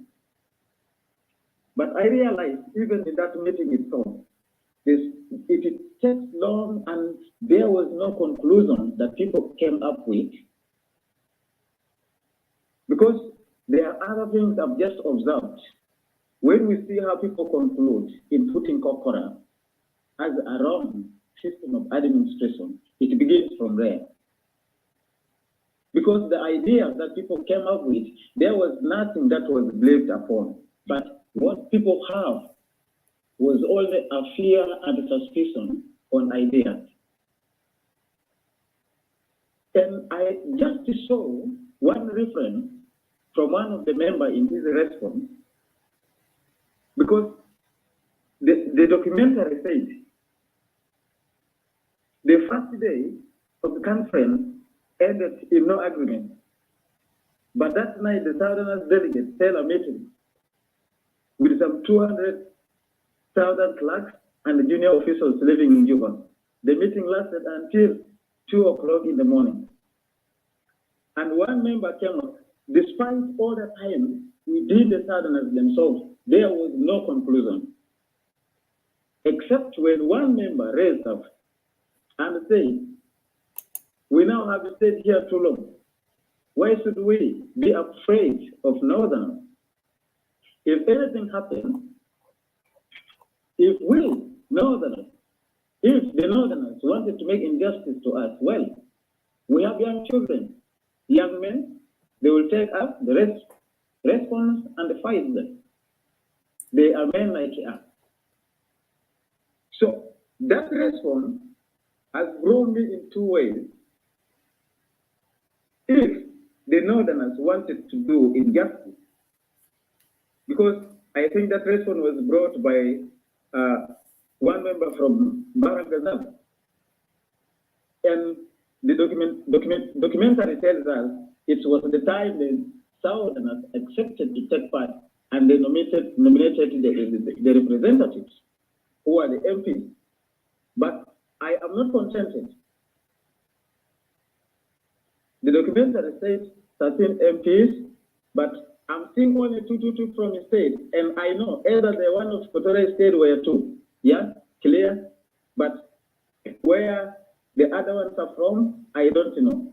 I will take it to that point where Dr. Al-Haj have just completed in saying the domination by other tribes has been a big problem in South Sudan, maybe that has lured some leaders to advocate for the Kokora.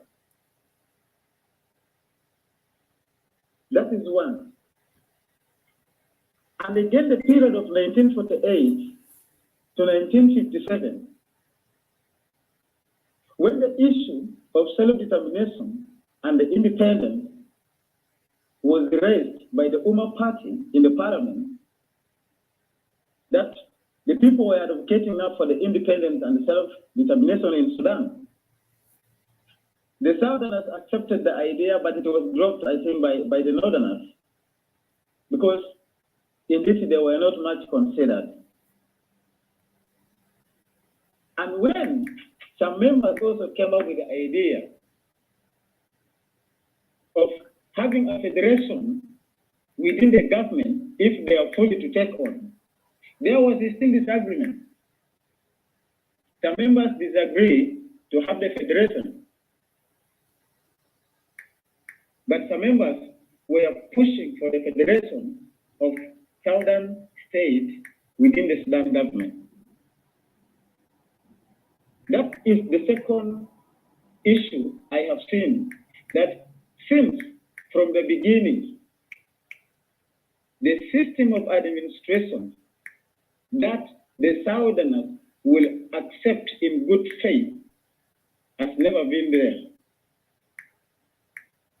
We found more of opposing the system that needs to be brought, or the one who could agree in. And if we see from 1948 to the period of 57, there has been a lot of issues.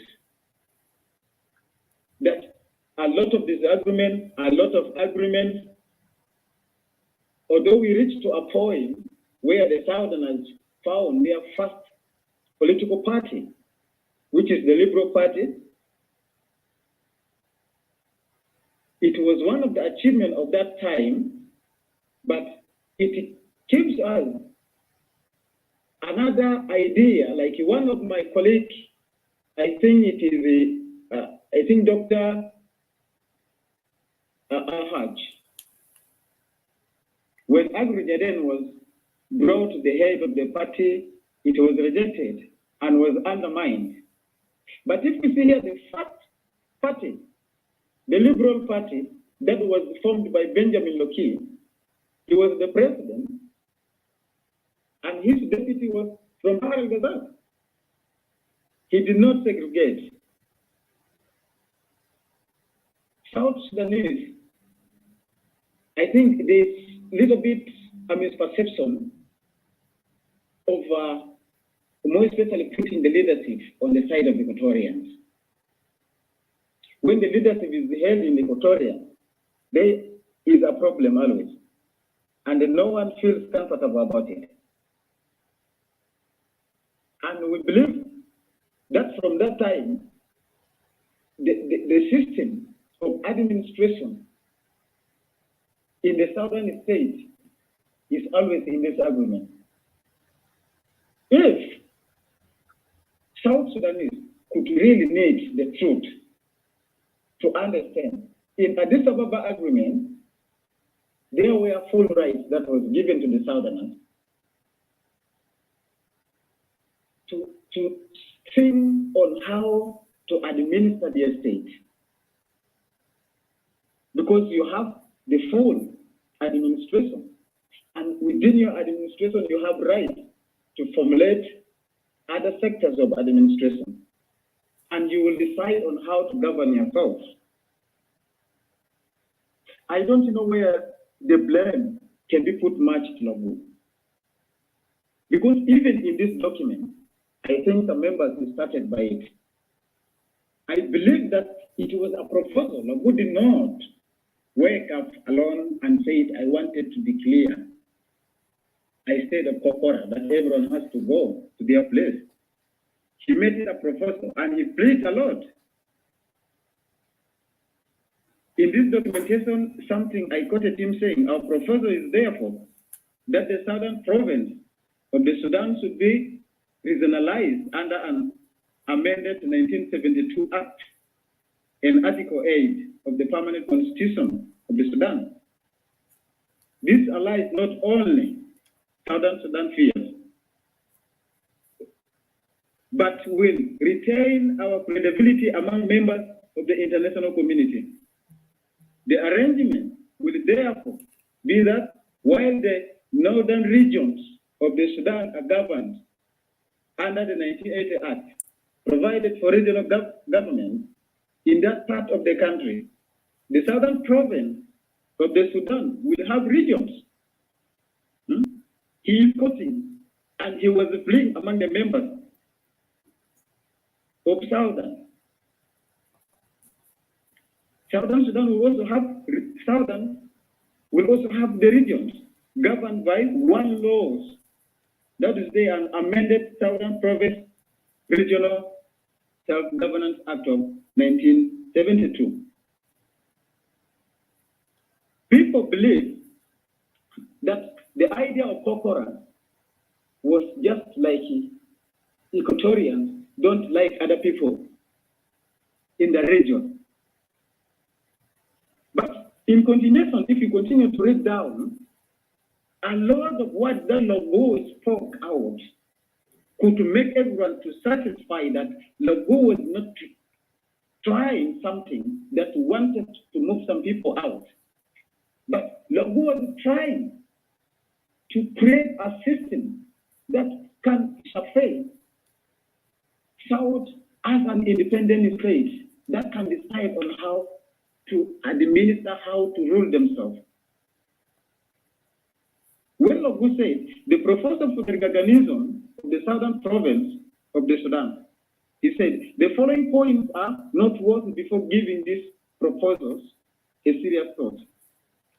We went to Addis Ababa as Southern Sudanese who had fought a bloody 17 years wars as members of 3 provinces which were governed directly from Khartoum. This did not divide us. If there is a fear for any threat from the north, that fear must be common among Southerners, not as members of one single regional government, but just as Southern Sudanese. After all, we do not expect the regional government to be able to take up arms against the north. It will be the people themselves should search formidable necessity arise. That was the plea that Logo also gave, a defense for the idea.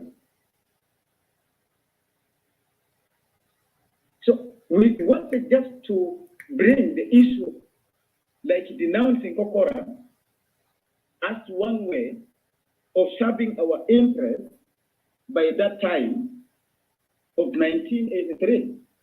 But the reality, Kokora was not an issue. Kokora wasn't an issue. I don't know, I wasn't there by time. But the documentary can tell me everything to understand. And what is happening now can still tell me that Kokora was not the issue that made Southerners again to go back for war.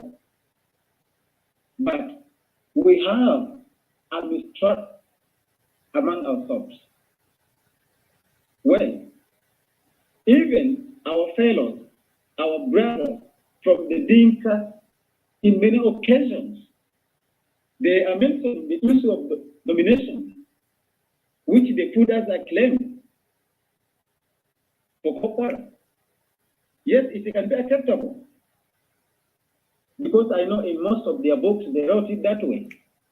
Kokora was because of domination of Dinka in the regional government, and Dinka by that time were more educated than the Equatorians.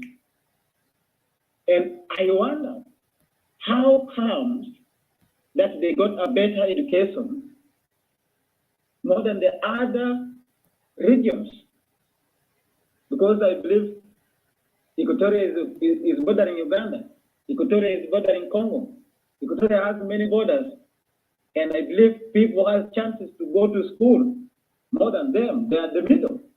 If Sudan cannot give them chances, then it is very hard also for them to get education. So when they brought up and they said the regional government of the southern was dominated by Dinka because Dinka had got improved education during the decolonization of Sudan, then it took me like a surprise.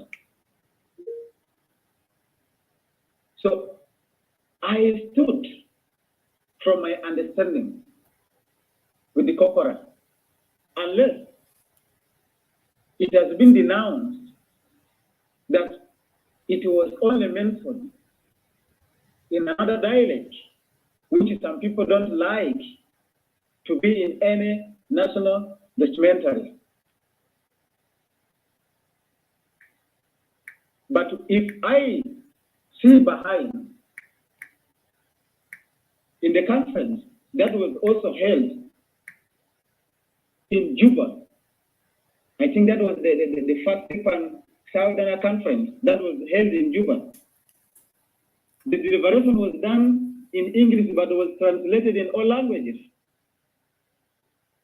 But still people have negative perception if they hear, more especially the word Kokora. How much it is translated in English, no one can believe. So, Laku is not an issue. There is no one, either in Greater Equatoria or in Central, was an issue for Kokora. Nor Kokora can be condemned as the cause of division in South Sudan. The division of South has been existing long time ago. The division has been there. I think the only thing that made Kokora to be perceived wrongly, because it was just a word that was pronounced in the language that was within the equatorial land, who are people that are believed to have not either, in part of South Sudan, according to what they understand as for their gossips today. So this division, how? If the central government, for example, now in South Sudan, Kir and his SPLM, if they have the truth and the belief that it was Kokora that brought problems in South Sudan, now they have come into power, why don't they create the unity of Southerners? There should be now the tools to create the unity in South Sudan. There should be the tool now to create the understanding either of our tribes or of any knowledge that is created by them according to their campaign. When Kokora was saying everyone has to go home, administer yourself, work for yourself. So when they copied it in their manifesto of SPLM, taking this town to the village, now what are they doing? Which villages are growing now? Villages are full of animals are now moving in the villages, and people are in the settlement. So what's different now is the leadership of today, and then the simple Kokora, that was the system of administration.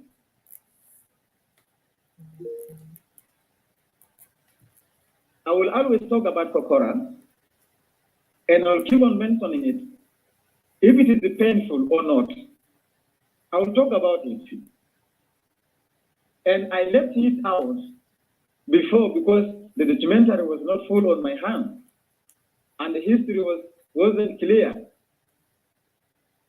And when I heard of it the first day, I was like, it could be the education that can be extended to everyone, more especially the young ones. Let everyone understand. Because Kokora has been preached in a different way. And many people believed like they have done mistake in pronounce Kokora, more especially the Equatorians. But the problem is the lack of documentation in important issues like this. If there could be a proper documentation that every child who is coming up can also have access to, then I think there is no single Equatorian or a single South Sudanese who has a love for South Sudan to blame Kokora.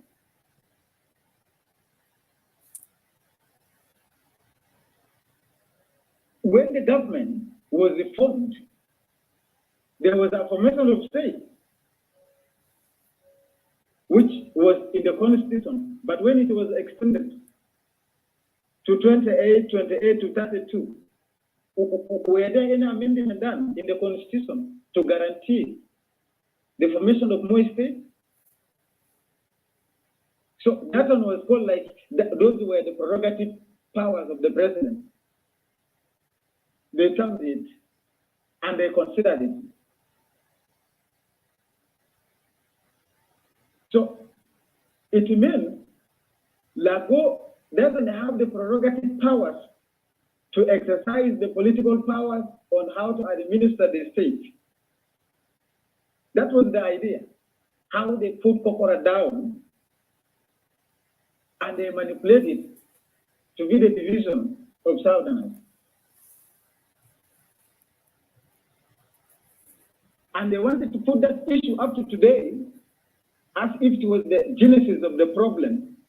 But there is a difference that has been in existence between Equatorial province and then the other province of Southern Sudan. So this existence of this hatred and undermining now is making people coming up with different perceptions, thoughts on what will be the solution to end South Sudan problems. And this is the question people are asking every time: what will be the solution to end the South Sudan? Because this history has been very long. Many people have fought for it. And many people are still inheriting it. Because I know, whether we have thinkers in this room or some people from other provinces within South Sudan here, I still believe that the worst thing ahead with us, our people, more especially in South Sudan and in other provinces, they go to school, but they don't change. They don't change.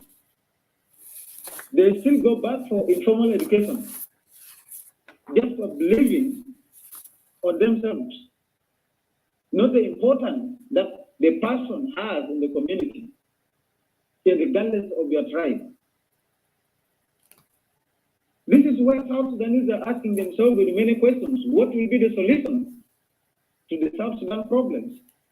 Because everyone is reluctant about the root causes. Everyone feels comfortable. And I 100% believe and agree with the Dr. Al-Haj. If we think Kir is the problem, what trend is Kir having? If someone can invite you in one day and you fly away, the president, do you have power? There's no power. He doesn't have power. But there is a line behind Kir that will keep on destabilizing South Sudan forever.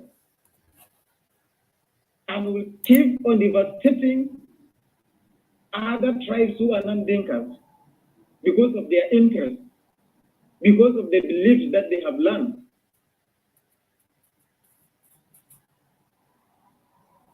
How can you make your fellow, whom you fought with, to be every time seen inferior, even your young child that you have just produced, undermines the person who has been existing there?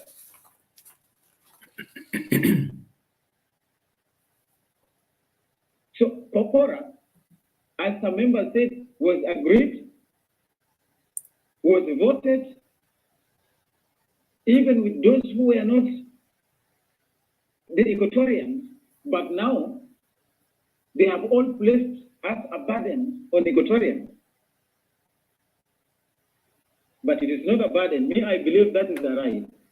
And it was the initiative of administration that the Southerners were looking for, because I know how much people were struggling to take lead in South Sudan, but the system of governance was not in them. And when people were coming up with a system of governance, it was like something new. People were surprised. They started questioning, thinking that that is the beginning of this. What they know better is division, but the system, they could not know the importance of the system. So governance takes its own self, as long as we understand. And that is the same thing I'm telling to all the Equatorians, if I'm coming back every time, and if I meet people in different platforms. As Dr. said, if they are separatists or the reformists, I always tell them what is good with Equatorians is that which is acceptable by all Equatorians, not individuals. As an individual, you will not need Equatorians. Because if we cannot organize ourselves and we create a unity, we understand what we need to do, then everything will be termed different, like a Kokora, which is so genuine, doesn't have problems.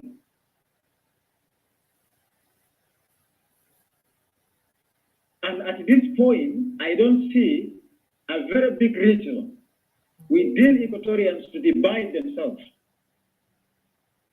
There's no reason. Unless we unite, what best can satisfy me if I take myself away from you? If you take yourself away from me, we still have problems.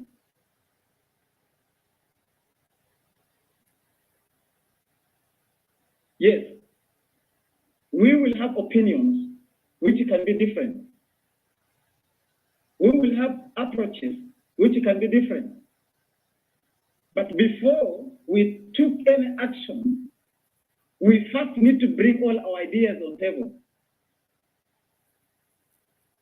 Unless, if you do it not in the name of Equatoria, it will be better for you. But if you do it in the name of Equatoria, you must consult with your colleagues, with your compatriots. It can be very best.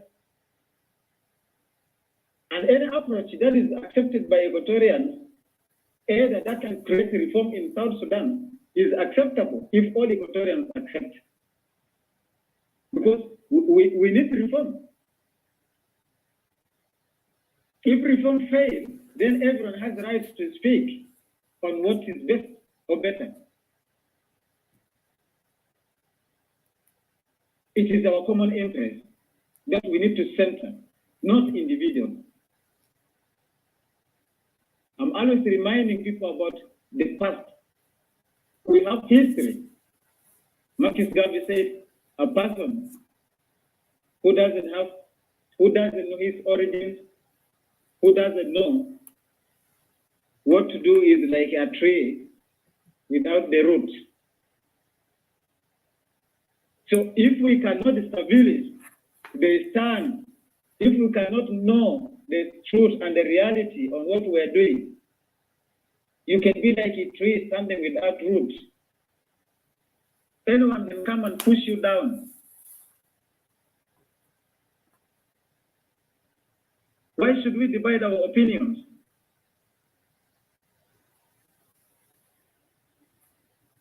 If we need to see that this region can fully be a total part, that we can participate together and create a total change in this country, in South Sudan, we must harmonize our ideas.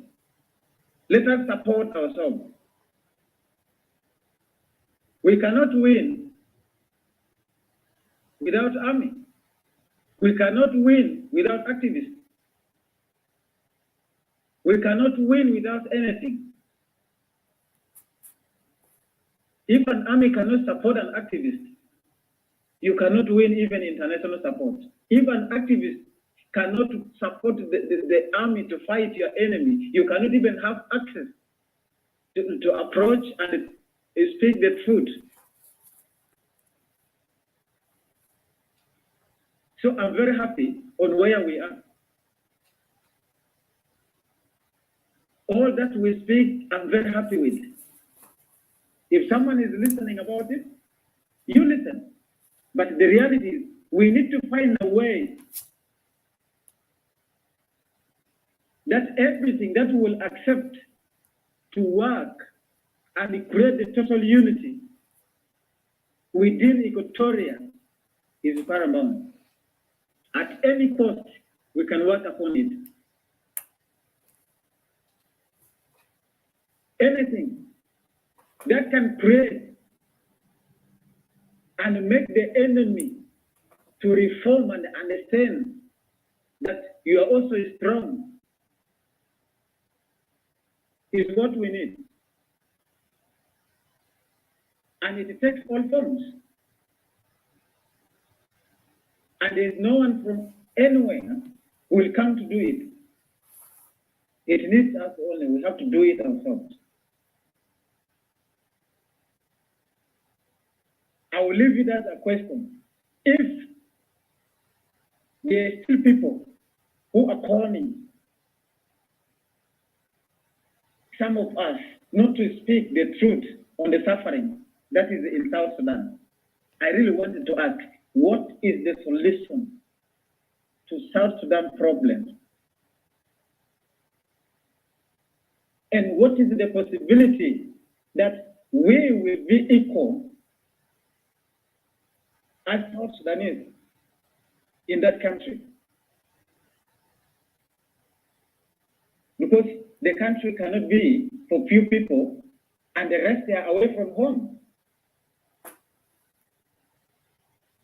Many people are away from home. Now, for how long can we call that to be a country? And for how long shall we continue recognizing that we are the nationals of this country? If you are a Dinka, if you are in West, if you are Equatorian, whoever is in that room, I have the question, what is the solution to the South Sudan problem? And what is the possibility that all, if the regions or the tribes of South Sudan will one day live with the respect of value as equal citizens? Thank you. I'll beg to stop there. If I'll have some inputs, I'll come in. Thanks. Thank you, Lola. I will have some of the speakers also answer the question later, and then maybe when people come up, some of them who would like, they can answer the question. But right now, I'm gonna pass the mic to Brother Mujasir to give chance to some of our speakers in the studio. Mujasir, the mic is yours. Yeah, شكرا سيستر بام. أنا ما هندي فرص، لكن أنا داير نقول حاجة بالعربي عشان يكون معروف لدى الناس التحت اللي بيسمعوا معنا. طبعا في الاستوديو كان معنا أستاذ سباتا، وكان معي أستاذ ديفيد لادو، وفي الكلاب هاوس كان في أستاذ تيتو ودكتور الحاج واخونا الاستاذ برضو لولاكو. نحن تقريبا عملنا 4 ساعات و35 دقيقة في المتحدثين اللي اتكلموا كله، ونحن كنا شلنا الوقت بتاع اخونا لولاكو انه يحاول يعمل تعقيب، وبرضو استاذ ديفيد كان عمل تعقيب في جزء من الحاجات، وعمل برضو بريزنتيشن في جزء من الاشياء.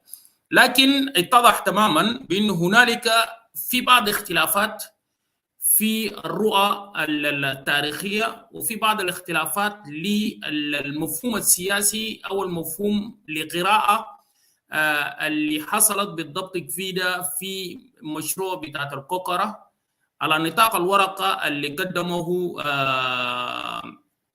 لفتة جنرال اللي هو لاغو. والاختلاف ده الظاهر في 5 نقاط على حسب ال10 نقاط اللي أنا دونتم. في 5 نقاط تقريبا اختلفوا فوق المتحدثين.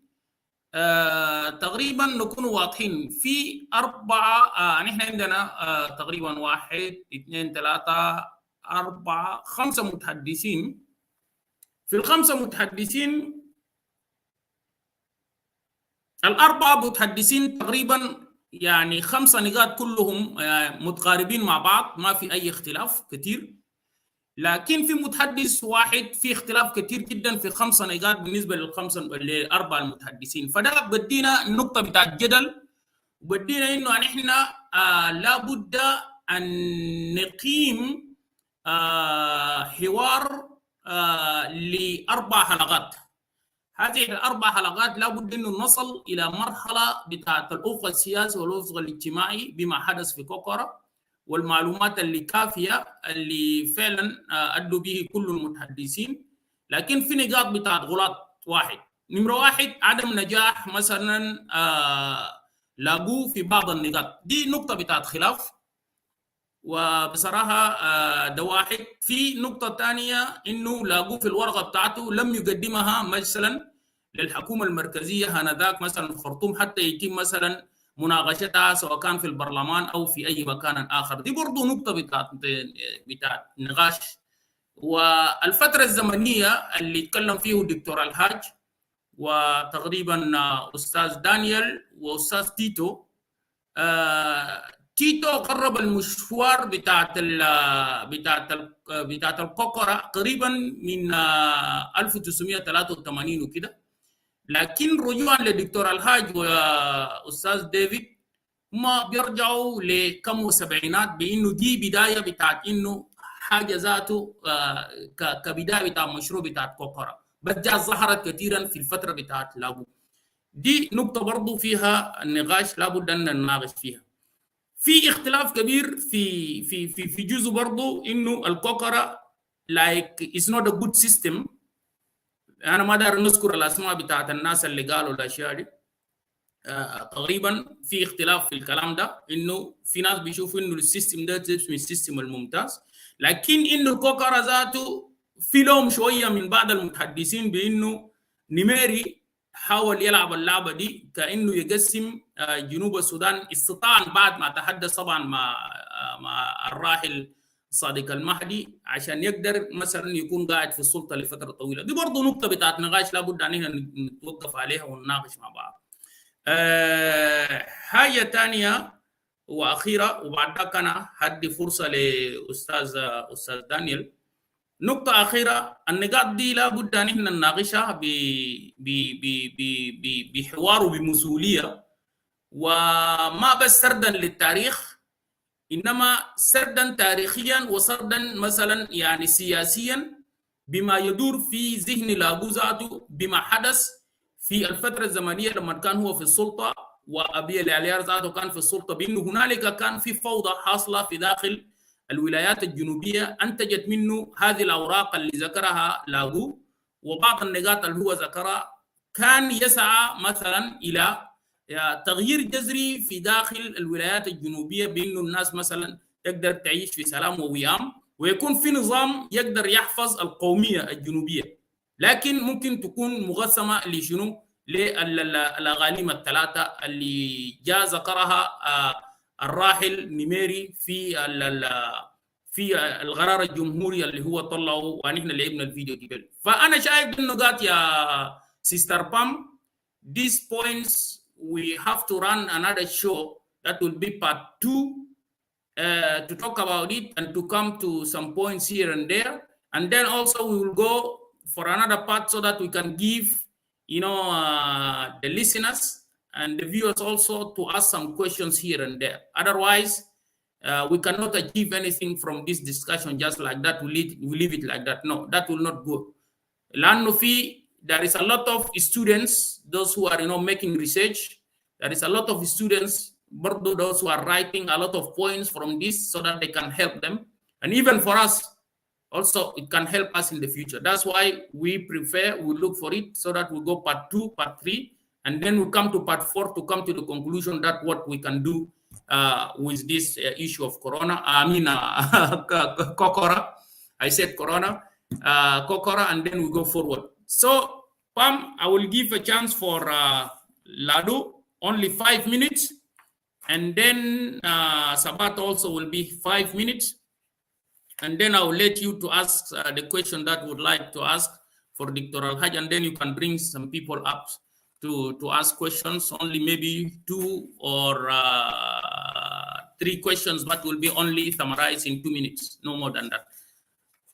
Ustaz David, we have to be precise in this Ada, for you to conclude the points where you see that your colleague have been said, some points that, as I said, that you agree in some points, but in few points, we have to talk the truth.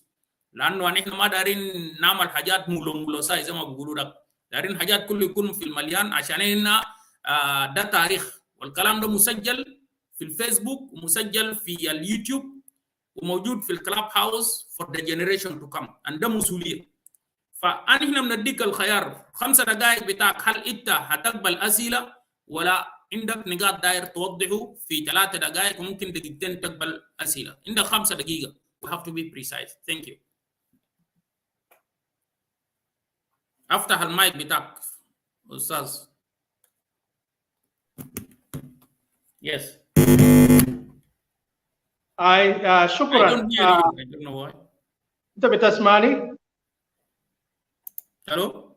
Can you hear me? Hello? Hello? أنا ما سامعك، ما أعرف ليه. Just wait. Let's see. There is some issue, I think, with the. Just some seconds. Can you speak out now? Hello? Can you hear me? والله ده مشكلة كمان. I think we had some issue, Sister Pam. Just let's fix it soon. Let's see. كده ونسو. Hello, can you hear me? Volume. You don't have volume over there. I am hearing David. Huh? Is that Let's test Sabata. Sabata, can you speak out? Let's see what is going on. Okay, David. Yes. Sabata, are you there? أنا قاس ما إنت Sabata تماما. وانا no احنا ما قادرين نسمع. Let me see. Now it's okay. Can you hear me? Yes, it's okay now. Okay, go ahead. Okay, مجاسم. مرة ثانية يا جماعة، أنا قبل كان 3 فأنا رجعت لقيت الدiscussion لسه ماشي. Thank you for giving me the opportunity one more time. وأنا برضو بقدر كل المجهودات اللي قاموا بها يعني other speakers من تيتو والدكتور الحاج ولولاكو وسباتا. طبعا زي ما انتم شايفين يا جماعة يعني موضوع بتاع كورا ده أو لا مركزية ده هو موضوع كبير. And it is really very difficult to discuss it within a short time framework. عشان كده انت شفت يعني كل زول بقى بدأ يتكلم من وجه نظرا يعني وحسب التجارب اللي هو كان موجود فوق في زمن ده. But I'll try to talk briefly in these 5 minutes in those things that I see are very important. طبعا حاجة المهم نمرة 1 اللي أنا شفتها هنا يعني الكلام التيتو قالوا وكلام الدكتور الحاج قالوا إن يعني موضوع بتاع كوكورا ده ما بدأ في زمن الحكم المحلي في جنوب السودان. يعني the issue of Kokora did not start during the reign of the Addis Ababa Agreement. It actually went all the way back in the beginning of the inception of what is now called South Sudan. And briefly to say, the first fights that happened in South Sudan, I think one of the brothers talked about it earlier in the previous Clubhouse show. إن حاجة ده بدأ يعني بالناس المحليين مثلا في مناطق حول جوبا حول رجاف, and then the same thing in places in Bahar Ghazal, you know, in those Dinka areas, and also in Upper Nile. It started by chiefs, and then from there administrators, and then junior administrators, and then from there politicians and so on. So موضوع جنوب السودان ده يعني حقيقة بدأ من زمن بعيد جدا. لحد دخل فيه سياسيين زي ناس سنترولينو أوهوري, ناس جوزيف أودوهو, ناس إجري جادين, ناس إسباني مديري, وكل الناس السياسيين بما فيه يا ناس كمان كان في شمال السودان وكده. يعني جنوبيين لكنهم في شمال السودان بما فيه يا ناس داريو بشير, ناس يعني كليمن بورو, ناس هيلاري بولو لوغالي, ناس Abel Aliar, ناس بونا مالوال, and so many others, you know, up to this moment. فيعني بيرجع لتاريخ يعني بعيد جدا. لكن الحاجة اللي أنا أقوله هنا إن شنو في زمن بتاع أنيانيا وان قبل ما يكون أنيانيا وان يعني the rest of the brothers mentioned different names like this Sekando, Nasano وحاجات دي. فكان في struggle يا جماعة في leadership. دي نقطة اللي أنا بيتفق مع بعض الإخوة هنا, يعني في struggle over the leadership of the movement. To be honest, حتى في إيكوتوريا نفسه في struggle over the leadership between Joseph Oduho and Egre Jade. زي ما قلت قبل سمعت إن أودوهو يا كان بقى طلع أول رئيس بتاع شنو حزب ده اللي هو يعني الجاء تحول لسانه. بعده طبعا في خلافات في شنو في قيادة, خلاف في الشخصيات أصلا, personality differences. طبعا in the end of the day it will surface on the political level. فبعد ذاك بقى عملوا انتخابات ثانية بقى شنو يعني إجري جادين جاتا لرئيس, يلا بقى يعني ويليام دينغ بقى كان يعني نائب بتاعه تقريبا because there are a lot of information here. لا هو كان بقى جاتا للسكرتير العام تقريبا, يلا كان يعني جوزيف أودوهو كان بقى نائب رئيس. فجوزيف أودوهو because of this reshuffle he became reluctant, هو بقى ماشي حاجة تو في أوغندا وقاعد هنا. إجري جادين struggle ويعني ما شالوا لمسافة بعيد. I will talk about this short. بقى نيال ويليام دينغ بقى طبعا زهق الموضوع بتاع تحميش القبل قالوا ده, هو بقى ماشي لكونغو, في كونغو هناك هو بقى كون يعني سانو هناك كمان يعني برانش تاع سانو, فما وافق معه يا في النهايه وراجع لشنو لخرطوم. انت شفتها. فبالتالي let's stop at this point يعني objective. Within Equatoria itself في اختلاف في leadership between Oduho and Egre Jade. And then on the South Sudanese level itself في اختلاف بين يعني ويليام دين ويعني إجري جادين وجوزيف أودوهو, لأن ما بيشوف إن في تحميش لشنو لقبيلة الدينكا وقبائل الثانية. عشان كده بقى جاب بريك اب في شنو في الليدرشيب. فزي ما قلنا يا شنو بقى ويليام دين راجع وين لخرطوم, فهو بقى قالوا بقى سانو from within, يعني هو بيحارب من الداخل. بعد ذاك شنو لاقوه جا دخل في شنو في المشهد. لاقوه كيم زي أنا قبل قلت يعني he came as a soldier. في كلام هنا about Lago, I would have read it but there is no time, like about his biography. يا هو دخل في مشهد. And by the way زي ما واحد من المتحدثين قال Lago actually he was a son of a teacher, a lay teacher, اللي كان في منطقة اسمه يعني let me just take a look. يعني born in Equatoria in the Mahdi tribe on the 21st of November 1931 at the village of Moli. يعني بلد جوزيف لاغو اسمه مولي اللي هو 40 miles away from Nimule. فأبوه كان أستاذ, فمن هناك بقى هما مشى بقى أبوه اشتغل في منطقة بتاع بحيرات اللي هو ليك ستيت لحد طلع قسيس هناك, ولاغو كمان مشى في مدرسة هناك. فهو فعلا بيجيد الكلام باللغة الدينكا, هو بيتكلم بالدينكا ده بالطلاقة. And this is how he actually able to يعني gain support from the Dinka commander leaders and politicians. And then he's actually a colleague of Abel Aliar Tashifta Filoka. The Madrasa Loka, according to this book, they were actually colleagues and they actually lived in the same room. فرايفلري بتاعهم ده اصلا ما حاجه جديد, يعني personality differences طبعا من هناك من مرحله بتاعت يعني إدارية يا هم مشوا سوا لرمبيكا الثانوية، وفي رمبيكا الثانوية يعني كان بقى في مشاكل في جنوب السودان عدم الأمان وكده، يا هم كله شالوا رمبيك لوين لخرطوم. And then they went all together to Khartoum as part of the Rumbek High School. ومن هناك يا هم عمل شهادة يعني سودانية في زمن ده. They passed, both of them actually passed with distinction. فهم قدموا لكلية حقوق. They applied for the faculty of law at the University of Khartoum. You know, these are some of the details that we need to know. And then from there, Lago actually applied to two institutions. The first one is University of Khartoum, Faculty of Law. Abel Alias also applied for the Faculty of Law. The reason they applied for the Faculty of Law, they felt that if they become lawyers, they can be able to help their people in cases Al-Kange Hasil Tazulum في Khartoum. And number two, they can be able to better fight the Modubita Junub. And then Lago also applied في الكلية بتاعت الضباط العسكرية ده. فبقى هو كان في انتظار بتاع قبول. هو قال لك whatever will come first he will go for it. عشان كده قبوله في كلية بتاعت الكلية العسكرية جاء أول. عشان كده بقى التحق بالكلية العسكرية، بقى طلع كتاب ملازم أول.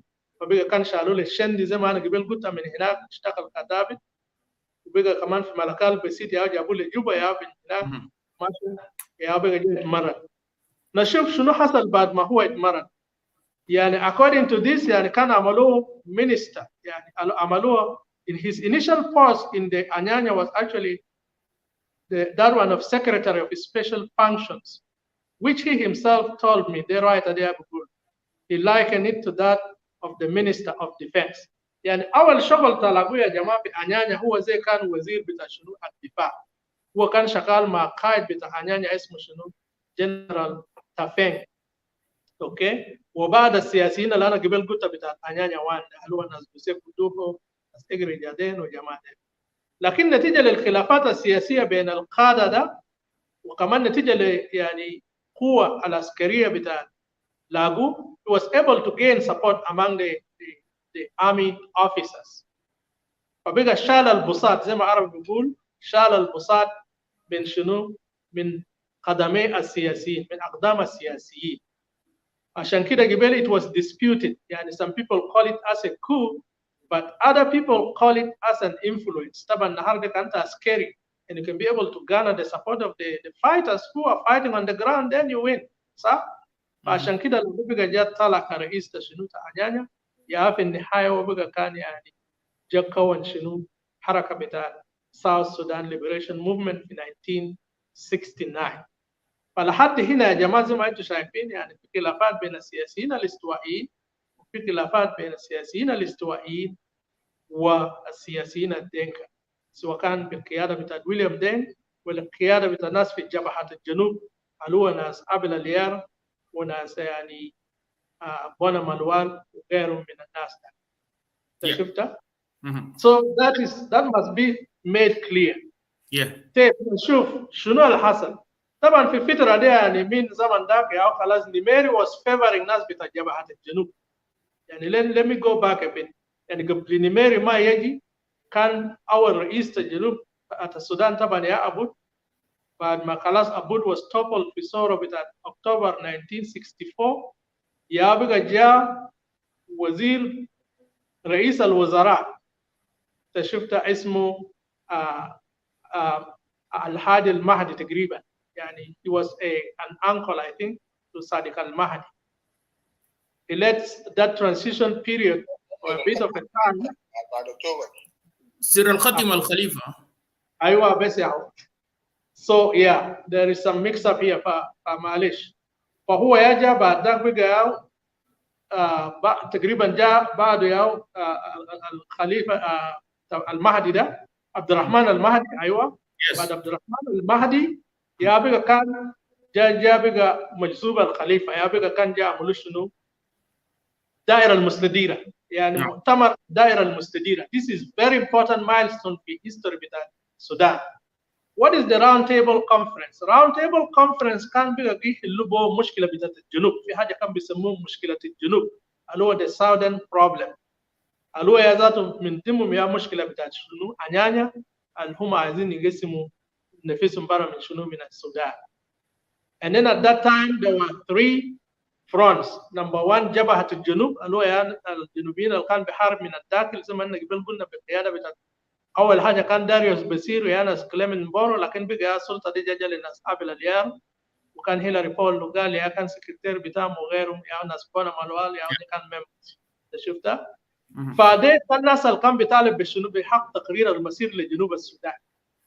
قياده بتاعت اجري جادين هو طبعا كان من exile. He came to Khartoum for that purpose, strictly for that purpose. هو قال لك الطلب بتاعنا واحد يا جماعه. We just need South Sudan to be a separate country. Period. And then he went back to Uganda. طبعا they did not look at his his proposal favorably. لأن زمان داك when you are talking about the division of South Sudan, it's like a treason. يعني حكم بتاعه كان حتى الموت. So he just went back, and so his proposal wasn't listened. فالزول الثاني كان بقى صانع من داخل اللي هو يا شنو ويليام دينج، والبروبوزل بتاعه يا قريب زي بتاع جبهة الجنوب. So عشان كده جبهة الجنوب في زمن ده وصانع from within كان يعني their proposal was favored اللي هو بتاع حق تقرير المسير. طبعا the Arabs were reckoning that حق تقرير المسير ده will not materialize because in order for you to run an istifta, a referendum, it takes certain processes, and then in the end of the day, you need to bring all South Sudanese together so that they can vote in a referendum. Something that took a long time until it happened in 2011. So let me just leave that chapter there aside. ففي الفترة دي يا جماعة بقى حرب كان بقى شرس في جنوب السودان لحد صادق المهدي جاء بقى and he waged a very serious war in South Sudan. يعني قتلوا ناس في استوائية، قتلوا ناس في حفلة في واو، قتلوا ناس تقريبا في كل مناطق جنوب السودان. Ustaz David, I know I don't want to stop you because I know there are very important points what you raise, and is as historical fact that we want to know. And by the way, it was 5 minutes, but you went to 10. I didn't want to stop you. I can conclude in 1 minute, and we just let people to ask questions, and so that we can, we can go further. We still have part 2 and part 3, and we'll come to part 4. That's what we conclude all what we are doing for this issue of Kokora. Yes. Thank you. Yes, yeah. So to make a long story short, كده كلام كده. إني Kokora يا جماعة is like حاجة بكلمه بإنجليزي إني is the elephant in the room. Okay, let's agree to that. بمعنى شنو يعني Kokora itself has been avoided. Discussion about Kokora has been avoided throughout the history of South Sudan. من زمن ده لحد through SPLM لحد هسه what people are doing, they're avoiding talking about Kokora. The correct term بتاع Kokora is decentralization. لكن Kokora بقى a local term. طبعا انت نهار كان جيبوا decentralization للجنوبيين البسيطين they will not understand. You have to bring it to the language of the street person. يا بقى فسروا للناس ان يعني decentralization means Kokora ده بلغه بتاعت باري ومنداري بيقول بوبك. Yeah, so that is the thing that needs to be discussed, and this is one of the root causes, according to my opinion. This is one of the root causes of the problem in South Sudan. If it is not addressed, that means مشاكل الهسه يعني بتحصل في جنوب السودان they will continue to drag on, and so many people will suffer indefinitely. Thank you. Just to conclude, يعني موضوع ده كله موضوع بتاع power and resources زي ما قبل قلنا يعني the whole thing that is eating South Sudan now is the issue of power that was raised in Kokora and the issue of resources. And then people use now these tribal sentiments, all these forms of divisions and division of the people just to achieve these two goals. In the end of the day, one group wants to dominate another. We need some other, so we need to add the other dimension, and I say, and the war of 2015, and then where wars, the Anyanya too. These are all part of the issues that needs to be discussed in a dialogue, a national dialogue, where a way forward can be created through this dialogue, and this will include all South Sudanese. Yeah, thank you very much. We still have part 2. Will be on Saturday. So that will be a good day for you as well, Ustaz David. Let me go immediately to, before that, Sister Pam, do you have any question for Ustaz Lado? Yeah, I have a question for him. So, Ustaz Lado, my question is if decentralization or Kokora was a result of unfairness in Junub Sudan, or basically was a solution to the majority tribe frustrating minority or overruling the minorities. Why did the Dinka elites or the Dinka politician embedded the idea to their tribesmen that the Kokora was a way of Equatorian to express hate toward the Dinka tribe or their way of chasing Dinka from their region? And my second question is, okay, if Kokora also brought peace of mind to Equatorians who were suffering, or other regions, other tribes who were suffering during the Abelalian leadership, why are Equatorians precisely feeling ashamed discussing Kokora? They basically shy away from speaking about Kokora. That's my question. So, Ustaz, you have two questions. I hope you catch them, and then you go straightforward and be precise to answer the question. Thank you. Okay. Let me try to give the shortest answers possible. عشان ذاته ما يلخبط audience بتاعنا. طبعا questions stored there and actually the first one has two parts and then the second one is just one part. The first question was Kokora. I'm not sure if he's speaking, we can't hear him. Brother Mujasef? Now can you hear me? Now you can hear him. Go ahead. Thank you. Yes. Taban, to answer these questions briefly, and Kokora, Taban, on one hand, it was supposed to be a solution to a problem that domination الحاصل في زمن ده، في زمن بتاعت حكم الإقليمي بالقيادة بتاعت أبل الياب، وكمان يعني because of the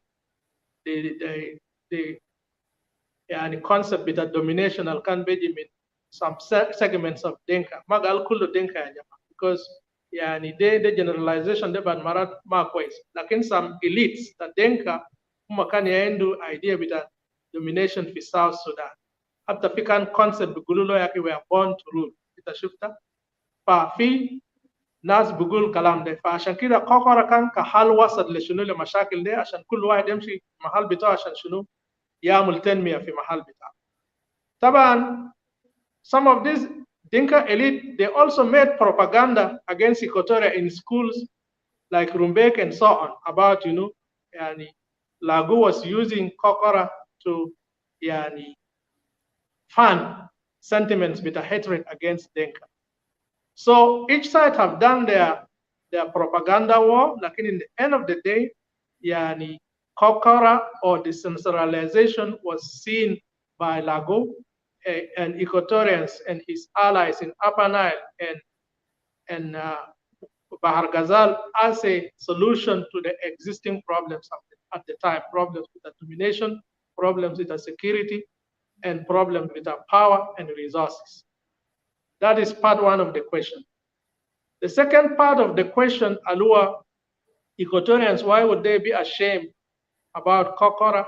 I don't think anybody should really be ashamed of Kokora, because on one hand, even though it was misinterpreted to the people on the ground, on the street level in the Yaqi day,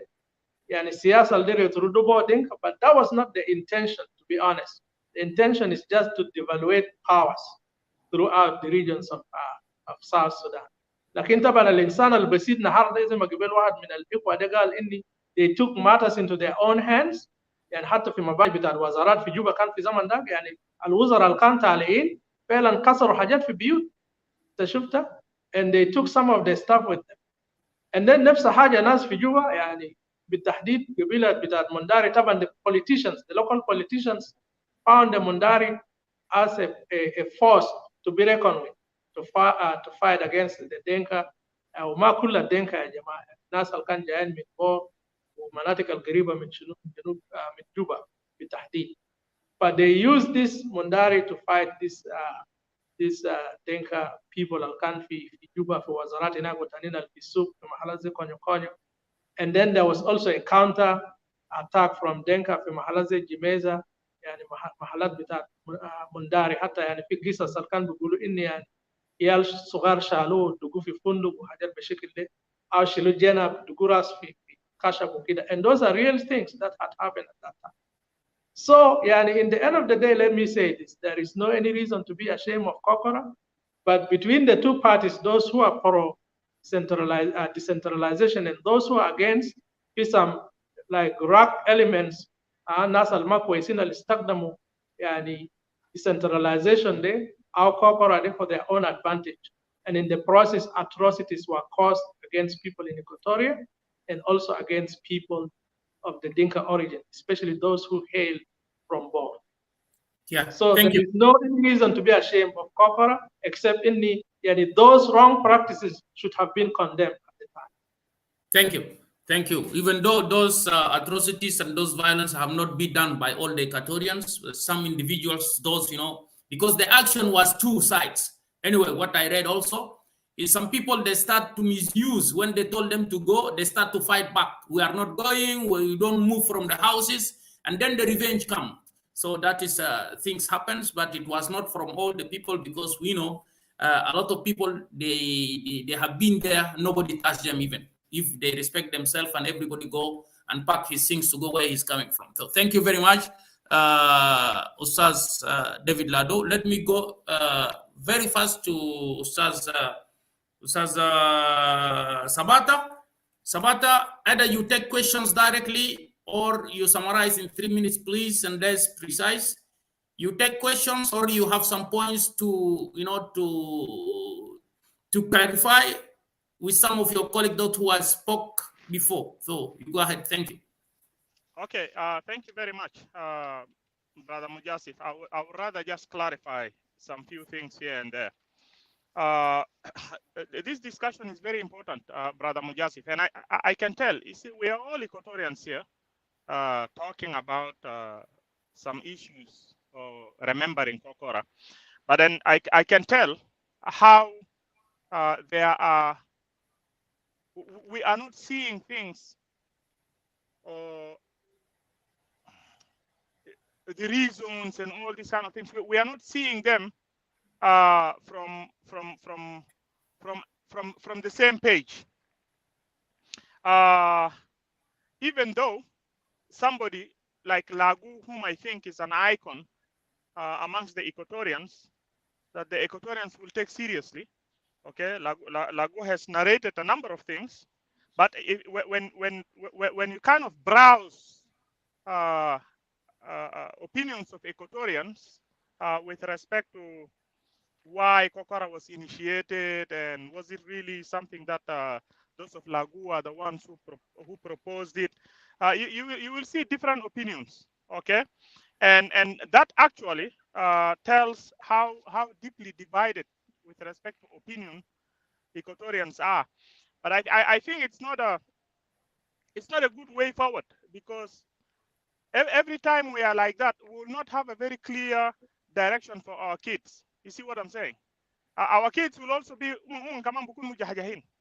okay. Yani starting from all the rhetorics al-lagu amulu lahadi where we are right now, I don't think our kids are even connected to those rhetorics. And this is because all the time we all have our own opinions here and there. But as far as I'm concerned, I think a lot of things that Lagu has narrated in his document makes a lot of sense, and I take what he has said seriously. He is a leader whom I, as an Equatorian, want to respect so much. And the other time, I just want to hint to some few things here and there that earlier, you remember when David Ladu was speaking earlier, he spoke certain things about what was it Joshua Dow? Oh, no, Bona Malwal. He talked about he talked about the critics that Bonamalwal gave to Kokora and how Bonamalwal suggested that we should have a form of, is it a delegated authority given to the, at that time, if that was to be implemented, that will then mean delegated authorities given to provincial commissioners. And of course, that didn't work. But what I want to say is, Brother Mujasif, when you see what is going on right now, it is pretty much a delegated authorities in session. Because Kir has all the powers in his hands. Kir, when you look at the transitional government that has been formed, he basically appointed all these people, including even the vice presidents, okay? And then he is like a king. He has delegated he has delegated some authorities to those to those governors, and of course those governors eventually appointed the mayors or whatever it is. But those are delegated authorities. You know, Kir can roll those authorities back, or he can fire any governor the way he wants. And what you see right now is what Bonamalwal was prescribing. Do you see that? Bonamalwal was prescribing exactly what's happening right now.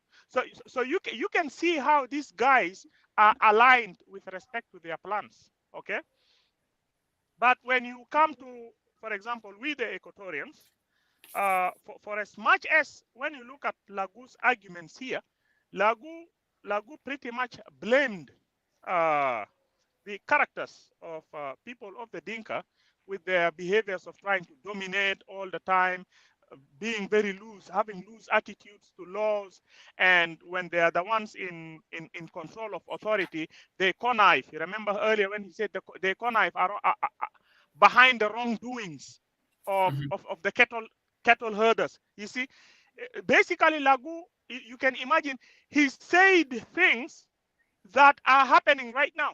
Because I don't think Lagu has a problem with Dinka being many in governing seats. But he was saying they connive, they kind of hide around crimes. You know, we are living in the West. When you look at these governing seats, it's actually the white people predominantly. But do they connive around? Yeah, do they connive behind crimes? When crimes happen, the law takes its course. The police does their responsibility. So I don't think Lagu has a problem with Dinka being many or dominating what is called governing seats. But the fact that they hide behind crimes, you see, when those guys do crimes, the government of the southern region did not act.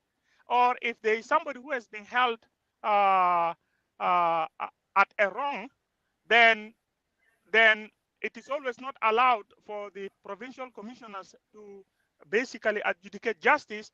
But then Lagu said that the inspector general comes from above and takes the authority to his hands, and then before you know it, Binungulu Zolde fi Mahal Tani. I think these are the things that Lagu was complaining about, and these are the things that are happening right now. So here is what I want to conclude to my fellow Equatorians, and especially to the youth out there.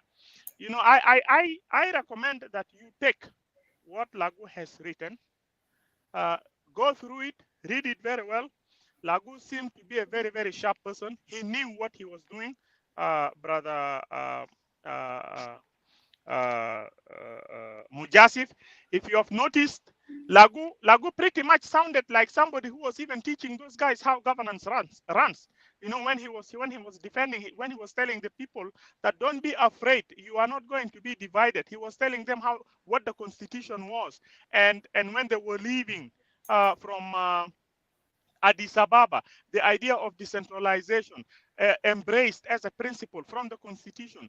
The May Revolution, Sorat Mayo Bitat Nasnimeri had it. It is a way of taking power to the people. You know, he was explaining all those kind of things to the people who were just adamant, you know, to the fact that they just don't want the Kokora to happen.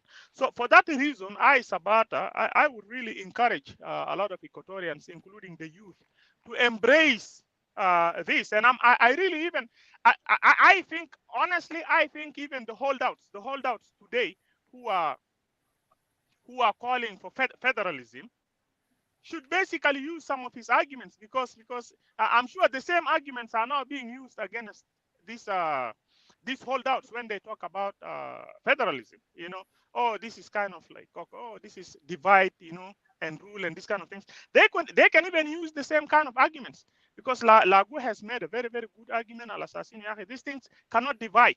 He has even provided evidences to it. You see, so I want to encourage our Equatorians, including the youth, that let them take these things seriously. Let them honor these. Let them be proud of the policy of Kokora. As a matter of fact, in conclusion, I want to say this. I am going to find myself a black T-shirt, and then you guys one day will see a logo with a very beautifully designed, you know, Kokora thing and all that. And then I will make sure, you know, there used to be a statue that Nimeri Malago holding the Addis Ababa agreement, right? I will design it, come on, very, very well, kida bikutu hinak, and it will be a very, very beautiful T-shirt. I'm sure the youth will like it, and if they like it, I will even make more of them, and then, you know, I will sell it at a very cheap price, even $2, $3 for the youth, you know, so that everybody will wear it in pride of Kokora. And thank you very much. God bless you. Yeah, anyway, it's not a conclusion for this show today. As I said that the many speakers, there is some points that it seemed for me that when we go and make also analysis of this show, that these points would like to bring it in the top, so that, you know, the issue of Kokora, it should be really known, and it should be with historical fact, without any political, you know, games or any narrative ways of putting things not in order. So we still have on Saturday, the discussion will go with some points that will raise it, with some questions that will raise it for you, many speakers. So let me go to Sister Pam. Sister Pam, you can take over there. I think you can start with who will be ready. Either I think Tito was the first before Al-Hajj, and then if they would like to take questions or to add some things that, but you have to be precise in timing, because, you know, anyway, some of them, they take more than 10. We can say 12. If they go more, if something interested from them, then, and if also someone can summarize, will be good. So the mic for you. Thank you, Brother Mujasef. I think I will give the chance to Brother Tito. Brother Tito, I think you have 5 minutes to give your last remarks, and then since we're coming back, if you have 2 minutes to answer a question if you would like, or if you just want to do the remark. But I have a question here for you also. After you conclude, I can ask that question. The mic is yours. Okay, thank you very much, Pam, Mujazif, and other moderators, listeners. Actually, I don't have any remarks. I will go directly for the question, but before that, I have just one clarification that I would like to make to remarks earlier. I appreciate what Dr. Al-Hajj said earlier in his presentation. The only clarification that I would like to make is that I did not blame Joseph Lagu for the fighting in schools in late 1978 and 1979. Rather, what I said, some elite politicians from Abel's administration, they were instigating students, Yankee students in high schools throughout the South, you know, to create some sort of insecurity, to fight with other communities, to undermine his administration. But I don't blame him for those fightings. But those fightings were created deliberately to undermine his authority. One of the methods to bring his administration down, which eventually happened in mid-1979. I don't have further remarks. I will just have questions, and that's it. Thank you. Okay, so Ustaz Tito, listening to you, you criticize Addis Ababa for not clarifying who should govern and what party should manage which structure. So my question for you is, are you suggesting that there should have been power sharing metrics between SLM and the May revolutionaries? And if so, will that not contradict the principle of the democracy which Sudan adopted? You're absolutely right. But let me just start by the last part. There was no democracy in 1969, 1982. It was one-party system, but you may claim, to say that Democratic Republic of the Sudan. You can't have democracy when you have only one-party system. Sudanese Socialist Union. Everybody, contest election based on that party. The rest of the political parties were banned. So there's no democracy there. Now let me go back to Addis Ababa agreement.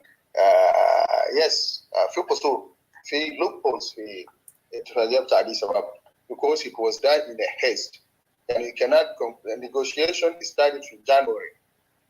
Serious negotiations started in January, but طيارة كان وقع في منذر في يوم 6 شهر 12 سنة 71. طيارة الوقع. It is a long story. I'm not going to dwell on it. Don't imagine. Okay. During my presentation, I left a lot of things outside. لأن زمن ما بيكفينا. لكن المحادثات بدأت في 69. But it was halted after the aborted coup of 1971 with Hashim al-Ata. When Joseph Garan was executed, then Abel took over as Minister for Southern Affairs, and then he started negotiation. لكن serious negotiation بدأ بعد حادثة الطيارة الوقع في منذر. جماعة القاعدة في غابة for almost 3 weeks. Summer Christmas هناك. في النهاية لاقوا gave instructions لكريستوفر دابيني ده واحد من الضباط بتاعه اللي كان رجع من إسرائيل إنه جماعة يوصلوهم. لأن أولا لاقوا كان قال يشوفوا جماعة ركام الطيارة ده كله قال يجون يوغندا. بعد يوم هو غير رأيه قال لكريستوفر لا شوف جماعة وديهم كونغو. بعد ما جماعة مشي يومين 3 يوم ثاني هو غير رأيه قالوا لا تراجع جماعة وامشي سلمهم في منذر لقائد بتاع حامية هناك.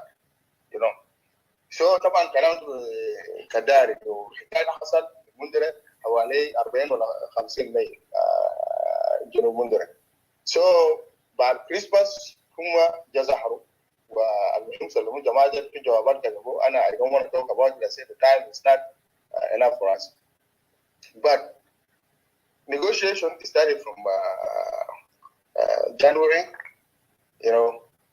contacts, and then early February contacts, and then the actual real talks. It took only 3 days for them to conclude Addis Ababa agreement. So a lot of things were left outside. Power sharing that, even SSLM did not address what would be the percentage of Southern Sudanese in the national government. They were content with the regional government. عشان كده ما كان عندنا ناس في الحكومة المركزية في الخرطوم. اللي كان شغالين في الخرطوم ده أصل الناس اللي كان شغالين in the 60s. Some of them did not go back to the south, but majority of them they relocated to the south. There are opportunities, So I think this Ababa agreement was done in a haste. أجانا ما أخذ enough time to study proposals that Sudan government وهكذا. Not only that, there was too much pressure on Joseph Lagu himself. من الناس قبل ما يمشوا he took some southerners with him from Khartoum to go with him to Addis Ababa to exert pressure on Anyanya delegation. يا جماعة شوف ناس تعبانين ناس دارين سلام لين تدارين ما دارين سلام وكذا psychological issues. Addis Ababa agreement did not address some of fundamental issues. However, it was a blessing in some forms, to give peace for Southern Sudanese at least for 10 years. I am one of the product of of that piece. I was able to go to school and learn and finish my high school. So في قصور في هذه السبب مكرمة. شكرا. Yeah, but I had some questions concerning this issue, Ustaz Tito. بس شوية معلش نحن هنجيب شوية في بعض النقاط. عندي 2 سؤال لك. خلي نبدأ بالسؤال الحسي طرحه أستاذة بام وإنت جاوبته، لكن بالنسبة لي أنا من الناحية الفلسفة السياسية في البرنامج الديمقراطي الإجابة غير واضحة كافية، بأنك أنت تقول الديمقراطية تقاس مثلا بعدد الأحزاب التي تحكم هنذاك مثلا في وقت بتاعت نميري، بأنه في بعض الأحزاب مثلا تم مثلا تقويلها من العمل السياسي. لكن أنا داير إيضاح أكثر، هل الديمقراطية تقاس بعدد الأحزاب الحاكمة، ولا الديمقراطية ممكن تقاس بعدد الأصوات التي تتحدث عن الشعب من خلال سمع أصواتهم وتمثيلهم في البرلمان أو في أي محفل سياسي؟ الديمقراطية طبعا ممارسة كويس، يعني what I mean إنه نيميري ما كان ديمقراطي in the sense when he took over power in May 1969 he banned all political parties. He banned them. To some extent, Communist Party was allowed to function briefly. يعني مش عشان خاطر عيونه. نيميري ما شوية بالمناسبة، ناس بيقولوا يا أخي نيميري ما شوية ولا نيميري عنده علاقة بشوية، لكن هو زي ما بيقولوا there له حاضنة somebody to support him, you know. So Babikar Awadallah, the only civilian who was with them was a leftist, was a socialist. So they enlisted support with Babikar Awadallah to get support with the Communist Party. بجناحيه بتاع الاثنين يعني with 2 wings, Abdul Khalik Mahjoub as well as Muawiya Sulaiman. You know, they participated in his government. But when they differed, in 1971, a coup was staged, and then, you know, Nimeri got rid of the communists. So immediately after the coup, هو كون حاجة بتاع اسمها الاتحاد الاشتراكي ده. كويس؟ هلا انت لو جات تمارس ديمقراطية يا أستاذ مجازي، انت تدي فرصة لأي زول. يعني انت يعني ما تقول يا اخي نازل كله لازم يجي يكونوا تحتي انا will not allow anybody to function freely. You know, that is that principle of democracy. You allow everybody, if they want to form their own party, let them form their own party and let the electorate judge them. يعني الشعب بيحكم. يعني مثلا يكون في حزب الاتحاد الاشتراكي السوداني بتاع نيميري ده، يخلي حزب الأمة يشتغل، يخلي حزب شوية يشتغل، يخلي سانو يشتغل، يخلي ناس كلهم يشتغل، ينزل انتخابات. كويس؟ الشعب بيصوت له بالأغلبية، ممكن بيجي you know they can function. لكن secondly كان نظام رئاسي، it wasn't a parliamentary system. You know، يعني حتى لو كان أحزاب انتخبوهم في مجلس الشعب القوي ولا الاثنين، في النهاية رئيس الجمهورية عنده سلطات أعلى. يعني ما نظام برلماني. هو ممكن يقول زي ما حسس البكير كان يعمل البرلمان. نمير ما كان عنده سلطة في الدستور بتاع 73 he can dissolve assembly at will and order election within 60 days. So there was no democracy per se. ده حاجة أنا قلت أنا أوضحه أو أنا قلت يعني في الإجابة الأول. شكرا. أوكي. أنا أنسى. والله طبعا انا ما داير اكون في ديبيت في الموضوع ده، لكن انت لو لا ديبيت، انت لو ما بتكلم بكلام انت قول لي وجهه نظرك. وجهه نظري في النقطه ده، انت لو لاحظت الان مثلا، لو لاحظت الدول الديمقراطيه زي امريكا، هي دوله ديمقراطيه لكن لم تسمح او لا تسمح بالحزب مثلا الشيوعي ان تتسلط على الضوء في اروقه سياسيه في داخل الدوله، لكن يخلي الشعب أن يمارس الديمقراطية. لكن هنالك أحزاب يعني عندها أيديولوجية لا مثلا تجعل الشعب كتكون كتلة يعني قومية في داخل البلاد. فده مثل بسيط انا داير ادي. يبقى الديمقراطيه ممكن تكون لدى الشعب لسمع اصواتها وليس للاحزاب، لان هنالك احزاب الايديولوجيه بتاعتها مخالفه تماما للبرنامج القومي في داخل البلاد، مثلا الاحزاب الشيوعيه المعروفه. دي النقطه اللي انا مثلا كنت داير منها ايضاحه يعني فلسفيه من الناحيه السياسيه الديمقراطيه في الدول المعروفه، لانه الديمقراطيه لا مثلا تحسب بس فقط للاحزاب. خلينا اسالك السؤال ده. انت قبل ذكرت الموضوع بتاع اللي اسمه شنو ده،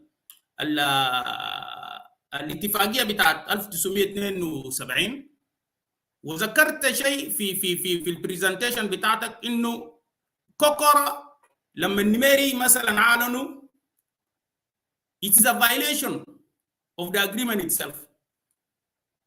I don't know if I was really clear when you said this. لكن نميري في حديثه ذاته لما قال انه هو جزء من العمل مثلا يعني لفتره موجزه وليس violation او مثلا ضد اتفاقيه بتاعت 1972. انت مثلا what's your comment on this؟ طيب شكرا يا اخ مجازي. النميري ممكن يقول النميري غير يقول، لكن احنا بنشتغل بقوانين كويس. اتفاقيه واضح، اتفاقيه بتقول انه تمنح الحكم الذاتي للمديريات الجنوبيه الثلاثه كويس، واضح في قانون دستور وحتى في قانون الحكم الذاتي الاثنين ريجنال اوتونومي ريجنال سيلف اكت. سو انت لو داير كويس يعني انا جبت لك مثال بتاع تقسيم المديريات في سنه 76. ما المفروض المديريات الجنوبيه تقسم الى 6 محافظات سنه 76 الا بعد التعديل. They have to amend the Regional Self-Rule Act 1972. You know, يعدلوا قانون الحكم الذاتي الاثنين ويعدلوا الاتفاقيه نفسه كويس، عشان بعد ده يتماشى مع حاجه هو يقدر يعمل. لكن الليله انت ما ممكن بس تقوم بدون تعديل بتاعت القانون وانت تعمل حاجه قسم المديريات لسته، ده انتحاد. لكن الجنوبيين سكتوا، حتى معارضين بتاع كوكورا عرضوا ليه؟ لان it created more autonomous regions، يعني مديريات بمحافظين بصلاحيات وبكده لمصلحته. But when it comes لكوكورا على انه خلاص يكون في اقاليم وكل زول يرجع للنعم بتاعه، now they are reluctant. You know, they said this is violation of the agreement. While the agreement itself was violated in 1976. ده يعني بتكلم من ناحيه قانونيه. اوكي، شكرا استاذ سيتو. بام استاذ بام, can you go ahead with those of Dr. Alhaj, or if any question for Tito from the audience, those who came up in the stage. Thank you. No question for Tito from the audience, but because of time, I have few other questions for Tito, but I would leave it for the next. You can ask him.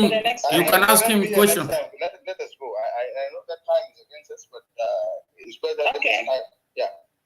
So my question for you earlier when you spoke, maybe I misunderstood you, but you said that basically when Nimeri announced the decentralization to Junub Sudan, he also used it for his own gain by trying to divide, with hopes to divide the South. Did I hear you correctly saying that? What did he say? Oh, you didn't hear me?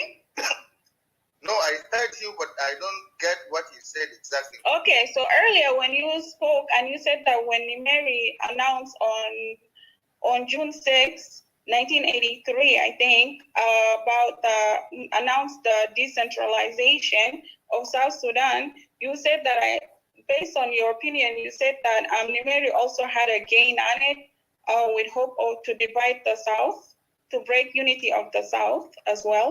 So are you saying that so the decentralization, it wasn't just to resolve the issue of the South where majority tribes of the majority are taking advantage of the minorities, but it's also as a gain to Nimeri government or leadership? Yes, that's correct, Pam. Like I said, Northerners, Nimeri and his northern brother, they had their own calculation regarding the South. They don't care, for them to see the South, in chaos, in problem. They don't care whether you are divided, whether you are one region. That is not the objective. Like the way we are seeing today, what is happening in the South. Northerners, they have handled it in the current crisis. So they always want to see that there's a problem in the South. Now, unfortunately, some of our politicians, particularly from larger tribe, they did not take that into consideration. يعني نشوفوا أن إحنا مثلا لازم نكون careful نكون في سلام وبيئة كقبائل بتاعت الجنوب ده ما نخلق مشكلة ما نفتح ثغرة لا. And one of the politicians is one Mudir. He told me when I met him in the 80s, he told me that's what they used to do to them. مجموعة تعب بيجي في خرطوم حسن الترابي and those of Sadiq al-Mahdi will tell them something different. That if you are the majority, then are the majority, you have to rule the South وما تخلي الجبال بتاع صغار ده يحكمهم.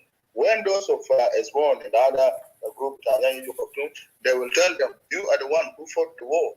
Why would you allow Abu Dhabi, and those who were inside there to rule the South? You can see the kind of game being played by the Northerners. But to answer your question directly, yes, Nimeri, and I told you, when he went to Juba on April 25th, 1982, في ميدان حرية, Freedom Square, he said he will not interfere. He will leave this issue for the Southern Sudanese to decide in a referendum.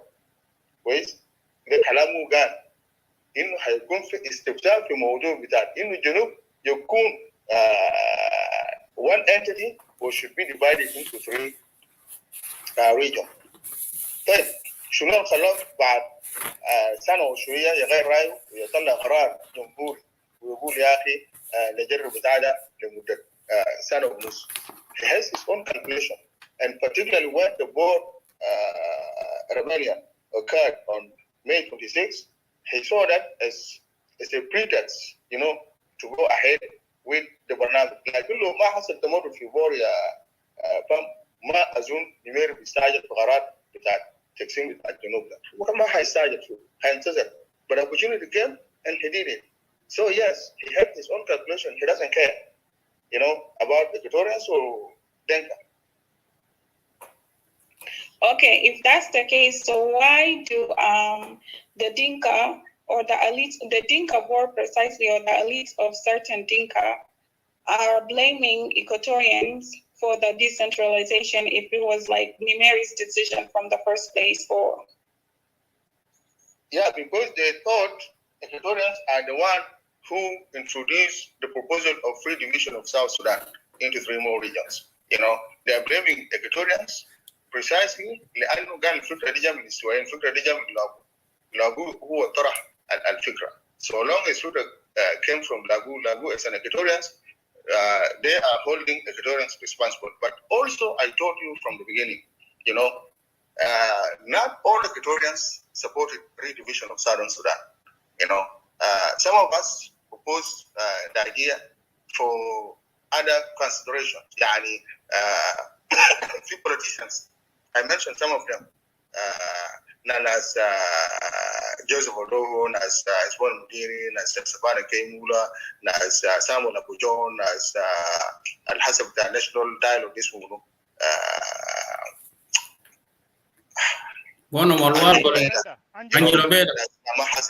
You can name them. And even, I have a letter here in front of me, response, Kalamuta Laguda, dated December 14, 1981. But guess addressed to whom? Addressed to Daniel Arap Moi, President, Republic of Kenya. And Nasal and Waka Jawab, let me just check. It was under Clement Ambor, was retired that Mujmuada, Clement Ambor, Joseph Odogo, Secretary with that Mujmua, were and others, الناس اللي انا حطيت لك ده. ف we are just getting blamed because the proposal came from one of us. Otherwise, with or without proposal, the Equatorians, still the North was going to divide the South. But Tito, that is assuming. That is assuming. You are assuming now. Because if wait. No, let me ask you this. No, wait, please. Wait. Because okay, go ahead. yeah, because first of all, when you mention the names of some of our politicians, that they already have this plan in their mind to look for decentralization in South Sudan. And then finally, Nimeri came with it. So I think here, the proposal is already have been exist by the South Sudanese, the names that of the people that were you mentioned, where you already mentioned their names. So how comes now we put that to assume that the Northerners or Nimeri himself that is already are planning to do so? Okay, you didn't allow me to finish, but I was just going to mention that. Nimeri had nothing to begin with. All حاجات الكل حصل ده, if you go back to the round table conference and its recommendations, its resolutions يا مجازي, انت بتلقى الكلام ده كله فيه. كلام الحسن قاعدين نقول عشان كده انا قلت لك ده موضوع طويل. We don't have time to exhaust it today. لكن انا لو رجعت في مؤتمر المائده المستديره انا هقرا لك المقررات بتاعت ال 12 months committee اللي حصل فيه شنو. What did they say about South Sudan? How to rule South Sudan? How to govern South Sudan? أجل ما جديد يا مجازف كويس. هي أفكار قديمة أصلا. أفكار قديمة موجودة في الشمال قبل ما إنه جنوبيين investigate كويس. لكن misrule بتاعت قبل الياب in the 80s الولد الحاجات دي. يعني لو كان سنة 72 لو كان الحكم كان حكم رشيد في الجنوب حاجات الناس ناقشوا بس مانجمنت شنو ده لو كان ما في I don't think so إنه كان حاجات دي بتطلع because everybody will be comfortable in his place in his area feeling with a resentment with a domination إنه في one of my brothers sitting on my shoulder I have to get him off my shoulder. لكن we created that environment في الجنوب to allow some of us to say okay if that is the case now each one should go to their region عشان كده برجع back to the 60s. أنا حاجيك أنا يعني I hope I know there are a lot of things that we have to talk about it but we don't have time يا مجازف هسه حاجات ده بس نقدر راسنا كده نقدر نقول لك الفكرة ده بتاعت كوكورا موجود في مؤتمر المائدة المستديرة سنة 65. Okay. ضمن المقررات بتاعه. Thank you. Anyway, we'll deal this on Saturday.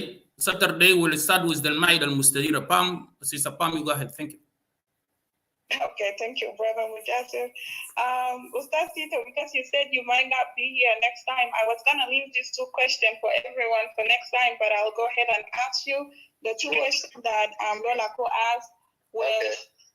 What is the solution for South Sudan? And then and that's the first question. And then the second question is, what is the probability that South Sudan, all 64 plus tribes, can attain unity? Well, I think that is that's a tough question to ask. It depends. We'll just hypothesize. يعني بنفترض حاجات بيس القراءات بتاعتي الحاصل في الجنوب. Is there a chance for united South Sudan? I can say yes, there's a chance, but depends on certain stipulations. Depends on certain things to be done in the right way. طريقة الحس سالفة والزمرة بتوع ماشيين فيه ده ما طريقة to keep the South united. It's not going to keep South united. I have to be honest with everybody. It's just causing hatred and resentment day after day. Is there a way forward? Yes, there's a possibility of attaining real unity. If we agree on system of government, what type of system of government that Sudanese want or South Sudanese want. First, we have to agree on that. There have to be a permanent constitution, devolution of powers, federal system. What type of federal system?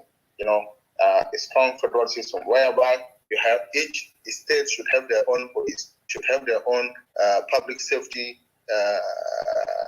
organ, law enforcement organ, prison, and then we can agree on,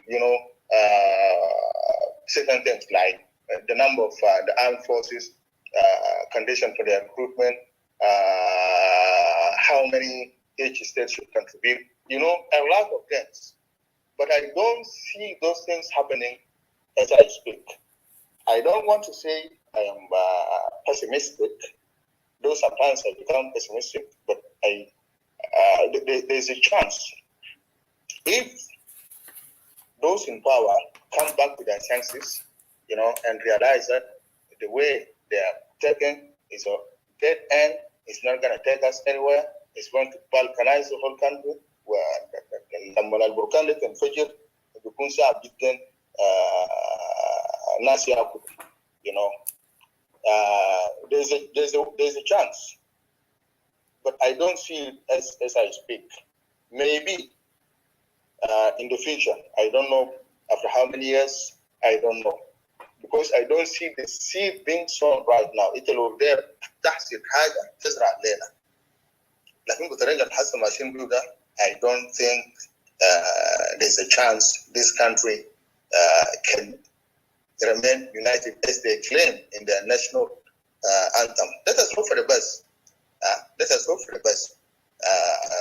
نشوف إن شاء الله ممكن miracle will happen, something will change, and then everybody will be happy.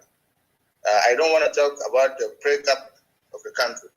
Whether the country breaks up into 3 states or 10 states, 10 independent states, is it going to be viable? These are things I think it's too early for me to talk about it right now. But yes, there's a possibility, but I am not optimistic at the moment. Thank you. Thank you, Mr. Tito. And just don't leave yet because we have 2 people up here and maybe they'll have a question for you. But I'm around. I'm not going anywhere. Okay, so I'm going to go ahead and give a chance to Dr. El Haj for any remarks that he has to say. I also have a question for Dr. El Haj after, and then there is a question from one of our sisters that I will ask you as well. So the mic is yours, Dr. El Haj. Okay, thank you.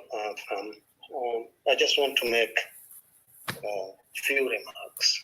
One is I want to say to Tito is that thank you for the clarification, and it is appreciated and acknowledged. And 2, I do accept and agree with you totally that Addis Ababa agreement was a very, very bad agreement. It's just because people don't see any point in criticizing it, because we wanted it as a period of peace for South Sudanese to develop so that they could restart. And as a matter of fact, the senior Anyanya officers who were incorporated into the Sudan army, including those of late Dominic Cassiano, late Peter Cirillo, late James Loro, and more Makul, and who's the other person from WOW. There are a lot of them. They were working together, and Beren came and hijacked what was going to be actually a South Sudanese rebellion against the North in total. Carbino, with his corruption with Sadiq Albana, and Geren came and hijacked it, went to the bush and made that plan to fail. So the Addis Ababa agreement was okay. People knew that it was going to be as a stepping stone, and that is why Lago developed South Sudanese officers, among them John Garang. He sent John Garang for master's training and PhD training and brought him back, and he was developed through the system, and many others. So there were benefits from the Addis Ababa agreement, but the agreement per se was actually bad. It put South Sudan in total control of Khartoum. In everything. South Sudanese had no power other than the local power, which Abel and the rest started misusing. And I think Abel and his group were short-sighted, and they allowed the Arabs to use them to create the division, which you say, and I do believe the Arabs had an intention of weakening the South Sudanese from within. Abel and his group allowed that division to continue. They played the games for the Arab, and the one thing before the violation of the agreement in 1976 by dividing the regions into 6 was the failure. Deliberately, Abel Aller refused to allow the plebiscite, or rather referendum, to the Abiy people to decide, because that was in the agreement. So the issue of Abiy being treated very badly up to now emanates from Abel Aller. And that is very, very sad, but that is a story for another time. And so the third thing that I want to make a remark about is the violence. I think people should not be misled, because there was violence, but that violence was minimal and minor, because law and order was enforced by Khartoum. The army was a national army, and they did not interfere in any of the things that happened in Juba. It was actually the Jeng who claimed that they were abused, they were killed. You can just find out that how can you be killed and mistreated when you are in control of the total police force and the civil defense forces under Ruben March. This can tell you whether the story that the Jeng say they were abused at that time. Because until the division happened and people went, the Jeng were in total control of the internal security. So people should not be misled. That's why I say people need to do a little bit of research to get the details. Yes, there were some incidences between Mundari and Jeng, and those happened in the markets, mostly to do with cattle. And outside, I cannot say anything, but I didn't hear anything much. They were maybe very, very minor, but still the security interfered where there was. So there wasn't a breakdown in law and order whereby people can say that there was violence through that period. I think that would be misleading to the younger generation that have not experienced that time. Finally, on making the remark is that why the narrative of Kokora is so contentious is because, one, JCE Group and Abel Aller were the beneficiaries of their abuse, and they did not want that system to end. Two, the Equatorians were the aggrieved party, and they wanted to rid themselves of abuse, and so they support Kokora. This is why you get up to today, most of the Jeng, because they've been indoctrinated by JCE, totally do not want to hear the word Kokora. And if you come to an Equatorian, they will say totally they want it. And then there is the third group, which is South Sudanese patriots and nationalists. Their leaders were among them as Joseph Oduho, Hilary Logali, Clement Omboro, and many others. Those were having South Sudan at heart. They understood that Equatorians were being abused, but they were afraid that the Kokora would weaken the South and will allow the Arabs to take over. That is a very, very reasonable approach, and how they saw it, and anybody who would blame them for that, I think, would be short-sighted. But they also did not interfere. After Kokora, they just kept quiet to allow events to go. So they were the most reasonable, calming politicians who took things slowly but understandably, knowing that South Sudanese were committing their own mistakes. So the constant thing that anybody should not underestimate in Kokora is that what remains constant is that the abusive power of power via tribalism created serious grievances and necessitated Kokora position. Regardless, whether you come from the JCE group, whether you come from Equatorian group, whether you come from the Nationalist Patriots groups, the central point is that Kokora cannot be denied because it was seen and believed, and actually it did bring a temporary relief for Equatorians until something like towards the end of 80s, when SPLA then encroached and took over. So that reality should remain central, and anybody who wants to destroy it is just wasting their time. These are the comments that I wanted to make. Thank you. Okay, I have 2 questions for you. The first question comes from Sister Lurid earlier, and then her question is: should Kokora replicate or restate the cue to population and tribal conflict?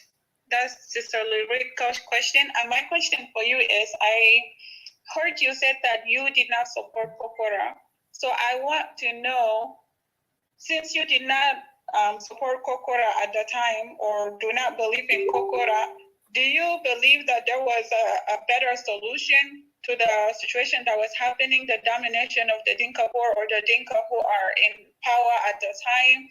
And if so, do you think that that solution could have prevented the domination from happening, and even what's going on today? Because I feel like what's going on today in Junub Sudan is also continuation of what happened before Kokora. That's my second question for you. All right, I understand your question clearly, but maybe I'll ask you later about Lori's question. I can answer you about, at the time when these things were going on, the experience was nasty. The environment was toxic. And as anybody would, most people sympathize with Kokora. I sympathize with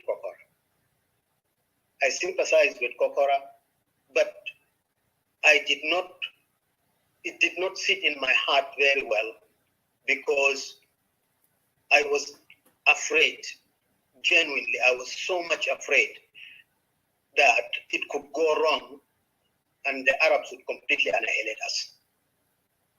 So it is my fear of what the Arabs could do that kept my heart back from supporting Kokora totally, knowing that the Addis Ababa agreement was just a paper which is not worth the ink written in, to be honest.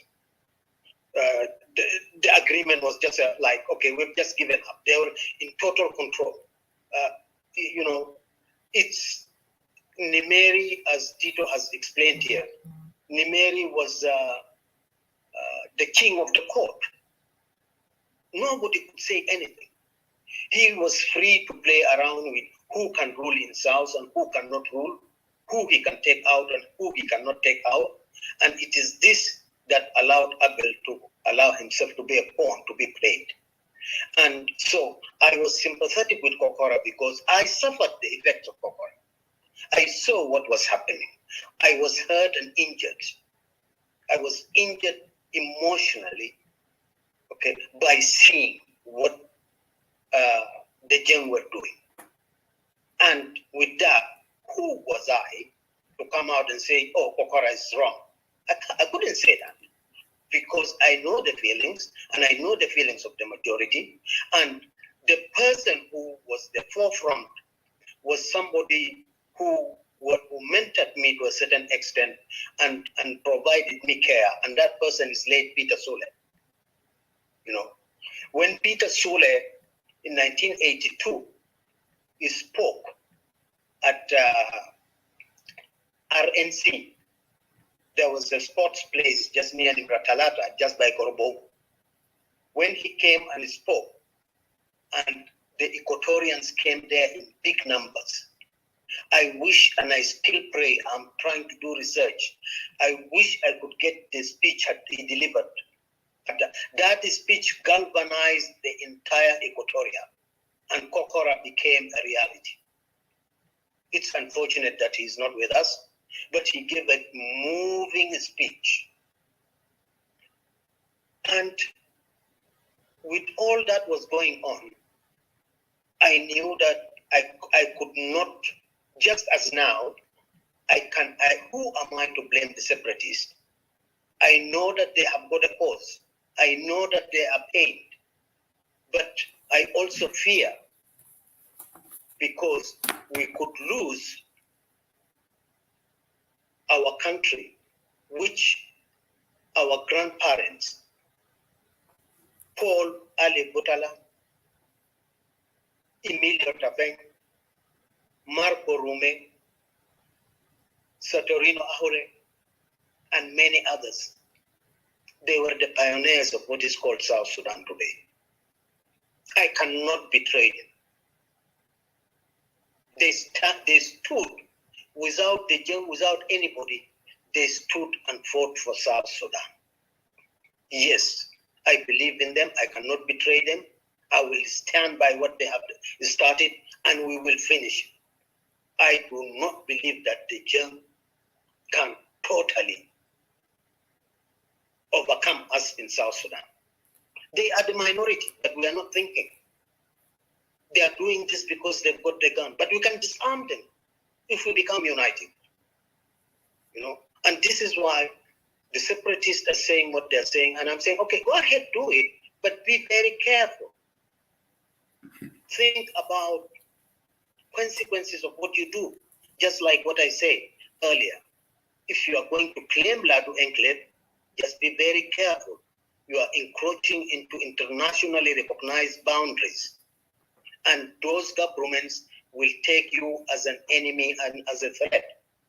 A simple example is you can see what's happening between Ukraine and Russia. These issues are not simple. It's not just we talking in the social media and that's it. They've got representatives, they've got ears. And you can see now, Congo has reacted straight away and made alliance with Juba. But I cannot blame them. Who am I? I'm a human being, I'm just myself. Who am I to tell them that they shouldn't pursue their wish? They've got their right, they can. And so with Kokora, to answer your question precisely is, exactly, I had the same feelings like I had for the separatists now, but I was so much afraid that South Sudan could be lost. And there was a big chance that it could be lost at the time. I don't know whether I've answered your question, but if you want to clarify further, and then you can give me, you can give me Lorit's question to answer.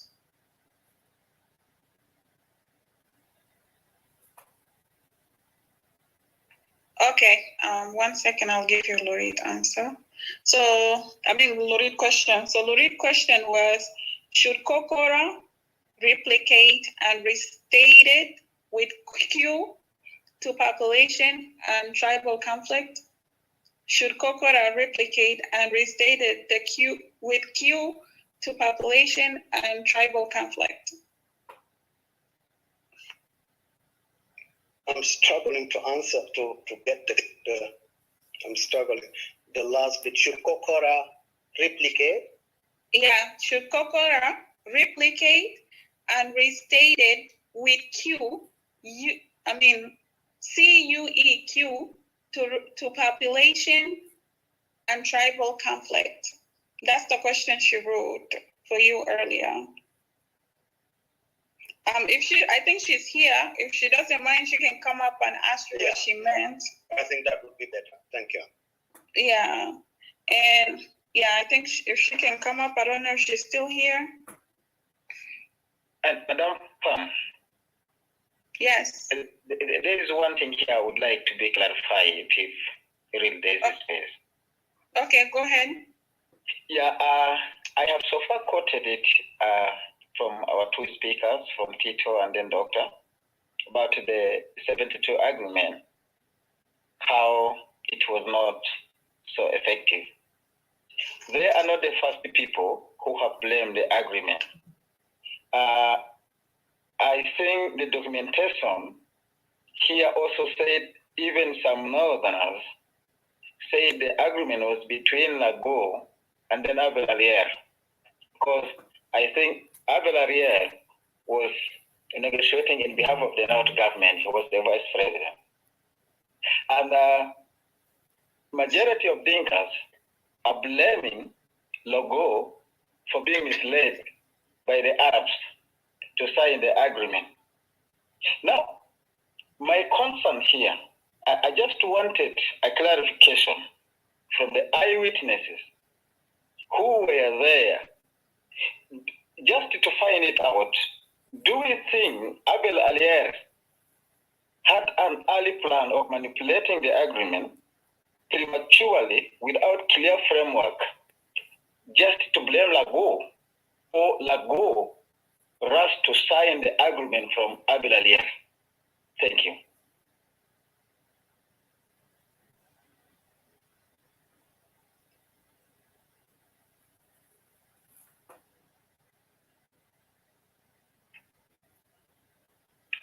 Is it picture? I think, Sister Pam, are you there? Yes, I think his question was for Dr. Al-Haj, wasn't it? Yeah, to Doctor and then Tito, if they're all there, because I think they all mentioned of that. Okay, but so I will let Dr. Al-Haj answer it first, and then Ustaz Tito will answer after. Laku, can you repeat that question, please? Sorry.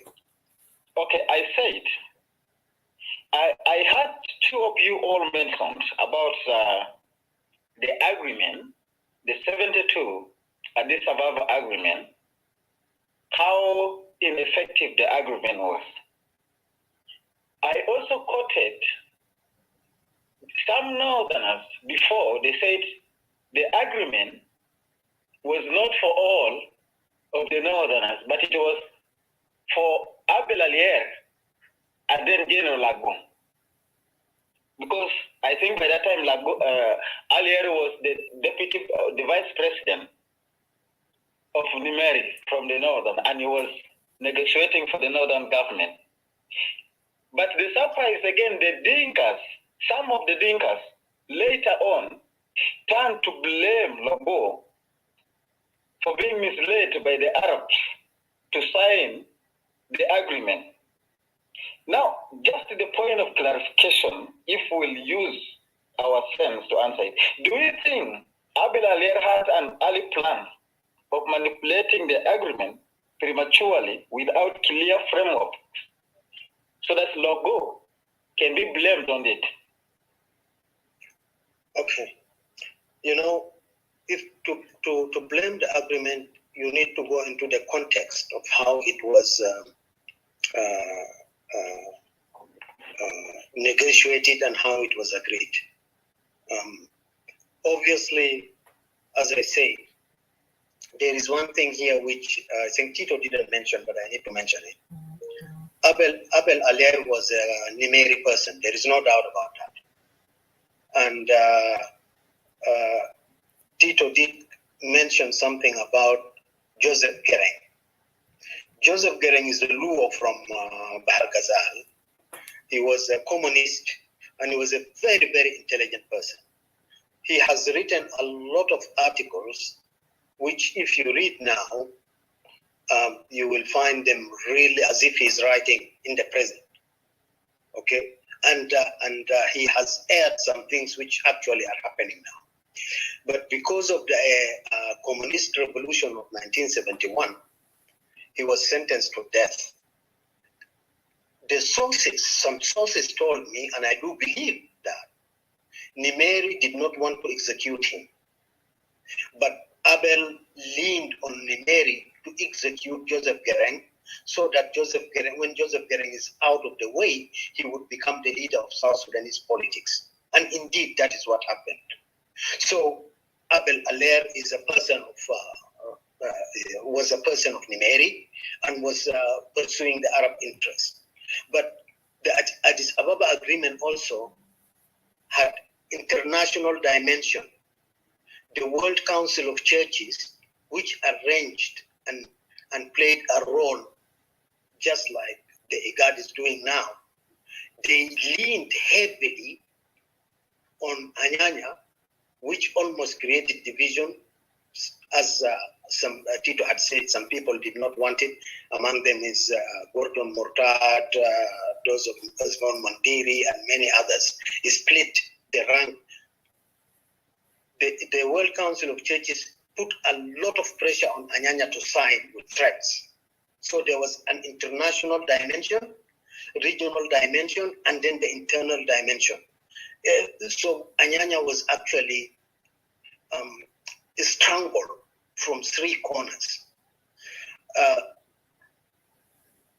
The agreement, the way it was negotiated very quickly and signed, I don't think Lagu was given any chance to have a third party see it for him or go through the agreement with him in order to point out, because the agreement in effect just handed South Sudan back to have a local autonomy where we rule ourselves in South Sudan without anything internationally. We had no control whatsoever or share in foreign affairs and many other things. And the things that resulted in South Sudan because of the agreement was the North totally controlled the economy of South. So it's laid a strangle on South Sudan. People were constantly living with hunger. Salaries were not coming on time. And if salaries came on time, Abel Aller and his group demolished it. And just South Sudanese could not have a way of any sort of freedom. That is what Addis Ababa gave. And therefore, to me, as I look at it, and if you ask anybody, if you do your own research, you will find that Addis Ababa agreement really was only good for bringing peace and allowing South Sudan to develop the next generation for total liberation, which did happen. So in that regard, it was good. Abel Aller playing a big role for Nimeri, obviously he did. International community through World Council of Churches, obviously they did. Local African leaders, obviously they did. So I cannot blame Lagu because the circumstances and the context were all against him. But he thought wisely, signed the agreement to get peace for a short period and for people to develop. And they did implement their plan. The Anyanya officers obviously were going to take control of South and have the fight in towns, no more going to the bush, until Carbino and John Garang came and scuppered it. I don't know whether I've answered your question. Yeah, you have tried.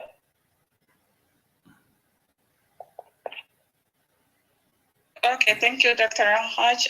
Brother Tito, Minister Tito, I'll give you the chance to answer the same question. Thank you, Pam. I think Brother Al-Haj have said most of the things. Abel is a shrewd politician. There's no question about it.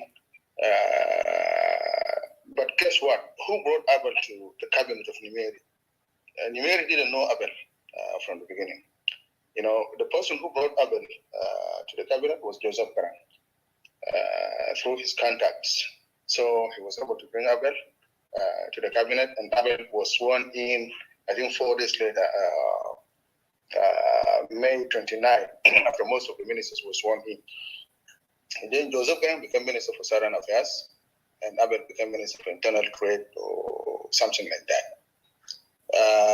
Now, when it comes to whether Abel was behind Joseph Garang's execution or not, that remains to be seen. However, widow of Joseph Garang, she pointed a finger at Abel, that Abel was responsible for the death of her husband. But based on my own research, I talked to a security officer who is a northerner. At the time, he was, I think, lieutenant in security, internal security. So he told me after the coup, Abu Qasim by then was Minister for Interior. Abu Qasim sent him to Fatma Ibrahim's house, to go and search it. They went there, they searched the house, they got some documents. One of those documents containing something like ministerial position. And Joseph Garang's name was in the list. Some said he didn't tell me what position exactly Garang was nominated for. But some people said he was nominated to become Minister of Foreign Affairs. He took those documents, he gave it to Abu Qasim. Abu Qasim saw it. Abu Qasim told him that Mary is right now sitting in Al Shajara. For those of you who live in Khartoum, because after Nimeri survived, Nimeri went to Shajara. So the trial actually just a matter of days. Some of the officers were executed, those of Hashmalata, and then the officer told me when he arrived at the barracks, they took him to Nimeri. When he entered, he found Joseph Garang handcuffed behind his back and was standing before Nimeri. So he gave those documents to Nimeri, particularly the one which looks like cabinet positions. فقال لي نمير لما شاف الورقه قال لجوزيف قرأ ده شنو؟ مش ده اسمك؟ before Garang could answer him, David, sometimes, people, I admire him great. David Shiga, but he was very courageous. He said, I told Mr. President, Yahi, اسمه في ورق ده ما بيدينه. يعني ما إدانة. It's not, like an indictment against him. فنمير told him, في زول سالك اطلع برا. حييته وانا طلعت برا. So now whether Abel was behind it, and I cannot refute it, but I tend not to agree with that narrative because Nimeri was banned to get rid of communists by all means. يعني راديو مدرمان والتلفزيون شغال قال له لقيت اي شويه كويس اي شويه كان في باص ولا في عربيه ولا شنو. So there was a campaign against communism. Maybe Nimeri was trying to release Garang, but I doubt it. Because Garang belongs to Abdul Khalid Mahjoub's camp. So he was executed on July 28th. Abdul Khalid, Garang, and even somebody said, لما العسكري مشى جوزيف جران في حبس وقال له يا جران انت محكوم بالاعدام قال جران shouted Nimeri ده جنة ولا شنو. He couldn't believe it because he didn't do anything. When the coup happened on July 19th, he just came from Central Africa 2 days earlier, because he was trying to talk to Southern refugees around the country, Whether he was aware of the coup, I doubt it, because he was executed by the military. Like in Nimeri, عشان مصبح بتاعت بيت الضيافة, they want the communists to pay the price. Innocent people were executed. So after the execution, of course, Abel took over as Minister for Foreign Affairs. Abel knew exactly what he was doing, you know, and even if you read his book, Southern Sudan, Too Many Agreements is Honored, you know, he pushed for certain things. Even while in Addis Ababa, he was still pushing. He wrote a letter to Lagu. Lagu read the letter. Lagu was angry with Abel. When they met in Addis Ababa, privately, Lagu expressed that anger to Abel, you know, because he pulled the letter outside and he said, you know, this is the letter you wrote to me. You shouldn't write the letter to me this way. You know, so you can see Abel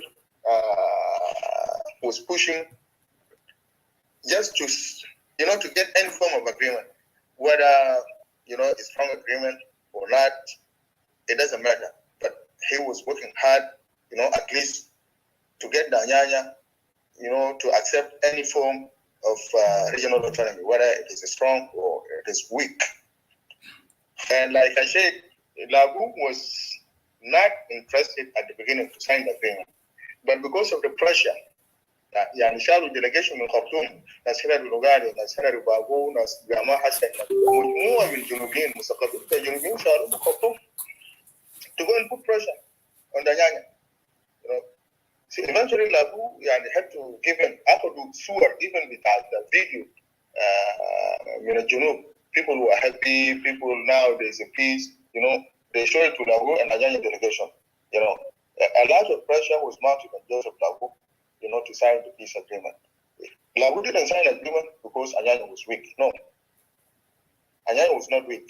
They just got advanced weapons from Israel. They could fight. One is when Secretary موجود كجواب. في جواب كتبوا القائد اللي كان مسؤول عن ركاب الطيار كريستوفر جوما جرماي، وهو كتب جواب شخصيا للإيميل. You know, but like I said, this is a long story. I don't want to get into it. But Abed knew exactly what he was doing. You know, he doesn't care form of agreement. He was happy. He was satisfied. He shouldn't sign even the agreement. He shouldn't sign it.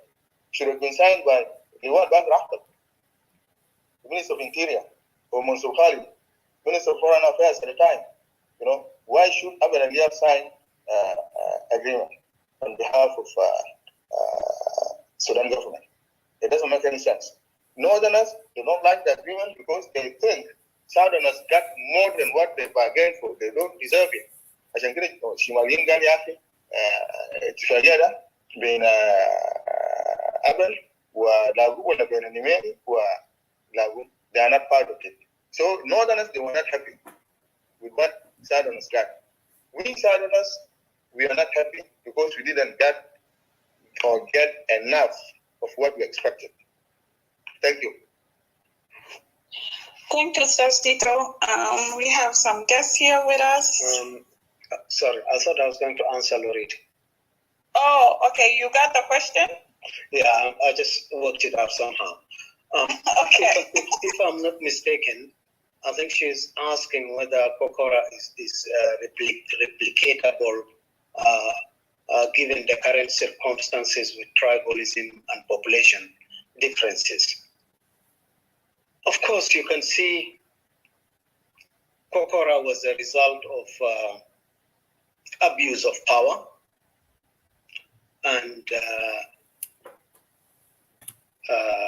when power is abused and people are hurt, they will react, and of course people reacted and they achieved Kokora, and the people in Equatoria had a peaceful period until SPLA rebellion came to Equatoria.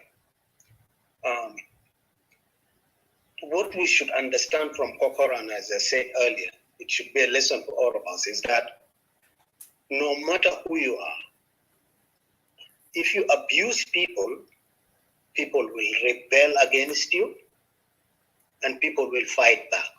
It doesn't matter.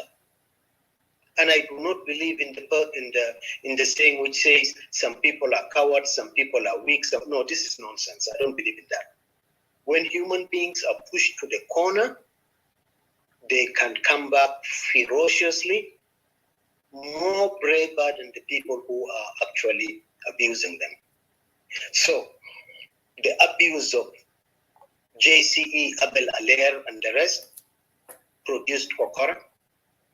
Right now, the same abuse did not change. And it is actually important to mention, most of the people in Kokora, during Kokora time, the people doing the abuse, the JCE, and the students who are doing the fights, are the ones now controlling power in South Sudan. They are the ministers, they are the major generals in the army, they are the everything in South Sudan. So you can see that mentality has not changed, because these are the people who did it during Kokora time. They went to the bush against Kokora, and they have come back. And they have not learned a lesson, and they are now replicating it in South Sudan at a bigger scale because they are in control of the army. But the question to me is, will their plan succeed? I doubt it. I personally doubt it. What I see clearly, and I can see it coming, is just the young are inviting troubles for themselves. Because there are many, many examples of governments that have tried to oppress people, and at the end they just melted away. They were completely thrown out. And that is what gives me hope that South Sudan, as it is, will stand under good governance when power is taken away from the current lot.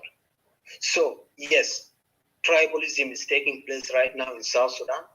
Tribalism is replicating abuse of people and implementing it. Population, I doubt whether the young population is really huge. It's all a lie. They are not more. And let me explain this. In the last population census that was done in South Sudan 14 years ago, Equatoria, the population of Equatoria was 2.7 something million. The population of Upper Nile was about 2.9 million. The population of Bahar Ghazal was nearly about the same with Upper Nile. And that makes the population of South Sudan just under 9 million, above 8 million. If you do not have them in Equatoria completely, so 30% of South Sudan is devoid of young. You are left with 70%. In Upper Nile, the young in Upper Nile will not constitute more than 15% of the population in Upper Nile. In Bahar Ghazal, they may be around 2 million. So this idea that the young are 80% or 40% is used psychologically, and it has frightened a lot of people thinking that the young are majority. No, they're not. Whose majority are they? Do your mental work it out. Look at the papers, work it out, you'll find. And given the fact that now their own rule, Kiir mismanaging the country and mismanaging the young, more young have died from hunger, from lack of services, from anything, more than any other group. Their population now should be much more smaller. So I do not think that the young population should be taken seriously. Forget about what people tell you on social media or Facebook. The realities will come. The realities will come. When census data is done, you will be surprised to find that the young will not be more than 15% of South Sudan, entire South Sudan. So why are we, the 85%, give up parts of our country simply in fear of the young, or because why can't we not come together and remove them and make the South Sudan that we make? That, I think, to me, will make grandfathers, the Tavengs, the Rumes, the Watalas rest in peace, because that is their view. And I think for me, Kokora will replicate itself, and it will replicate itself in different ways. One of them might lead into breakup of South Sudan. One of them might lead into a federal system in South Sudan. One of them might lead into a confederal system in South Sudan. So any of this is possible because people will not put up with young oppression. And so people should not worry. And as far as I'm concerned, I think there are many indicators which are showing that young rule is coming to an end. And what is needed is for all of us just to come together, give the final push, and build the country that we want. Thank you. Thank you, Dr. Al-Haj, for that brilliant answer. I see Brother Mujasif blinking his mic. Brother Mujasif, I'll pass the mic to you if you have something to say. Yeah, you know, we already make 6 hours for this show. And I think we have only 2 guests here, Sister Pam. Only we can give them only one question to each. And then I think we have to end because it's almost 2 a.m. morning. We make 6 hours. Maybe we also let the debate for the next time, because we'll have Saturday as another discussion. But only you can give 1 minute to the finalists and one question to each for those who are up here. Thank you. Okay, thank you. So I'll go ahead and give the mic to Uncle Laru. If you have a question or you have a statement, you have, I guess, 2 to 3 minutes, because we have majority of our guests lives in Europe, so we have to close so they can go to sleep as well. So the mic is yours. Yeah. يعني خلينا نشكركم اولا. انا مثلي هي طيب القدر السمع تحت. انا بمناسبه نشكر برادر مجازر وبام والاخوه القدر يعلق في الموضوع ده. ومجازر بيقول انه عنده حركات يعني جاي عشان تكمله للموضوع ده كله. بالمناسبه التوبيك مهم يا برادر مجازر، لانه في كل فتره بتاع 6 ولا 7 سنه في السوشيال ميديا ابن الكلمه بتاع كوكورا ناس شالوها بديفينيشن بلغات بتاعهم مختلفه برغم انه ما لغه بتاعهم، عملوا ديفينيشن. فانت جبت له توبيك مهم جدا جدا بالنسبه للفورم ده. انا بشكر كل المتحدثين اللي تحدثوا في هذا المنبر لنا. ما مشكله بتاع كوكورا انا ما عندي تعليق كثير، لكن النقطه اللي ذكروا اخواننا هنا الضيوف ذاك يا مجازف، هو ذكروا نقطه مهمه جدا جدا، انه ابي الالير هو في تاثير في اتفاقيات السبابه. ما نميري قال لنا انه الاتفاقيه دي ما قرآن الكريم ولا كتاب المقدس، يمكن يمزقوها ويحطوها في زباله. يبقى وين الدور بتاع نميري او شمالين في اتفاقيه اديس ابابا؟ واربطها مع كوكورا. نحن جريدي كوكورا كسرنا 17 سنه عشان كوكورا، كسرنا 17 سنه.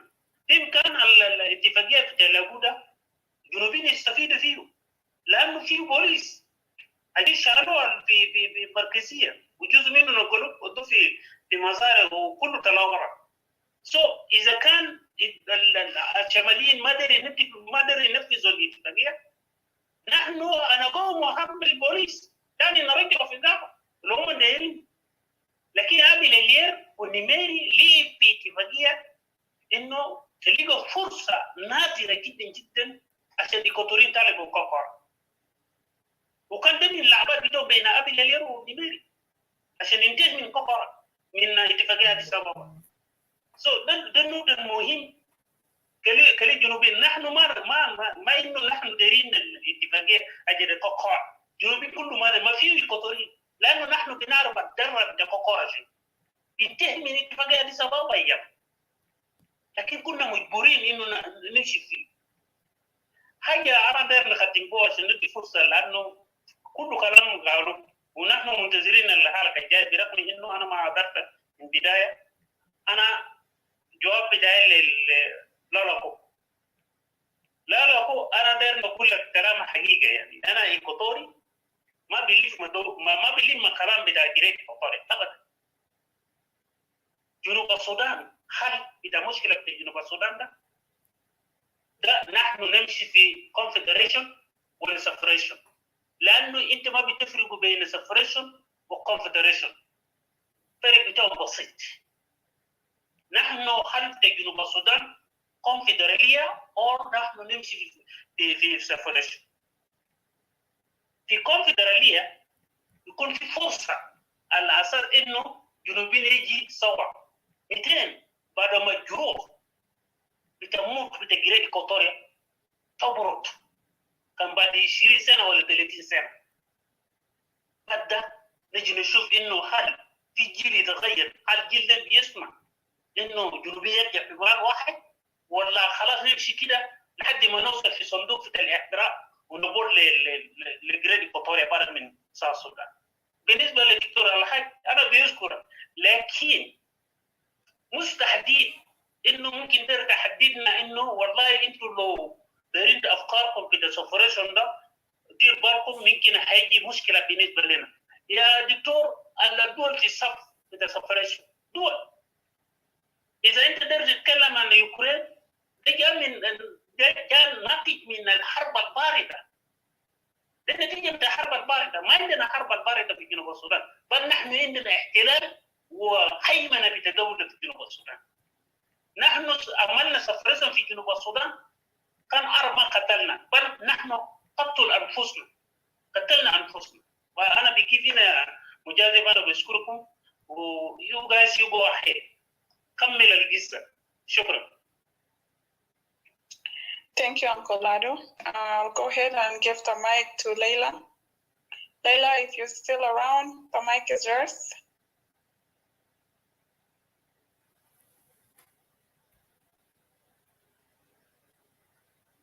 Leila? Leila, are you around? There's a possibility you might be sleeping already. Okay, just we go ahead then. We give the final remarks. Yeah, thank you.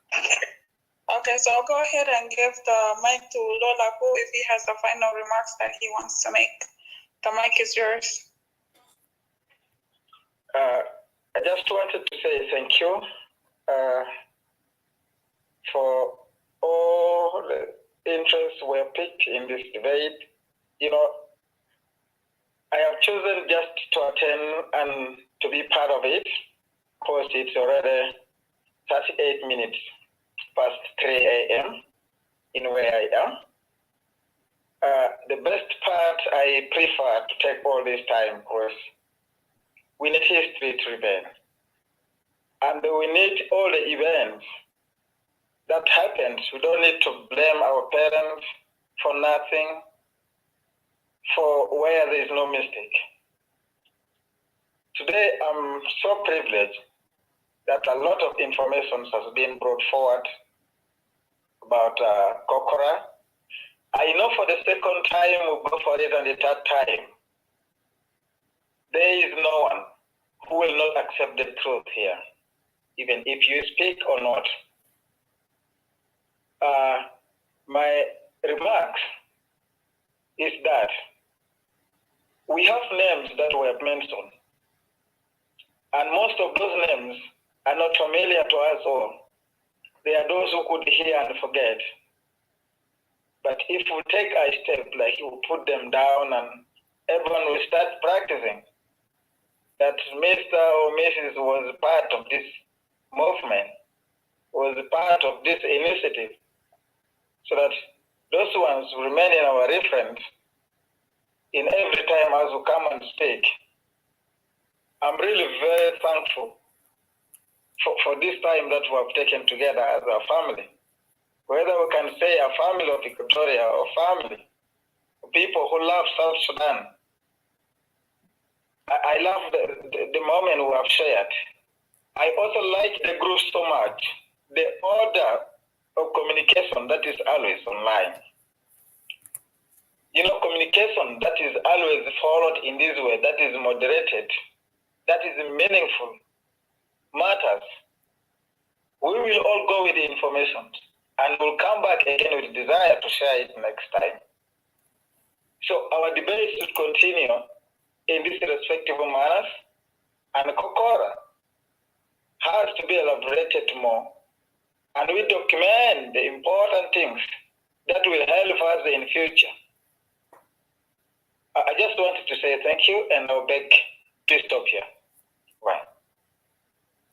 Thank you so much, Lolago, for coming today and for staying with us this late to feed us with all this valuable information. We appreciate you very, very much for coming today, especially for someone like me who was born after Kokora and do not have a lot of information about that. I appreciate each and every one of you guys for being here today and giving us all this information. And I know a lot of the youth, especially Equatorian youth, they will appreciate this information. So I'll go ahead and give the mic to Dr. Al-Haj if he has last remark to give. And then we'll go after that to Mujasef and Sabata in the studio. Dr. Al-Haj, if you have any last comment, the mic is yours. Okay, thank you very much. Yes, I've got just to say something about Uncle Lagro, and I appreciate what he has said, but I just want to say that he totally misunderstood me, and I'm happy to clarify my position. I do not, under any circumstance, blackmail people, threaten people, and I have not threatened the separatists. I have not blackmailed the separatists, but I have challenged the separatists on a couple of occasions. And you know that you've invited me to some of your forums, and the way you have treated me speaks for itself. But the truth has to be said.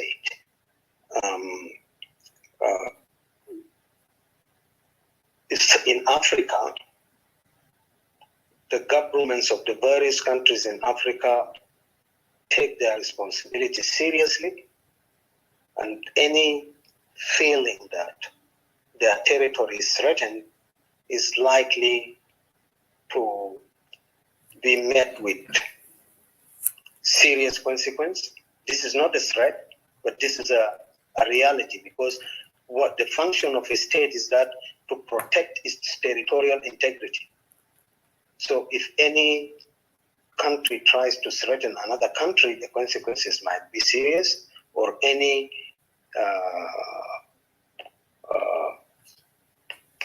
non-state actors threaten a state by making statements or demands, claiming lands. This is not threats or blackmail. I'm just stating a fact. If anybody understands how states, the purpose of the states and what have you, they will clearly understand what I'm saying. And it's not a threat. I'm not blackmailing anybody. I have no reason to blackmail anybody. I have my own respect for the separatists, and I have got my own disagreements with the separatists, and I think we should keep it healthy. I should accept what is good in your side and criticize you for what is not good, and you should also accept what is good from my side and criticize me for what is not good. And this is why I'm asking. I just asked Pam that I've seen that Dr. Hakim is here. Hakim Dario has asked if he could ask a question. I think if you give him 2 or 3 minutes to come up to express his views, I think that would be helpful. It might enrich this further. I know, but if you just that might be a way of making this to be more interactive with many people. But Lado, getting back to Lado, you have misunderstood me, and I hope that you will understand what I'm saying. I'm saying it on the basis of what the states are, what their duties are, and exactly in the case of South Sudan, Congo, Democratic Republic of Congo, reacted seriously to the issues around Ladu Enclave by their president coming to Juba, sealing deals against any groups working in their borders to realize what would be learned. And that could have been thought clearly. That those are things that needed not to have been discussed openly, but anyway, people make their decision. You are free, it's up to you. I can only give what I say, take it or leave it, throw it to the streets if it's not good. But the fact is that Kokora was a necessity to address grievances of Equatoria at the time that it happened. And it cannot be played down. There would be many narratives that would come around it. Narratives of the young because they hated it, they didn't want, they were the beneficiaries. Narratives of Equatorians because they are beneficiaries of Kokora and they want it, and it relieves their pain, solves their problem, which is good. And then there's the narrative of patriots like Hilary Lokali, Clement Amboro, Oduho, of those who believe that we can reform South Sudan. We shouldn't break it. We shouldn't, do anything that will harm. And some of us who have worked this out and known that the Dinka are not really majority, people are frightened psychologically, they can be addressed. And so this is where we stand. Kokora 2 is replicating itself now, and it will continue until the root causes of the issues are addressed. And the root cause is simply we need good governance. But at the moment, we cannot have good governance because the people in power are working with a different cultural psyche, which perpetuates crime, and the others do not. And this is why we have a problem. Thank you. Thank you, Dr. Alhaj. And I just wanted to tell you, you are one of the wisest and most intelligent person that I know, and I love listening to you. Every time you're in the room, I find myself there listening to you because every time you speak, I learn from you. And my apologies if other people misunderstood what you have said. I have never seen you disrespect or blackmail anyone, or basically other than challenging. And one thing I realized that our people, they don't take well when you challenge them, or if you have a difference of opinion than theirs. But that's one thing for us as South Sudanese that we need to work in, is that we need to know that we can have difference of opinion, but still respect each other and still be one people. I'll go ahead and give chance to Mujasif. Do you guys want to speak, or should I give to Tito first? You give Tito. I think let's be precise because it's really getting late. 1 minute or 2 minutes maximum, please, because okay. we have Ladu here and also Sabata to have 2 minutes or 1 minute. And I asked Dr. Hakim Dario to come, by the way, Dr. Al-Haj, but I don't know, he don't accept to come or what is going on. He's listening. I sent him the invitation to come up to give him 3 minutes so that he can give his remark also and if any questions, but I don't see he's accepting to come up. Yeah, thank you. Yeah, that's okay. If he can't come in today, anyways, it's too late. So hopefully next time we have part 2 of this show. So hopefully Dr. Hakim Darius, hopefully next time you will join us. I'll go ahead and give the mic to Tito. So Tito, the mic is yours. Thank you, Pam.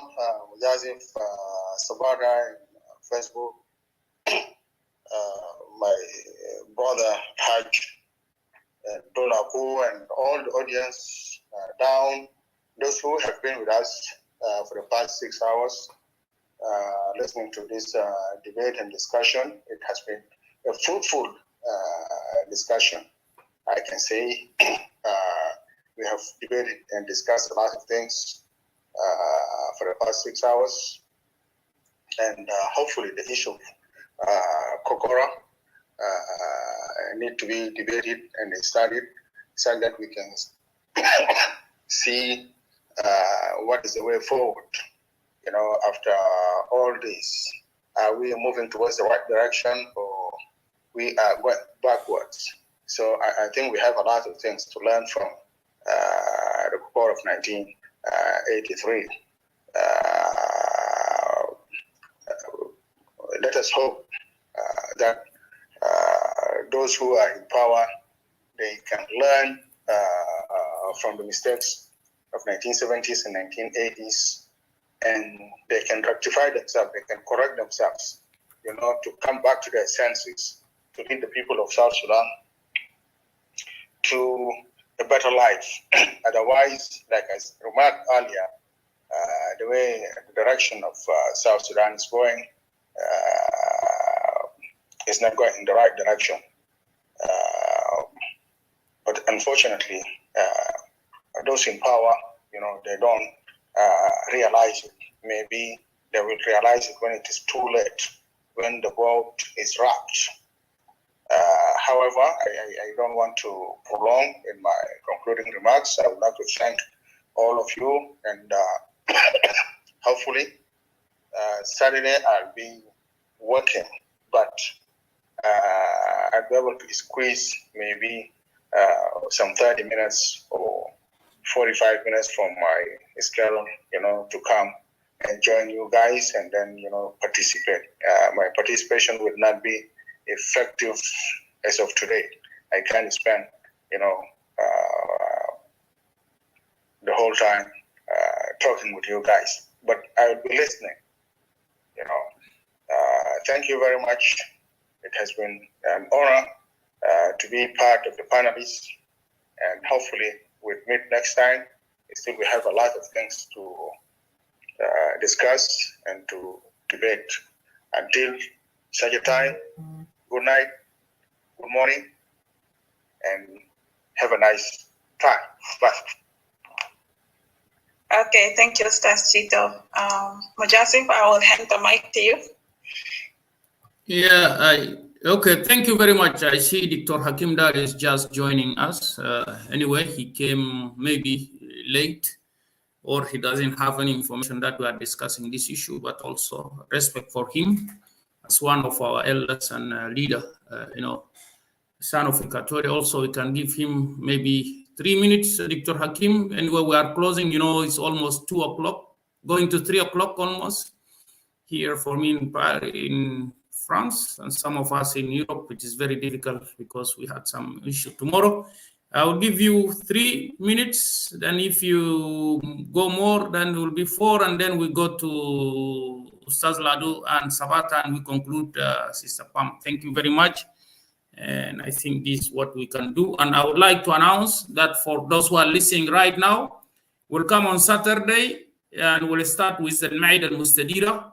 We'll start with Ustaz David Lado, who will do that, and then Tito will add more, and we open the discussion. And we have some questions also for Dr. Al-Hajj concerning the agreement 1972, because there is a lot of questions that should be asked for Dr. Al-Hajj, for that he is not really 100% that agree that the agreement was good. Even though the agreement was not really a full agreement, it seemed to me like it was just a declaration of principles, and then the Southerners, they should work further to work on that agreement so that they can make it a good agreement for them as South Sudanese. So thank you very much. Dr. Hakim, I let you to go for 3 minutes. Thank you.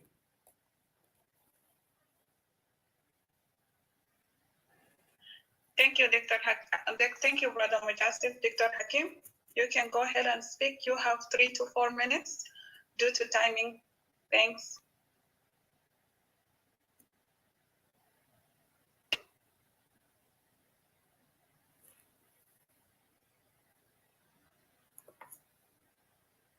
Hello? Yes, we can hear you. Okay, thank you.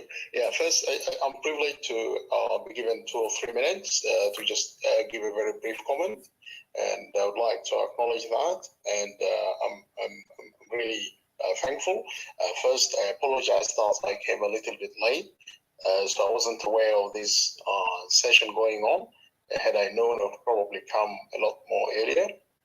So I'm hoping that in the future, if there is advanced notification, one will be able to come here and participate like everybody else here. So I just really wanted to comment very briefly on Kokora and what we are discussing here. And some of you perhaps were born later, but some of us attended the events and went through the time when the Kokora was shaping up in South Sudan. We were in junior and secondary schools those days, and we had lots of experiences about what was going on in terms of tribalism at the time.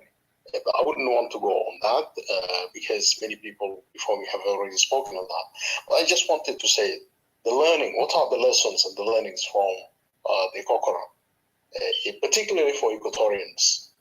Because Equatorians were the afflicted party, were the aggrieved people, and as a result of that, the vast majority of the people of Equatoria stood behind the Kokora. Now, what does that say? The implications from that related to their future, because they wanted to come on themselves and they wanted to live in peace.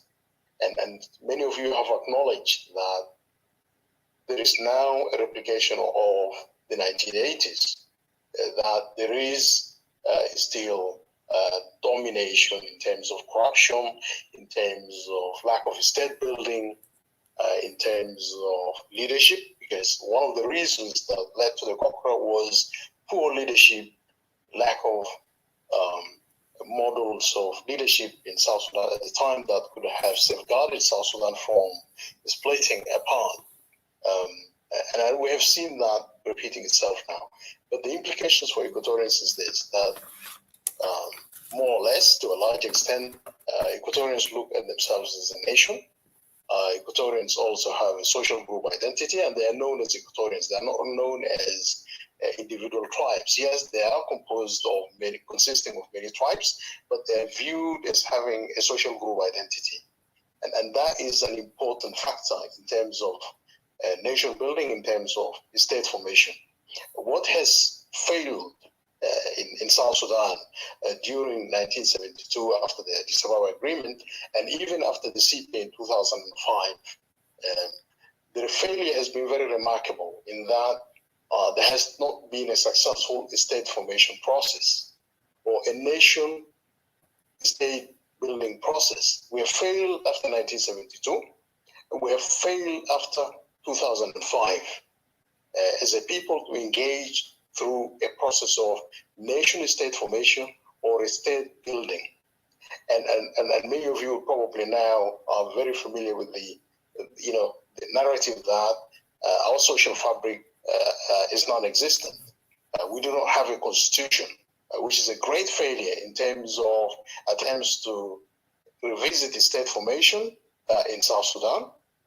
And I think Equatoria is privileged because it has this identity of being a social, of having a social group identity that can actually position it to begin to think in terms of a state formation, regardless of what else is happening in South Sudan. Equatorians need to take themselves seriously and engage in the state formation process themselves, because you cannot wait for the rest of South Sudan to take issues of constitution making seriously for the whole of the country, or even for themselves. And no party, look at SPLM, who else is there besides SPLM? Who else is there is leading the agenda of state formation? Nothing. And then you cannot be held hostage. Equatorians cannot be held hostage to that. What you need to do as Equatorians is to engage in the process of state formation. And that way you can secure, sooner or later, the creation of a state that can preserve your rights as a people, as a nation. And that should not be taken away, or that should not be made subject to processes of state formation that are far behind schedule. And I think if we revisit this debate at some point later, what I would like to argue is that Equatoria is now better positioned to articulate the agenda of state formation. There's no any other party, no any other group in South Sudan that is undertaking the agenda of state formation seriously. Even the discussion of constitution making in the country is far behind. And also the ideas and thoughts that are presented on the table for constitution making in South Sudan do not merit serious consideration in terms of indicators of state building and state formation in South Sudan. Yes, it may be that, yes, our forefathers stood for what they wanted to see, to visualize, to bring into reality, the creation of a state. It wasn't really the creation of South Sudan. I don't think even historical leaders have made mistakes because, for example, the question that South Sudan is a recent creation. It was brought by the British, but there was Equatoria before there was South Sudan. There was Equatoria and there was Sudan. And I think nobody can dispute that. That does not mean also saying that people want to grab lands of Congo or people want to grab lands of Uganda and so on and so forth. No, the fact is that the historical fact is that Equatoria existed as a country. Sudan existed as a country, and I think our Enyanya leaders missed this point. They could have, at that time, they could have struggled for the creation of the state of Equatoria, not the creation of a state of South Sudan, because South Sudan was just, an add-on, and that's why today we're looking at ourselves sometimes with questions. Is our identity being south of another country? Is that really our identity? Is that how we want to look at ourselves, as being south of another country? The Nyanya leaders should have stood for Equatoria. They should have said, we want to create a state of Equatoria, not a state of South Sudan. That would have made sense. Because there was a country called Equatoria, and there was a country called Sudan, and the two countries had their different governors. But now, what happened is that Equatoria lost its status as a state, or potentially becoming an independent state, lost that, and became a province of Sudan. That is what changed. So you lose the status of being a country and a state to becoming a province in Sudan. And that is what the Anyanya leaders should have addressed themselves to, and bring these other groups, the African groups, to become part of Equatorial state. That's my take. That's my personal view. I think that the Anyanya leaders made a mistake, a historical mistake in going, adopting the idea of South Sudan, because South Sudan was not even their creation. It was the creation of the British. So I think I'll stop here. And I want to thank you for giving me the opportunity to say a few words. And I appreciate the discussions. It's just that I missed much of it.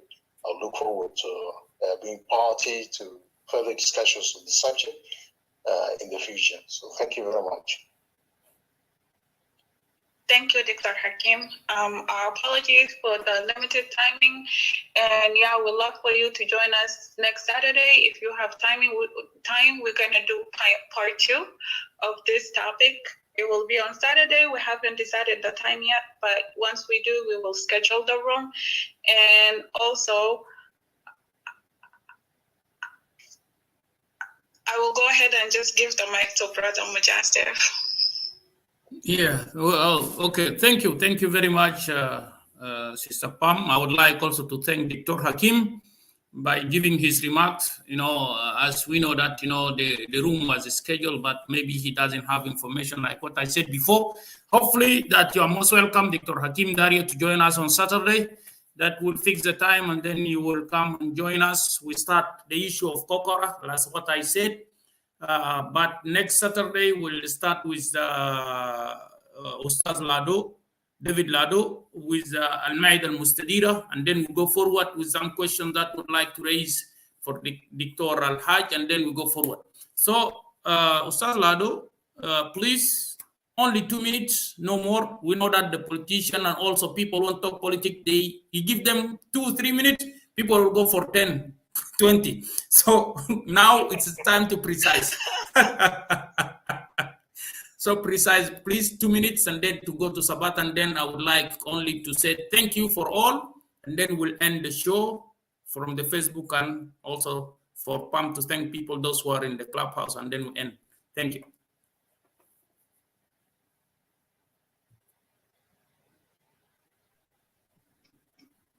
Yes, once again, Brother Mujasif, can you hear me? Very good. Okay. Once again, I want to thank you here in the studio, on Facebook, and on YouTube. I also want to thank Sister Pam there on the clubhouse and all the audience and other panelists that participated in today's discussion about decentralization in South Sudan, locally known as Kokora. To start, I would like to say that, South Sudan is like a big family that consists of all these 64 tribes plus. So when we talk about the Addis Ababa Agreement, it is an agreement that was facilitated by neighbors like the Ethiopian Emperor Haile Selassie and the Sudanese government of the time under the leader Jafar Mohammed Nimeri. It's an agreement that happened between family members. Abel Aliar, representing South Sudanese from inside in Khartoum, and Joseph Lago, representing the Southerners who were fighting in the Anyanya movement, South Sudan Liberation Movement. Of course, there was an element of trust there that was not followed through on the part of Abel Aliar. But let me say that Addis Ababa Agreement was actually the most minimum requirement. It was designed to fulfill the minimum requirements of the South Sudanese people who started for the war of separation, but in the end of the day, due to the situation in Eritrea, which was also fighting for independence from Ethiopia, so the minimum requirement at that time is to come with the Addis Ababa Agreement with the local government for South Sudan. Of course, Kokora or decentralization is part of the deal. It is the elephant in the room, as I mentioned earlier. That was done in the agreement. Decentralization was part of the Addis Ababa Agreement, even though Nimeri took a presidential decision to divide South Sudan into 3 regions, but in the end of the day, that was the best attempt to address the issue of grievances that some sectors of the people in South Sudan had actually faced. Therefore, in a family, when situations like this arise and grievances arise and they are not addressed, people will end up to take desperate measures. So therefore, decentralization was an attempt to address those. So it needs all parties in South Sudan now, whether they are from all these ethnic groups, Denka, Equatorians, Nuer, to discuss this in a genuine dialogue so that people can arrive at a favorable system of governance in Sudan, in South Sudan, be it federalism, confederation, and if people cannot agree on those ones, then people will part peacefully. The most important issues that need to be discussed in South Sudan are the root causes of the problem in South Sudan, the system of governance, the rule of law, and then the equitable distribution of power and resources. And until that one is done, then South Sudan will continue to suffer all these ailments that we are facing now throughout the history of South Sudan. Yeah. So I'm optimistic that one day a solution will be found that will favor everybody in South Sudan. Thank you very much. Thank you very much, Ustaz David Lado, being with us here. This 6 hours, 7 hours almost. So, Sabata, very quick, 2 minutes, Brother Sabata, because we know you are one of the speakers and also finalists, but also you are the part of our team. South Sudan is not a cup of tea. That who is with us here in the Facebook, and Pam down there, also in the clubhouse is one of the part of our team. South Sudan is not a cup of tea. By the way, this is not the voice of Kush Wisdom. I know we work with different panels, and this is South Sudan is not a cup of tea. And I hope Sister Pam will remind the people, those who are also in the clubhouse. Sabat, are you there? Yes, I am. But I don't see you as well. No, it's okay. أنا بس بونس. Okay. خلاص. شكرا. Thank you. I want to thank the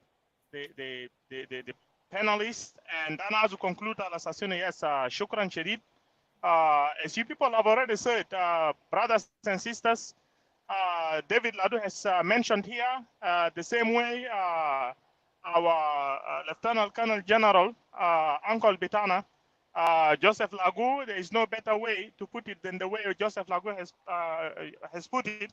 Al Assassino Article 6 and Article 7 of the Sudan Constitution, and also of the principle that May Revolution that Nasnimerium that in support of that Article 6 and 7 bit Constitution bit Sudan encouraged decentralization. Encouraged decentralization. And so the decentralization that happened in the southern region is basically implementation of that principle.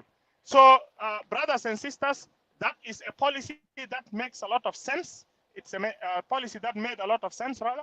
And Joseph Lagu is a very, very wise politician to make such kind of a decision, because it fits that situation very well. Because even if you look today in the 21st century, when you are kind of trying to put together a political dispensation, and you realize that the people are deeply rooted in cultural diversity, then the best way to go is make what is called administrative division. Now, just to conclude, administrative division, fellow brothers and sisters, listen very carefully. Administrative division does not mean weakening you. Administrative division does not mean disuniting you. Look at the entire world. Look at Canada, look at America, look at Australia. All those people live in states. Taningi live in provinces. Those are administrative divisions. Are they weak? Are they disunited? They are cooperative with each other. Governance is all about cooperation. Mafuma bitat Tannata Junubin Algal can give to administrative division. It is weakening people. It is disuniting people. The contrary is now showing us Al Assassino no. When you put these people together, they are because they are very diverse in culture. And that is why we are seeing all what we are seeing today. So, brothers and sisters, thank you very much. It has been a very good discussion. Hopefully next time, Brother Mujasif, I don't know whether you really want to continue to juggle Addis Ababa agreement and Kokora. These are two different things. Addis Ababa agreement, يعني كان هذا النجي جون سوق هذا وايد بيجهز نفسه في أديس أبابا agreement ده وزول بيprint the papers out that from Google, you see, and then we discuss about Addis Ababa agreement. And when we are discussing about Kokora, we discuss about Kokora, because all these things have a lot of things to be discussed about. So sometimes time may not be enough going back and forth. Addis Ababa agreement, yes. No. Yeah, thank you. I didn't say it like that. There is some questions only would like to raise to the Dr. Hajj, and we don't have time today to raise to him these questions, because it seemed to him that the agreement of 1972, it is not a good agreement, and he said something also about Kokora, and that's why it is related to the question that we see that it is important to ask him on Saturday so that he can just answer only that questions. But it have nothing to do, as we will talk about the agreement of 1972. No, we'll continue with Al-Maida al-Mustadira and Kokora, and we go further for that. But for the agreement of 1972, we'll open another session for that. Only some question for Dr. Al-Hajj to make it more clear, because there is some question that who is hanging around related with the agreement of 1972 with some issue of Kokora that, Kokora like violate that agreement. That's why some question we should raise to him. So thank you very much. I would like to thank all the people, those who are in the Facebook and in YouTube. And I would like just to say that if we said something bad or we make you upset, كان عملنا لك حاجة وانت زعلان مننا معلش سامحنا. ما كنا نقصد أي شيء، لكن نقصد أن نشرح المفهوم السياسي أو المفهوم الفيلسوفي الاجتماعي اللي حصل في فترة بتاعت كوكورا، وعشان نعرف أو نملك الإنسان اللي موجود الآن في الوقت الحالي اللي ما كان حضر هذه الفترة. وده السبب اللي خلانا إنه نحن جينا وتكلمنا بهذه الطريقة، لكن أقبل مننا الاعتذار. وأنا بقول لكم كونوا دائما آمنين وفي أمان الله. وأنا برسل الميكروفون مباشرة لأختي بام في الكلاب هاوس. And then you go further. I would like also to thank those who are in the clubhouse. And first of all, I would like to thank Ustaz Sabata is one of our team. I would like to thank Ustaz Daniel Lado, and would like to thank also Ustaz Tito and Dr. Al-Haj. And I would like to thank also Ustaz Lolako. And finally, also, I would like to thank Dr. Hakim Dario that came and joined us, and give his remark. Thank you very much. And also, I would like to thank our sister from our team in South Sudan. It's not a cup of tea, Sister Pamela. Thank you. Take your mic, and then I will end the show here. And God bless you all. Bye-bye, David. Salamat, Sabata. Bye-bye. Yeah, see you on Saturday. Yeah. Thank you very much. See you people.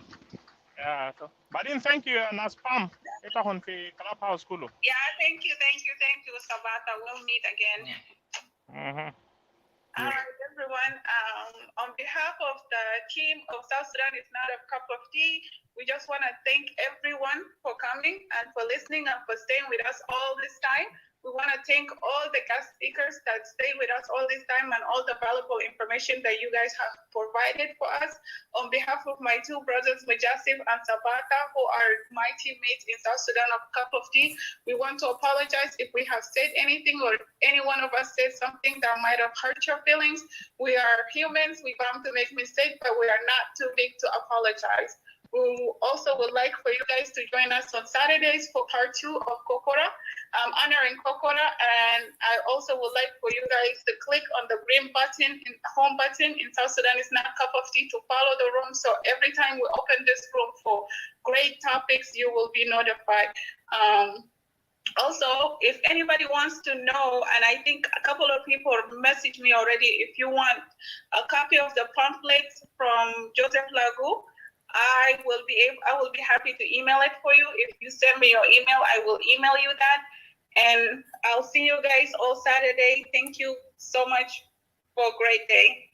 Thank you. Good night, good evening, good afternoon, wherever you are listening from.